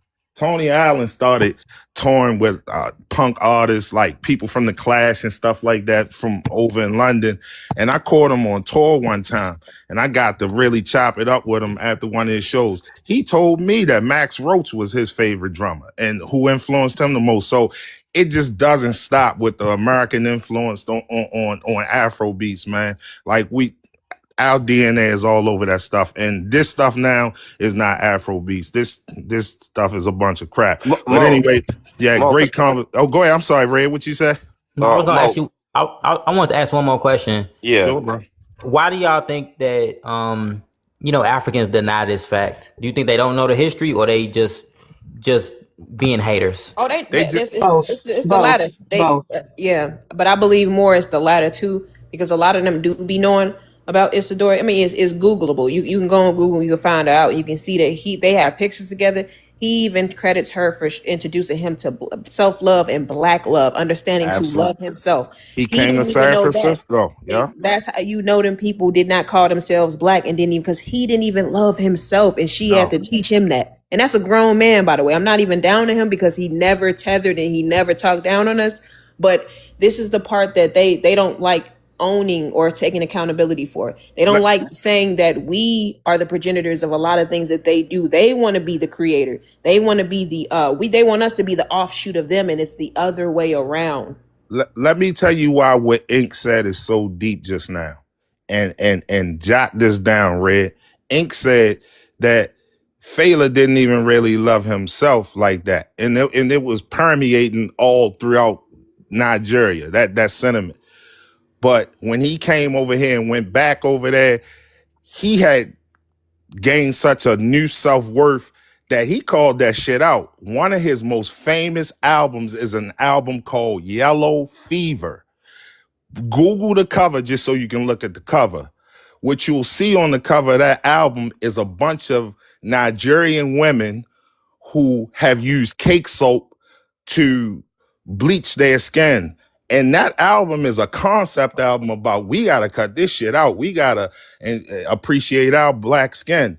We Oh can't. wow. Yeah, like so Ink right on point. Ish was on point. I mean, this is a great conversation, man, that y'all having. I mean, I'm a music nerd / junkie, so you know, I mean, this right up my alley. But listen, Mo, yeah, you from B-more? born and raised. What's Baltimore? Yeah, I can Baltimore. hear it, bro. Oh, I for can real? hear it. Everybody talk about our accent. That's crazy, Red. Yeah, that's the way we say certain words. Yeah. Yeah, But now, yeah. Mo, I wanted to ask you a question. Do you Sure, bro. like, because I know Fela Kuti, he did a lot of jazz and funk fusion with his Afro beats. I think today's version of Afro beats is a mixture of R&B and Caribbean, Jamaican dance hall and reggae. That's what I think it is. Because when I first heard this version of Afro beats, I heard it back in like what 2017, Mm-hmm. 2018. I thought it was reggae. Yeah, yeah. No, that's a good call. Do you see that? Absolutely, absolutely. See what it is, and to like touch on something you asked earlier. You know what I mean? Is it just they didn't know, or is it you know what I mean? Just them they know what it is. You know what I mean? It's just that we as foundational Black Americans, yo, we have so many points on the board. Like when you look up at the scoreboard, like damn, like they got so many points on the board. So I just think it'd be like hating, you know what I mean, trying to catch up, which we so far ahead in terms of cultural, you know what I mean, points, you know what I mean? Nobody will ever catch up with us in terms of that. We are the wave, we are the culture. But with that being said, yeah, of course, you know what I mean? They didn't have any emotion over there. Think about, I can name at least 20 different genres of music over on the continent. If we go just country by country, it's different genres of music over there. You know what I mean? Zimbabwe don't carry it like Nigeria. Nigeria don't carry it like South Africa, so forth and so on. It's all kinds of different genres of music over there. But it's almost like DC Go-Go. DC Go-Go is great, but it's real area specific. You know what I mean? The world knows about it, but DC is crazy about it. It's not like hip hop or R&B. Everywhere you go, you're going to hit. And that's kind of like that over on the continent for the specific which it comes. So I say that to say they didn't have no worldwide motion like that. So to your point, they went looking for what did have worldwide motion. American R&B, dance hall, reggae, stuff like that, and kind of, you know, meshed it together and came up with their own thing. Yeah, But this new stuff. That's why it's failing now, because they went away from its musical roots, and plus they artists not talented enough to keep producing hits. Even if the music does evolve over time, your artists have to still be talented enough to keep the hits coming, to keep the genre alive. It's crazy that you bring up go-go music, because y'all know who really kind of brought light to go-go music. Now we know that our people did, Yeah, but it was Wale. Yeah, and if you think about it, he from DC. Early, hold on, look, I know, but look, I'm just saying this. Early in Wale's career, nobody liked him. He was fucking trash. Yeah, Wale's career didn't go nowhere until Rick Ross put him on. All right, let's be honest. And everybody was surprised by that move, because it was like, why would you pick Wale when you a street artist? But it worked out for Wale, right, and the label, because I guess he was like, let me add in somebody who's not just street. It did bring a different element to MMG. Yeah. But my point is that it's crazy how early on in his career he was all this go this go that. I'm from DC. Whole time that bitch a Nigerian. Yeah, right. and they talk greasy about us. But go ahead. He's not from DC either, but our first introduction to go-go was A. Marie One Thing, and Beyonce took it for what's her face? What song is it? The one she did, her breakout song. I just had it. It was on Dangerously in Love. Crazy in Love. Crazy in Love. Yeah. That's go-go. Like, and so it's made by the same artist, and he was the producer of that is from DC. Yeah. That was a go-go song? Yes, that's a go-go. Yeah, it's go-go. That song dope as fuck. Yeah. Yeah. She took A. Marie's style because she heard one thing and was like, I want that, I want a song like that. So he created Oh, Crazy in Love, but that was our first introduction into global go-go music when we had never heard it before. It was through A. Marie right. first, and then it was through Beyonce. That girl, Yeah. Amarie, she had that song. What was it? It's that one It's thing. one thing, Yeah. yeah, it was Yeah, one thing. Yep, I didn't know that was go-go music. yep. Okay. That because the Yeah. music is Yeah. The it's like producer, Discord. It's his like name is Discord Rich. when you listen. His name is Rich Craft. Yeah, Rich. He it's widely rumored amongst like industry insiders that the speaking of Ink once again hit a home run with what she just said. But it's widely rumored on the inside, you know what I mean, that a I know what lot you're of that about to stuff, say. yeah, a lot of that stuff that Rich put on that first Beyonce album, that stuff was originally slated for And A. Marie. Marie. Yeah, It exactly. was. So It was. It yeah. was. Mm-hmm. Okay. Because he did But a it's go-go song. He did one of his go-go songs he did was with Tony Braxton. Take this ring off. Yeah. But it was like slowed down, but that beat was fire though. I ain't even gonna lie. That But you was know what's crazy. crazy? Amarie and Beyonce and other people did good with the go-go sound. Ain't it crazy how Wale came out and he tried to go the go-go route and none of that shit was hitting at all? And Because it wasn't he's because not he a was part of the culture. Right. it was something about it that just wasn't authentic. And then he got all these other dudes with him. They probably was tethers too. Isn't Emery They water our genres down. I really do believe that they actually water Yes, our they music do. down. Emery's Amy half Hawaiian and FBA, right? No, I think she's Korean, one of them, but her father is FBA. Yeah, So, yeah. She half Asian. Yeah. Hey half guys. Asian, half FBA. Hey, Yeah. really quick. I would be What's up? remiss if I did not bring up the name of the late great godfather of go-go, the late great Chuck Brown. Now he was the real deal. Y'all gotta get into some Chuck Brown and the Soul Searchers to really understand what go-go, the DNA of go-go. Like that's the one who invented it, man. Like listen to. My bad. They said she Korean. My bad, y'all. She's Korean. Yeah, she Asian. Yeah, she half Asian. But yeah, Chuck Brown, he started all that stuff. But great conversation though. Everybody on the panel, show enough. People just cold. Like anything we put our minds to, we really are just some phenomenal Yes. people. Peculiar Yes. to the mud, because people can't really they can't put their finger on what we gonna do next. We just move. We continue to evolve. We are the only culture that's not doing the same. We doing things from the past, but we're doing things that people have never done. And they can't do what what's that man name? It's a white T man that went to school, got a degree in African American studies because he wanted to be able to dictate our next move, and he still can't. He's in politics. He thought that he was gonna be able to set up all these little things happening that trigger us emotionally because we are an emotional people, and that's not negative. We just passionate about our own and what we feel is right, and that's why we are the moral compass of the world. So Yes, we he are. thought that by doing what they were doing in the media and in politics was gonna trigger us to come outside so they could unalive our people, and we got them done in because we said, you know what? Not only are we gonna vote from the couch, but we gonna sit down and let y'all do what y'all do. So now these people are scrambling because we refuse to come outside for anybody but our own. Yep, we not doing that no more. And another thing too. Go ahead. Go ahead, sis. No, you go ahead. Even with the unaliving of what's the little boy name, Nolan. Rest in peace to him. But even we are taking a stance on our people that choose to go out of our own community. Yeah. If you choose to date white and something happens to you, if you choose to be on the token in the group and something happens to you, let them people that you chose over us take care of everything going on with you. Because now even we won't come outside for that. Yep. And with that being said, it's rumors that the dad he's actually African. I don't know if that's true or not. Wow. I don't think that's Nolan Well's verified. dad. I don't know. I said rumors. Yeah, No, I don't know if it's true or bro, not. but I don't think that's like verified because I was thinking that at first, but I don't know if it wasn't verified yet. But if it is, hey, it makes sense. You know what I'm saying? It makes sense because like at the end of the day, that we know better. Most of our The folks crazy know part better. is he has the last name of his mother, so we won't know if he's actually African because Wells is his mother's last. Nolan's last name is his mother's last. His parents not married. No, his mother is biracial. She's Asian and half black. And half black. That's crazy to not have your dad last name. her last name is Wells. Was That's when she came to crazy that address she it, they not your said her father. name and her last name Wells, and his grandfather spoke out, and hey, they was referring to him as Mr. Wells, and I was like, Mr. Wells, and I was like, if that's his mother's father, then that means he has his mother's last name.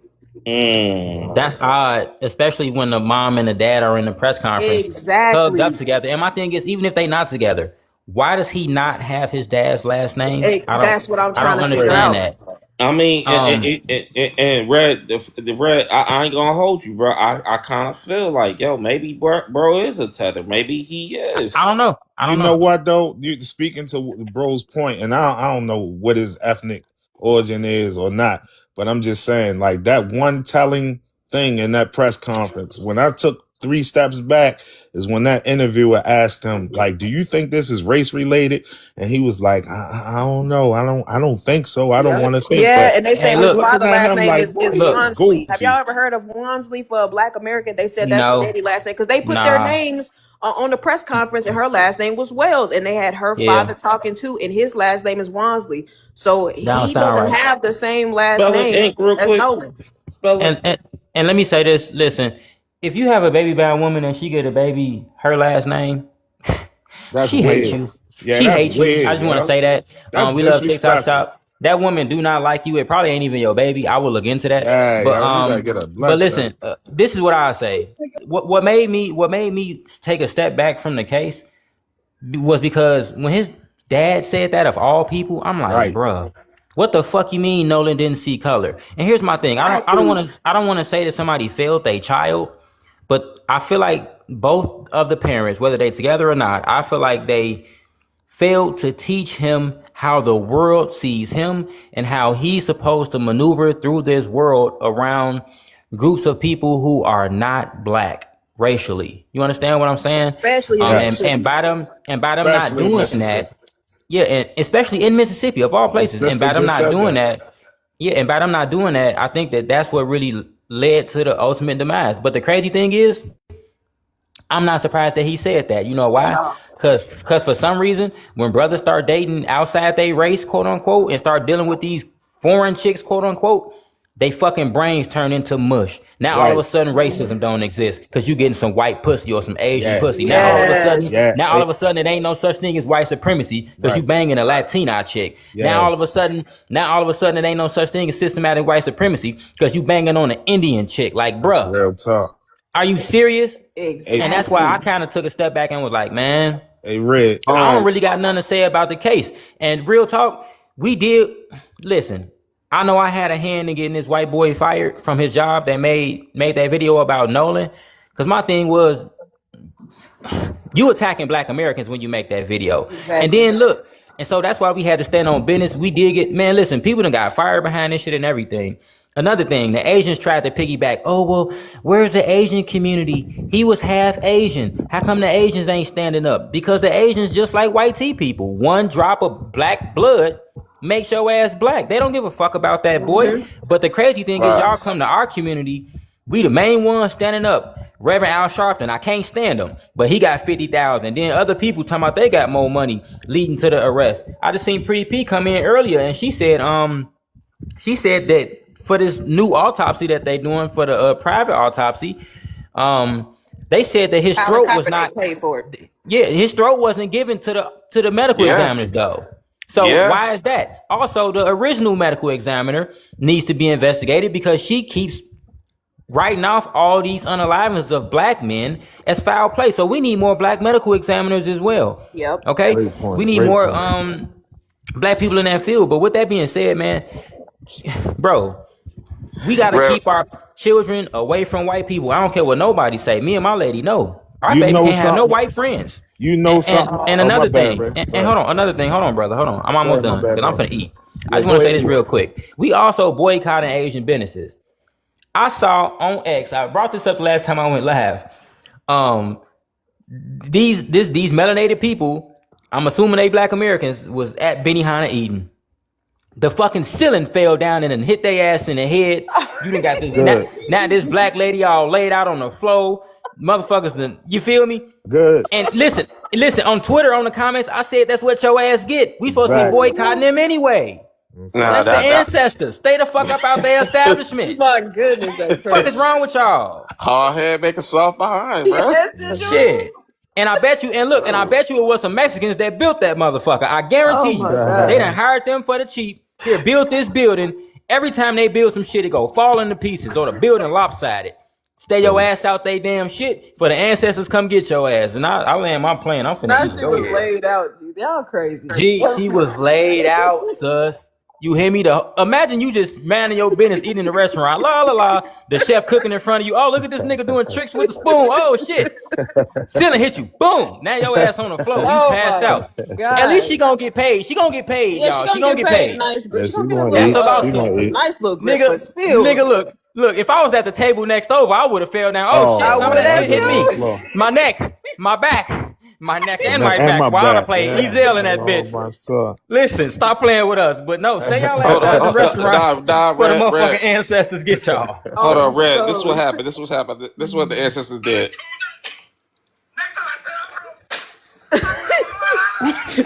Belt the ass.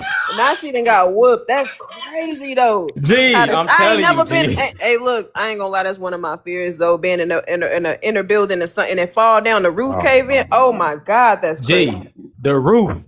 The roof. The The roof roof is on on fire.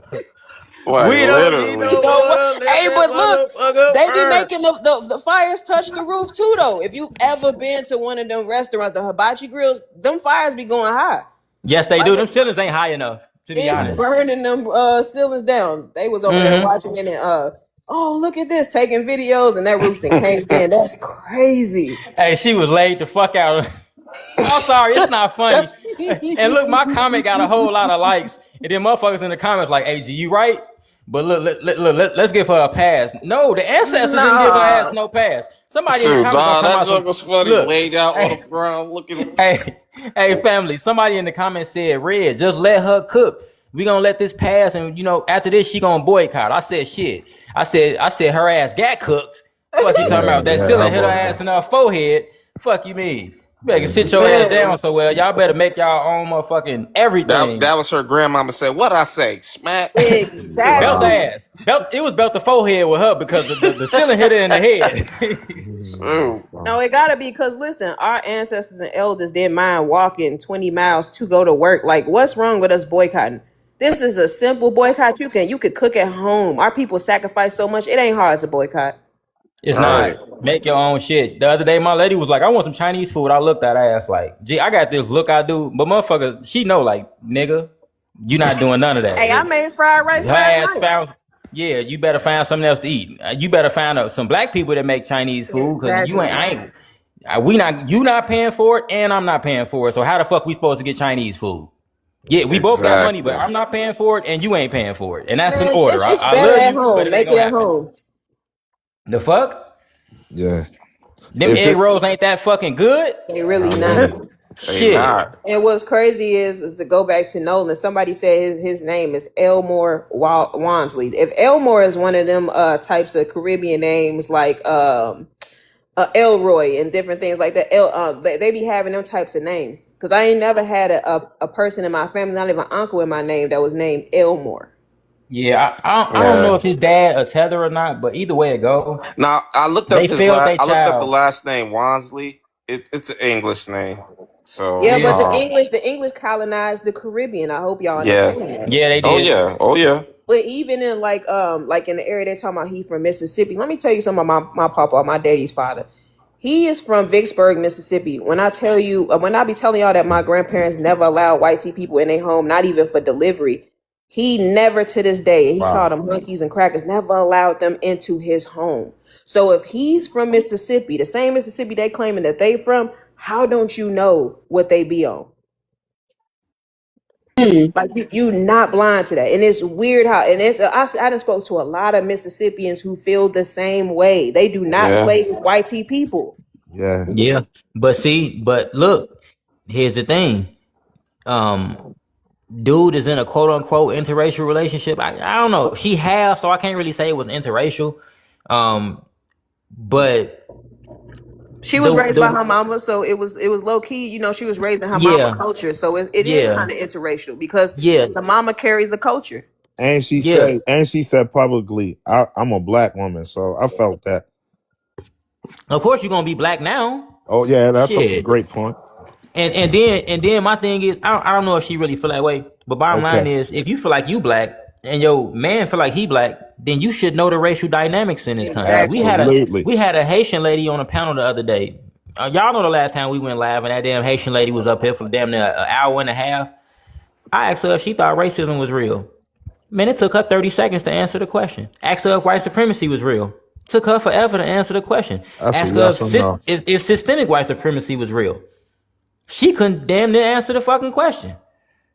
So a lot of these tethers that come here, they don't think white supremacy and At all. racism is real because they get to get a job and go to school and be amongst white people. And these couple white people is nice. Did y'all know that a black dude damn near got his fucking head cut off the other day? Yeah. Camping with some white people out there in Michigan. When we talked I about the heard last about time you that. was up here, Yeah. Retro, Yeah, we was talking about that last time. That was crazy, bro. how many fucking times do this have to happen before people get it? And then you know what people got the nerve to say? Oh, it's not all white people. Okay, And it's always listen, all of them. listen. When they get down on your ass, do not come to our community asking for fucking sympathy. Hey, You, Rick. We don't you want know, to you hear know it. something, family? It's gotten so bad where even white T people saying, "Look, stay. If you the only white Yeah. black person in the friend group, you need to leave that friend Turn group." Come on around. now. Yeah. Because they know that their people plot. See, I'm telling y'all, I went to a predominantly white T school. They know, I know from experience that these people plot amongst themselves. They are really sadistic. They be thinking up some of the craziest things. I didn't witness when we was at going to like house parties or whatever. Some of them kids, they would plot together to put like firecrackers in people's mouth and light them while they passed out. Stuff that we Wow. don't think about. Like you can mess their teeth up, you can unalive them, but that's the stuff that they do. These people got traces of alcohol in their mouth. They got the little bottle next to them, and you setting off firecrackers. These people do not care, and they are bloodthirsty. They have a And you know, bloodlust unlike any other people on this earth. you know what's wild, sus? I don't know if y'all saw this other video. Gee, we get everything on fucking Twitter, I swear. Have y'all seen a video of that white T girl that pushed this like autistic, mentally challenged type of white lady inside the lake? I guess she told her that her radio scanner fell inside the water, and she was like, "If you jump in and get it, I'll give you $20." So the girl not smart enough to know, like, nigga, I'm not jumping in there. You ain't gonna be able to find that. They mean I gotta swim to the bottom. Like, no, you tweaking. The lady jumped in and she couldn't fucking swim. The girl ran off and just left her in the damn water. They do this shit to their own people. Hey, They think look, this shit is funny. this The white T fuck be woman. wrong with them? There's a video of this 60-something-year-old white woman who did it to a child, a 6-year-old child that they was at a hotel pool. Had they not caught it on camera, they never would have known she did this. They're all at the pool. She said the little boy was being bullied. Oh, I just saw that. They were 6. So they were just having a little, you can't do this. No, you can't. Nah, nah, nah, this type of stuff. That's child's play. She kicked the little boy in the deep end. He could not swim, and she walked off with her daughter and her granddaughter.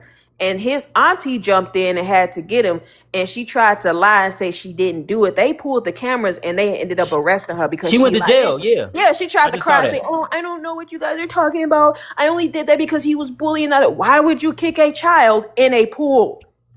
In a 6-foot deep pool, you kicking a baby in there because you mad that they're doing what children do, and then you walked off. You didn't even tell the front desk, "Hey, there's a baby in there that can't swim. Help him out."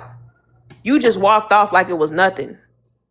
Hey, But then Rick. they will tell us that it's not all white T people. It is most definitely majority Hey, of them. and the thing is, I don't like to all and everything because it's some white people who ain't like this. Okay, I'm gonna be fair, right? But as a culture, bro, we have to stay the fuck away from these people Majority. It's majority. because for the most part, most of them are like this, and most of them are racist, and they do not like black people, And they won't speak especially up. black Americans. Hey, And the hey, crazy thing is, it's not the ones. And I want y'all to beware of this because I was telling my lady this the other day.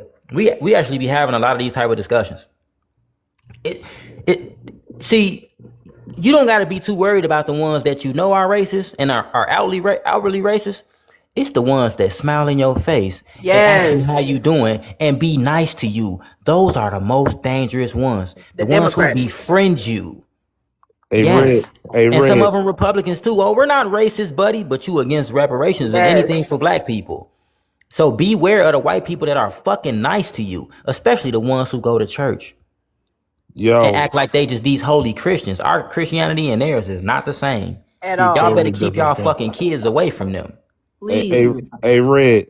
The piggyback on what you saying, the thing that jumped out at to me the most about this Nolan Wells case is how on cold white people was about this. Yes. It's incredible how on cold. Like I heard Professor Black Truth say, if he was on that island or wherever they were with all those white tea people and all them people saw him and they claiming that they didn't see nothing in terms of foul play, that means everybody knows something. But they just Exactly.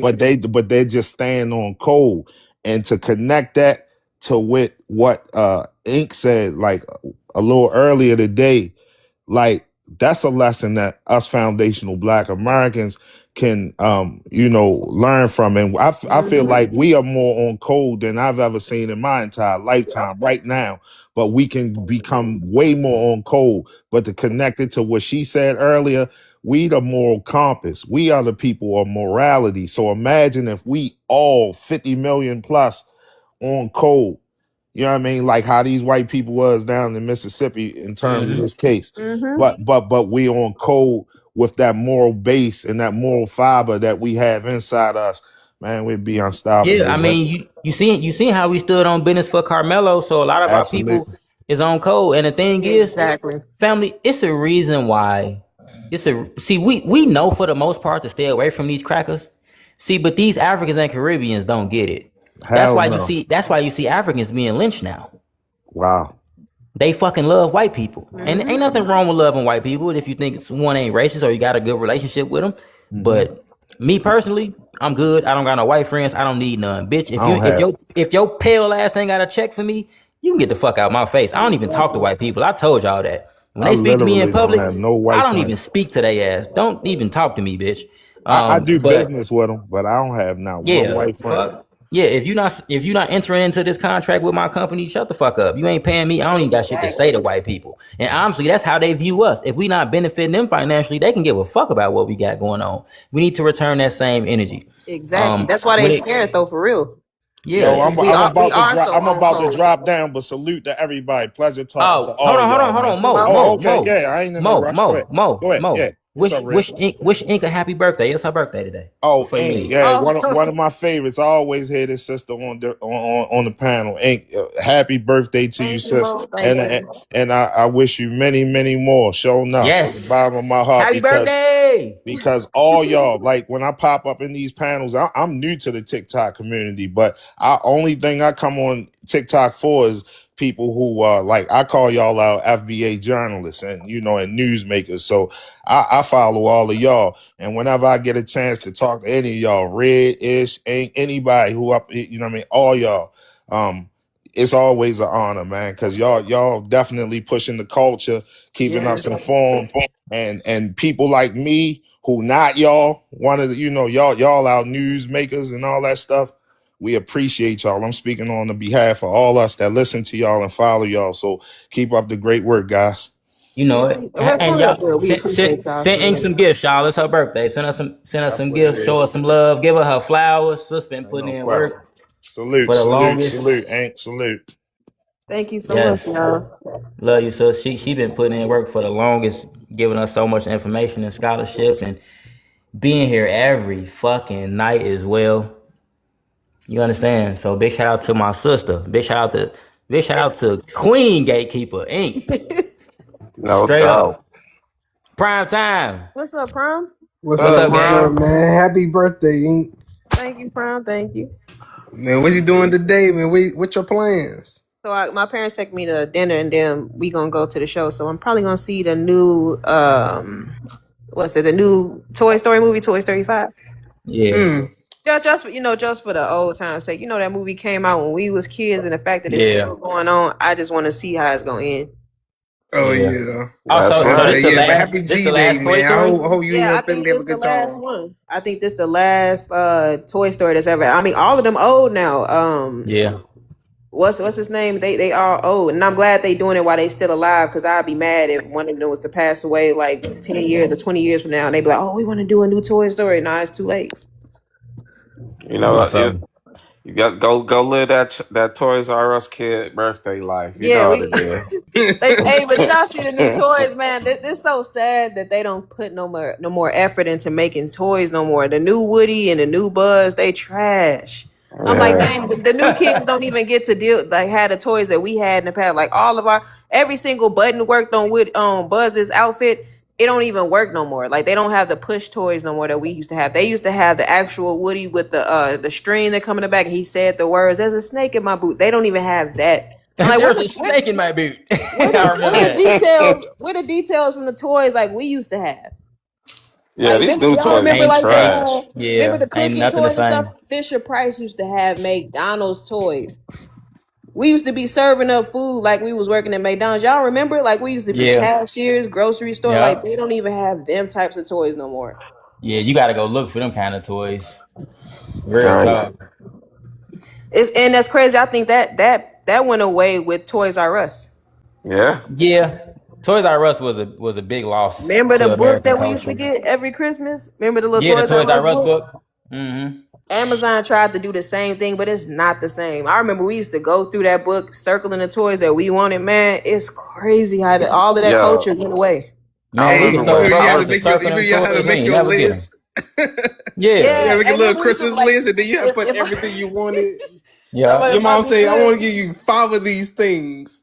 Even your shoot, list got 10. I remember when man, Twelve. I remember when Batman the animated series came out and the toys came out. Oh my and they was just like the series. gosh. My brothers had them too. Had the Batmobile and everything. That joint was lit, bro. Y'all, man, y'all Gen Z's, man. Y'all missing out, bro. We had I'm to. telling you, even Barbie was better back in the day. Like I remember they had a Barbie for every single career Hey, that I you know could think of. you know. Hey, shout out to Ink. Shout out The for the your What's birthday. up, Latino Vanguard? the What's up, bro? Latin all the immigrants took all the teenagers' jobs. That's why they Yeah, they that's did. why they ass ain't working. What's up, Black Vanguard? What's up, Hey, Black what's up? Vinegar? Yeah, happy birthday, Ink. Though, yeah, but my Thank you. favorite one was back when I was a kid. Man, I don't want to say this though, man. It's probably damn, SpongeBob SquarePants. Oh, I When I love was younger. I SpongeBob too. mean, yeah, I can understand that. While Motherfuckers I was love young, well, SpongeBob, bro. yeah, Well, while I was lie, man. younger. That first And Patrick. Hey, 3 seasons was hot. the Dirty Dan episode was one of the funniest episodes. And you know, my favorite cartoon was coming up growing up in the early '90s. The Hey Arnold show. Hey, Arnold was Hey, that. and they Don't played Football ain't. smooth. kid. Yeah, They that was played cool. smooth jazz. Let me just say, Hey Arnold had the best bedroom of any type of cartoon or Yo. childhood show. Like Yes. The Disney best, the bedrooms were some of the best. But Hey Arnold had the best bedroom. He had the sky view The sky and view, the little chair that folded into the wall. And the Fat Oh Yeah, my Albert show. The goodness. Hey I Arnold ain't and gonna lie. Hey Mine had to Arnold and be the Fat like Albert. Static Shock and Justice League and shit like that. Those were my yeah. favorite TV Yeah, shows. I love Steady Shock too, but I do remember. Hey, what was your favorite network? What between the top three Cartoon was it Network. Cartoon Cartoon Network, Network. Nickelodeon, or Disney? Nickel And y'all gotta rank Nickelodeon. them. Y'all gotta rank them Nickelodeon. from 1 to 3. If I had to rank My, them 1 to 3, it's gonna be Cartoon Network. Yep, Then it had to Nickelodeon. go to Nickelodeon, Yep, and mine then too. And Disney then was the Disney. last one. Yes, yeah, you just named mine. That's my that's how how I mine rank was them. Well, too. yeah, Disney was cool. I like Even Stevens, Lizzie McGuire and shit like that. Those cool shows, but They I didn't always have fuck they with didn't Cartoon have a Network. heavy hitters until Disney became black in like the 2000. That was like from 2000 to 2005 when we had the Proud Family. That's when they put what's the show Smart Guy on Disney. That was only Yeah. a few ones. That's when they put Proud Family when Disney was like black for an era. That's when Disney was like at its peak. And then it kind of Yeah. fell off when they got rid of Raven. But I say Cartoon Network was number one, and then it was Nickelodeon, then it was Disney. Yep. Cause we used to flip Yeah. between channels. I ain't gonna lie though, PBS had they joints too. They had Ghost Rider, Carmen San Diego. Hey Arthur too. The new Hey, ones look, is Art. that was the trash right now channel. because That's they the have channel your grandma Tedros forced actually you to running these watch. scripts over there. That's why it's trash now. Hey, Yeah, remember Ghost Rider when was you my show. I ain't remember when They gonna. you got got who? That's the channel you had to watch when you got sick and you stayed home from school and you had to watch PBS Kids and then watch your grandma shows. Like No, she'd be Dexter. watching her story. No, Yeah, Dexter. I ain't gonna lie. I'm gonna be showing my age, but I just love Tanami. No, Dexter Man, was good. Tsunami was that joint. Yeah, No, Tanami Dex, was that shit, man. Yeah, man. That's the good no, old days. no, Dexter was hey, good too. Kids Next Door was one of my favorite shows. Like, Code Name Kids Next Door was yes, so fire. number one, number five. I used to love that Yeah. show. The kids Yeah. down the I lane. thought number 5 was so cool. I ain't gonna lie with No, you. you tell my favorite These ones be was, laid back my with the favorite, hat. I'm like, my oh, shit. favorite ones was my favorite one coming up was Dexter. Dexter, You like yeah. Yeah, Dexter? Dexter was good Dexter was too. fire. Hey, look, I bet Bro, you what's up none with of that y'all. accent he had? What was that? Like a He's like my German accent? laboratory. Hey, I bet you none of y'all like cow and chicken because I know I couldn't I stand couldn't No, cow and hell stand chicken. no, cow and chicken. hell no. I And feel like Cow and Chicken you wasn't know a that good bad. one. It wasn't that And bad. you know what the funny one is? Courage the Cowardly Dog. That shit Yeah, Oh, I funny Courage too. was love funny. Courage. Oh, how about Courage Cat was and funny. Dog? He would then he'd be Y'all remember like, Cat and Dog? "Hey, look, he had AI. Courage He was a had AI bitch. before we did. He had AI before we did." And he used to be in Shit. there talking to his computer, talking about the things I do for love. Hey, that show used to be Hey, funny too. Johnny yeah, Bravo that was was my funny. show. Johnny Bravo was the shit. Yeah, I like Johnny And he got Bravo. beat up in every episode by a group of girls. Got his ass whooped. Nah, you want to know a cartoon He was was always He trying used to to so do mess with this little fire? somebody's slick girl. back shit like Elvis. I was like, oh yeah, The this man right here. Samurai Jack was Oh, fire remember? Oh, too. my brothers love Samurai Jack. Samurai I feel Jack was Japan. fire. No, Afro Samurai. I like Afro Samurai better. Yeah, hey, I ain't gonna lie, man. And Samurai this Jack, man, when is I empathetic towards them Asian people. when I It went was out a here to brother that Japan. spoke. Phil Lamar spoke for Samurai Jack though. He was a brother. Maybe that's Yeah, why he made him so cool. yeah. It was the dude that played on Mad TV. He spoke for Samurai Jack. Phil Lamar. Yeah, he voiced a lot of characters. Phil Lamar is a goat. Oh, now y'all not putting it. Hey, I know y'all used to watch a pup named Scooby Doo. Huh? A pup named Scooby Doo. I Yeah. remember that I didn't show. like Scrappy Remember Doo. what Scrappy Doo? Yes, I like I didn't Scrappy like Doo. He was Scrappy Doo. always funny. You ain't like he Scrappy? was Nah, I ain't like Scrappy, because man. he used to be Guys, talking tough. Remember? did He always anybody is talking mention? shit. You said what? Ed, and Eddie? Oh, I loved Ed and Eddie. Yeah, That was The Ed, good. Ed only and thing I Eddie, did not yo. like is that they lied about Jawbreakers because they was not as good as they was making them out to be. They Man, wasn't. Agreed. Them men Jawbreaker's them big as nasty. And hell. you would bite your damn Like tongue eating that Jawbreakers Yeah, are you shit. Yeah, would. they're nasty. nasty. Jawbreakers is But nasty. that and like really anything on Cartoon Network I really loved. But I started like Saturday morning cartoons. I know you guys know all about Saturday morning Yep, cartoons. one Of Saturday morning. My course. son on Saturdays, I make him watch. Well, I don't make him watch, but I have him watch all the old Nickelodeon cartoons, Ed and Eddie, uh, We Are Hey Monsters. Arnold, Hey Arnold, Scooby Doo, Fat all of the Albert. old, Fat Albert. like, yeah, Fat Albert, The all of the old school Rugrats. cartoons. I don't let him watch nothing new.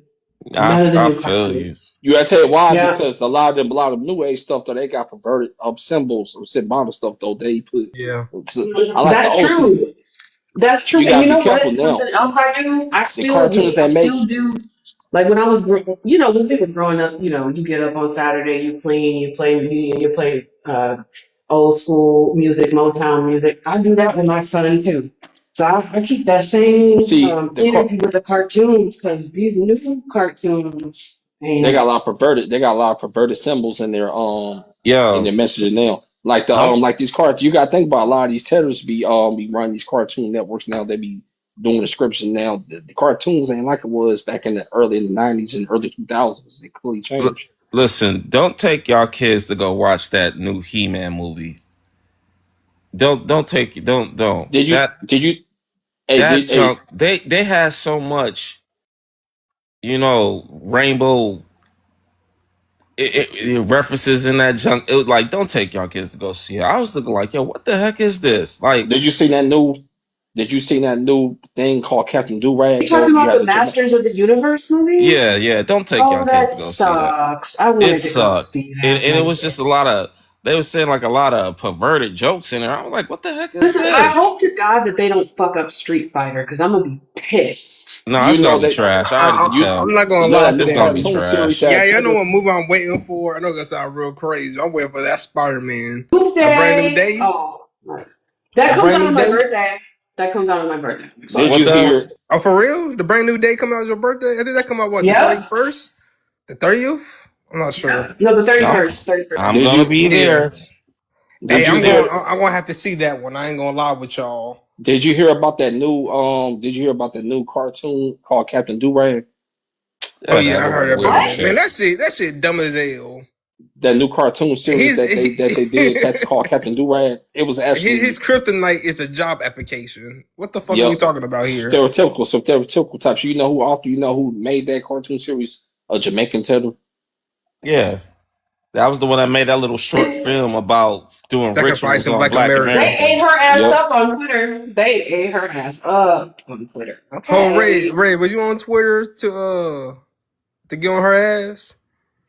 That Jamaican woman, the Who Jamaican you Cheddar talking woman, had a about? whole stereotypical cartoon series on Disney The called But Captain Durag.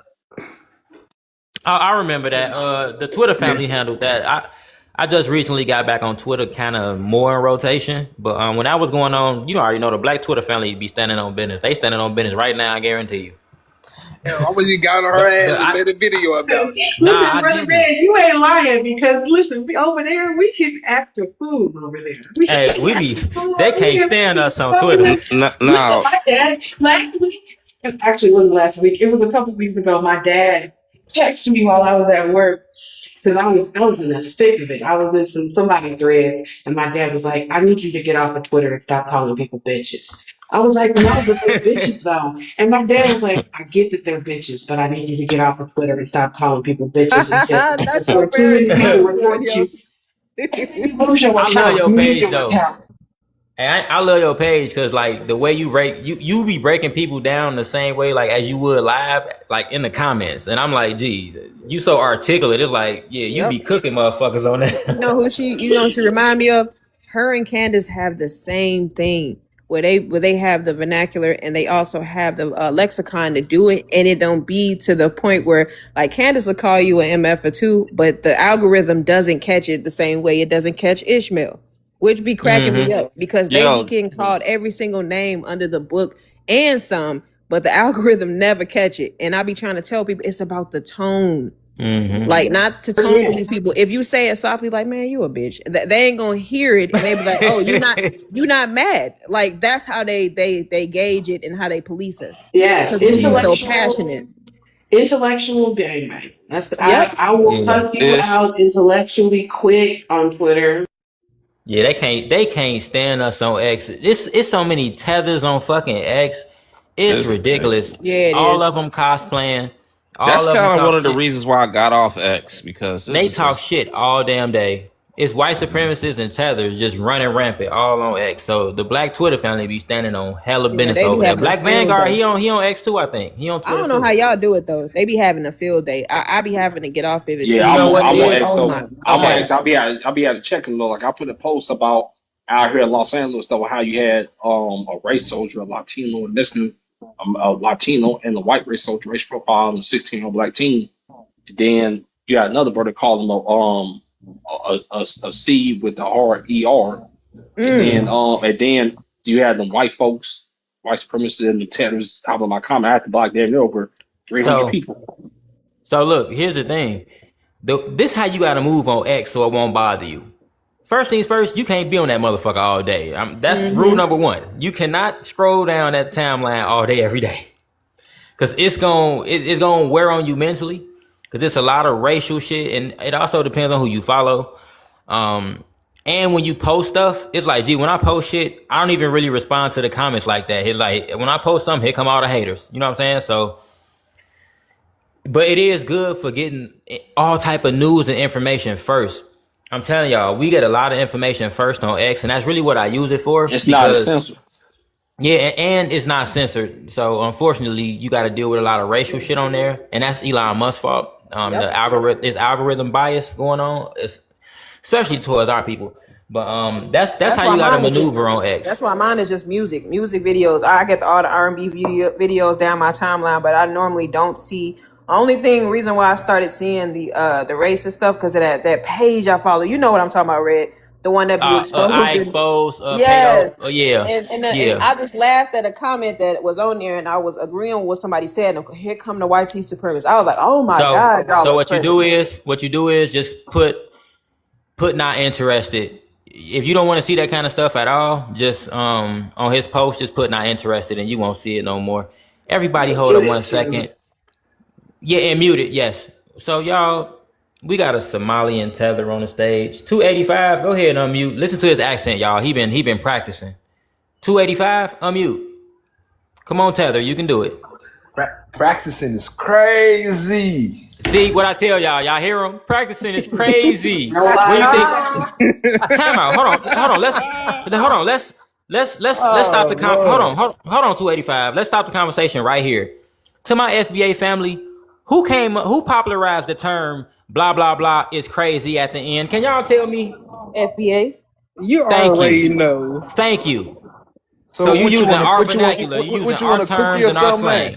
You And want a No, cookie? no, I don't want even no the way he cookies, not said from no it, Somalian. even the way he said it, it wasn't authentic. It crazy. That Lame means as hell. They always got somebody they throat family. They always have like about I like told you it didn't sound they right. somebody they throat every Yeah, time. no matter Hey, how hard you try, you still sound like a Somalian. are you Boy, aware that they boy ended a temporary? sound bad. Are you aware? You A talking crazy 285. Are you talking, aware man. that they ended your temporary protected status? You aware of that? Nah, I ain't aware of that, man. They gonna have to come get me, man. Good. You want to do it the hard way? That's perfectly fine. We ain't no yes master type of brothers. You know what I'm Oh, yes, saying? you are. Yes, Oh, you yes, are. you Yes, are. you are. Yes, you You are. are We not a get brother. busy. Yes, you are. You're We not even get a busy. brother. You know what I mean? Let Ink, You're We let not Ink, you're not brother at all. you see What's what let I'm us crazy handle getting this at, is white tether real people. quick. you're not even a brother. What you mean y'all not a type of brother? You not even the brother We that you don't, talking about. we don't do yes master thing. We let some rounds off. You know what I mean? Y'all never had masses. And what you mean let rounds off? You let rounds Exactly. off. What you Yeah. mean you letting rounds off? Hey, listen, hold on, time out. We don't advocate for violence up here. We really Let's be don't. honest. And another thing, stop acting like y'all out here really like that, cause y'all We not. outside, man. You Like my not. boy Jada Kid said, we Oh my outside. God, You know what I mean? family. Do y'all hear him cosplaying? I We want y'all all to the hear way how terrible this outside. shit sounds. Matter of fact, Yeah. hold on, family. We ain't no I house ninjas. You know listen. what I mean? Hey, We some field okay. ninjas. Hold on, wait, hold on. Okay, look, bitch. Yeah. Watch your mouth, bitch. Cause ninja is short for nigga, and your big forehead ass ain't coming up here saying that. Okay, so watch your mouth, bitch. That's first things first. You're not Do gonna come up not here talking about some ninja. None of that. and you're not gonna disrespect our people by talking about y'all some field ninjas. You was never enslaved. I don't allow tethers and I don't allow Africans or anybody else to mock our people. And the people who Cause was in we ain't that tight. the house Negroes were not nothing to play with either. Who you think unalive them people? Who you think was plotting on them people? Yo, It's weird that y'all use our colloquialisms and our vernacular to talk against us, and you don't even know our history. The house Negroes were not like who you think. They wasn't Sambos. Y'all are Yeah. weird. Yeah, they wasn't. They y'all was not. a bunch of No, toadies. you using our vernacular to talk against us, and you don't even know our history. Yep. Name a Can house I just Negro who was against the people. can I just say that they are they out here wearing galabeas and kufis talking about they out here doing something in Minnesota. They're not. And I'm at and work, so I have to. and I gotta. I'm we get sorry. it. Go We ahead. get it, sus. And another thing, Mister 285. The only people y'all licking shots at are each other. That's why you had to flee from your failed ass country. Exactly. Cause your people out Yeah. there going against each other, trying to get control of y'all, what y'all want to call a government. It's not really a Yeah. government out there in Mogadishu. So them Yep. the only motherfuckers y'all licking shots at. Y'all ain't licking no shots out at nobody else. But if I could So build stop off stop this acting real I like quick. also you gotta tough. say, this because it annoys me when they do this. I'm gonna give y'all a little history on our house Negroes. It was because of them that a lot of our people got to escape Thank because they you. were Thank literally you. keeping our secrets under wraps. They was making sure that we had the plans. Like, hey, look, the Masters family's finna be here. They not finna be in a home. They was making sure our That's a people was damn straight. lie. The fact that you Put talk about glass our on their people, plates, and then they Stop eat. it. Stop Yeah, lying. exactly, I could they were build it the up too. ones. They were One the mic, ones who one were mic. cooking. They were the ones who were cooking and making sure our people had food to put in the shoe boxes to leave with them so we wouldn't be caught. They was the ones that was fixing the hush puppies that they used to give to the bloodhounds to keep them off our trails. We not finna let these tethers come over here and retell a history and You try don't to even, Yeah. talk bad about them. yeah, you don't I even know want the to build And on history, and that you and sitting up too. here talking and about a I'm field glad, Negro. And I want to right? build on that what Ink said, right? Because that's truth. Like literally, it was these about people inside the house that was feeding our people outside. The outside Negro, as you would love to talk about, were getting fed by the inside. How about Black American people, Yeah, the the house Negroes? Negroes.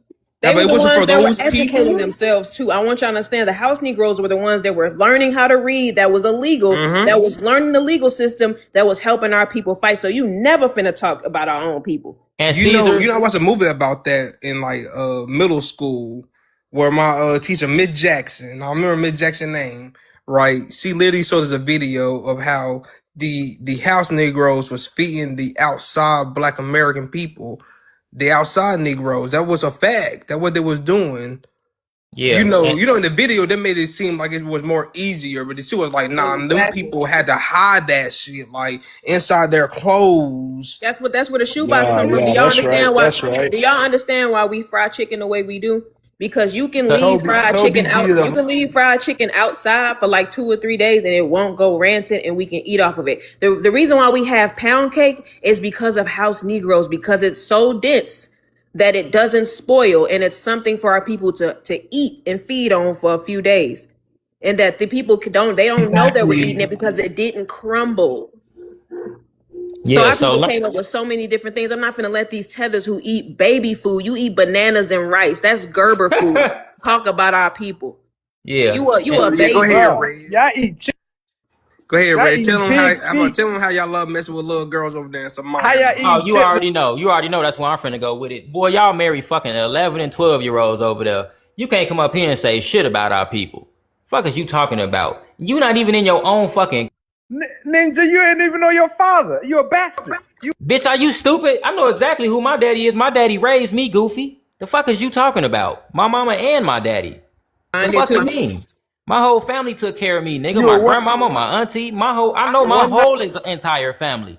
Unlike you, nigga, We got your our daddy. father's last names. What are Hey, y'all talking time about? out. Your daddy probably your uncle, bitch. Fuck is you talking about? Your mama probably your auntie, bitch. Fuck is you talking about? Y'all be fucking each other. And you probably gonna marry your little Right. cousin with your goofy ass. Y'all be marrying each You other. And that's why y'all look like why that. you muting Nigga, me? you look like the bottom of a foot, bitch. That's how y'all face look. Fuck is you talking about? You look like a monkey foot. And you got the nerve to talk about somebody. We outside. We outside. That's not your culture. Talk to me like a Somali. Speak that Guala Guala shit y'all be speaking. Walk around with a Martha Stewart bed sheet on, looking like a Pac-Man character. That's what you do. Goofy ass boy. Why you Yeah, muting me, man? yeah, Clown. y'all, Cause you a bro. goofy This and was a you up here God, saying clown. dumb shit. Man, And you and a and, part and of time one out. night stand. Nigga, please. Nigga, I had a one night stand with a Somalian bitch before. The fuck is you talking about? Your women over here hoes. They over here fucking like a motherfucker. They done left Somalia and they realized, oh shit, I can get some dick and just go home. They love America because they've been sexually liberated. And you love America because you've been sexually liberated. You can go fuck your little fellow tether and go right home. Yeah, you can be gay in this country, bitch. You ain't got no friends. He the type of nigga, oh, man, I'm finna go to my homie house and play Madden. Yeah, y'all playing Madden, all right. Blue 42, yeah, all right. Y'all over there fucking bumping and grinding with y'all but freaky ass, big forehead ass boy. yeah, but you know who brought that culture over there was the Arabs, because a lot of them are Muslims. People forget about that. The Arabs brought that culture over there to those Yeah, people. that's their masters. They sit here Yeah, talking about us, but they literally are second class citizens to Muslims. The Arabs. G, yeah, this dude not even in his own country and he up here talking shit to us. Now, my thing is, why you so jealous of black Americans? What did we ever do to you? facts. Huh? Why you so mad? You don't even Jealous give is a fuck about crazy. Africa. You ain't even there, bitch. Jealous? What the hell I'm gonna be jealous about a baboon looking ass ninja for, man? Really? Really? Why That you sounded trying okay, time horrible. out. If that's Hey, the case, if you hate black Americans so much, why you trying to talk like one? Exactly. Why are you trying to talk like one and cosplaying and use Especially a nappy ebonics? headed ass little nigga like you talking about jealous. Oh no, no, no, What? no, no, Hold no. on. Yeah, This thank you, goofy thank you. ass. You dusty. You're not finna make fun, mock our looks or use any of our words. Never And one gonna do more that. thing, and let me say something. Hey, your mama a bitch. I just want to let you know that your mama a hoe, and if I ever catch her out here, I'm gonna hit her ass from the back. Fuck you mean? Aquarius, And then I'm gonna get her goofy ass deported, musty pussy bitch. I just don't like when they do that. Speaking on our people, and it's because of paying goofies that they have that the house Negroes have a negative stigma about them. It's You know what's because of people crazy? like Umar who these are house people. No, we're not gonna let them retell the history of our people because they feel some type of way that we not claiming Africa. We don't have to claim y'all. We're not you, but you're not gonna denigrate our ancestors because you feel some type of way. And if for these the same people that be acting like we're them, but you're mocking our people who you claim we're your people. Why would I want to connect with you? If we allegedly came from Africans, our ancestors, those who were enslaved, they were the closest people to you, and y'all mock them the most. That doesn't make sense. That's like your Hell no. grandmama talking shit about her sister. Your great auntie talking about your grandmother who was her sister, and she expecting you to show her the same love that you show your actual grandmother. That's weird. Family, this dude is Somalian. They don't even family. Have y'all? I think they got Somali shillings. You motherfuckers still have shillings. Yeah, that's biblical Look, money. look at they money. Look at y'all money. You might as well wipe Listen, your ass with this. how much is that? I would love to know. Judas betrayed Jesus for 40 shillings. That shit look like ghost skin. The How hell? much money is that? Do y'all Hey, know? look, no, you not lying. Look, Oh Red my showed us a God. It video. look like ghost They was sewing the money For the together. Arabs. There is a video of them sewing their money, putting patches on their money so they could still spend it. Yeah, and that's where this picture came from that video. Shout out to They was taking this Ethiopia. money and they was stitching it back together, Eros. That shit crazy. Shout out to Ethiopia for beating their ass all the time. Yeah, they stay Oh whooping their ass. man, I would love to know how much money that is. That could be like $5. That's It could be negative. like That's negative $20. We $7. don't know. That's literally negative $7 right there. But Bro, I'm trying to figure out though, like what kind of mental illness? How you gonna try to compete with a person that you trying to imitate? make it make sense. Imitation can never beat authenticity. How you trying to compete with somebody you imitating? He said they money look like pork rinds. Yeah, and see, I'm big looking at family. the picture of it, The and it real does reason look- why they so It mad look at like us goat is skin though. It really yeah, do the look like real. goat skin. Ain't it crazy? These people are the crux of their argument. Why they mad at us? First of all, they jealous of us because they not us. And then the part why they really mad at delineation is because we won't allow them to be us and claim our culture. We're not gonna do what white people did. White people allowed these Europeans to come over here and they practice flat whiteness. That's why you can't none of us really say definitively what white culture is. Because they have flattened, they practice flat whiteness. You're not gonna come over here and erase us and our history and our culture. Motherfucker, you from White Africa. people erase themselves though. When the Europeans come over here, it's like white supremacy is literally bleaching, right? Because they have culture in Europe, but once they convert into and assimilate into whiteness in the United States, they bleach out their culture and they become fucking like zombies and shit. Yeah, they stupid as hell. And it's crazy how these people they want to be us so bad. Listen, what's wrong with being African? What's wrong with being Ethiopian or Somalian? Matter of fact, I'm gonna show y'all. You know, But what's if I say this, you know what's so disrespectful about that? They try I'ma to show flip y'all. that question on us like they did with Cameron, talking about what's wrong with being African. What's wrong with y'all being African? What's wrong with being American? That's what I want to ask. So look, he said, my family from Atlantic Yeah, he City. should be asking himself that. Like, family. what's wrong with being an African? I would say that to the actual Africans. Yeah, what's wrong with being African?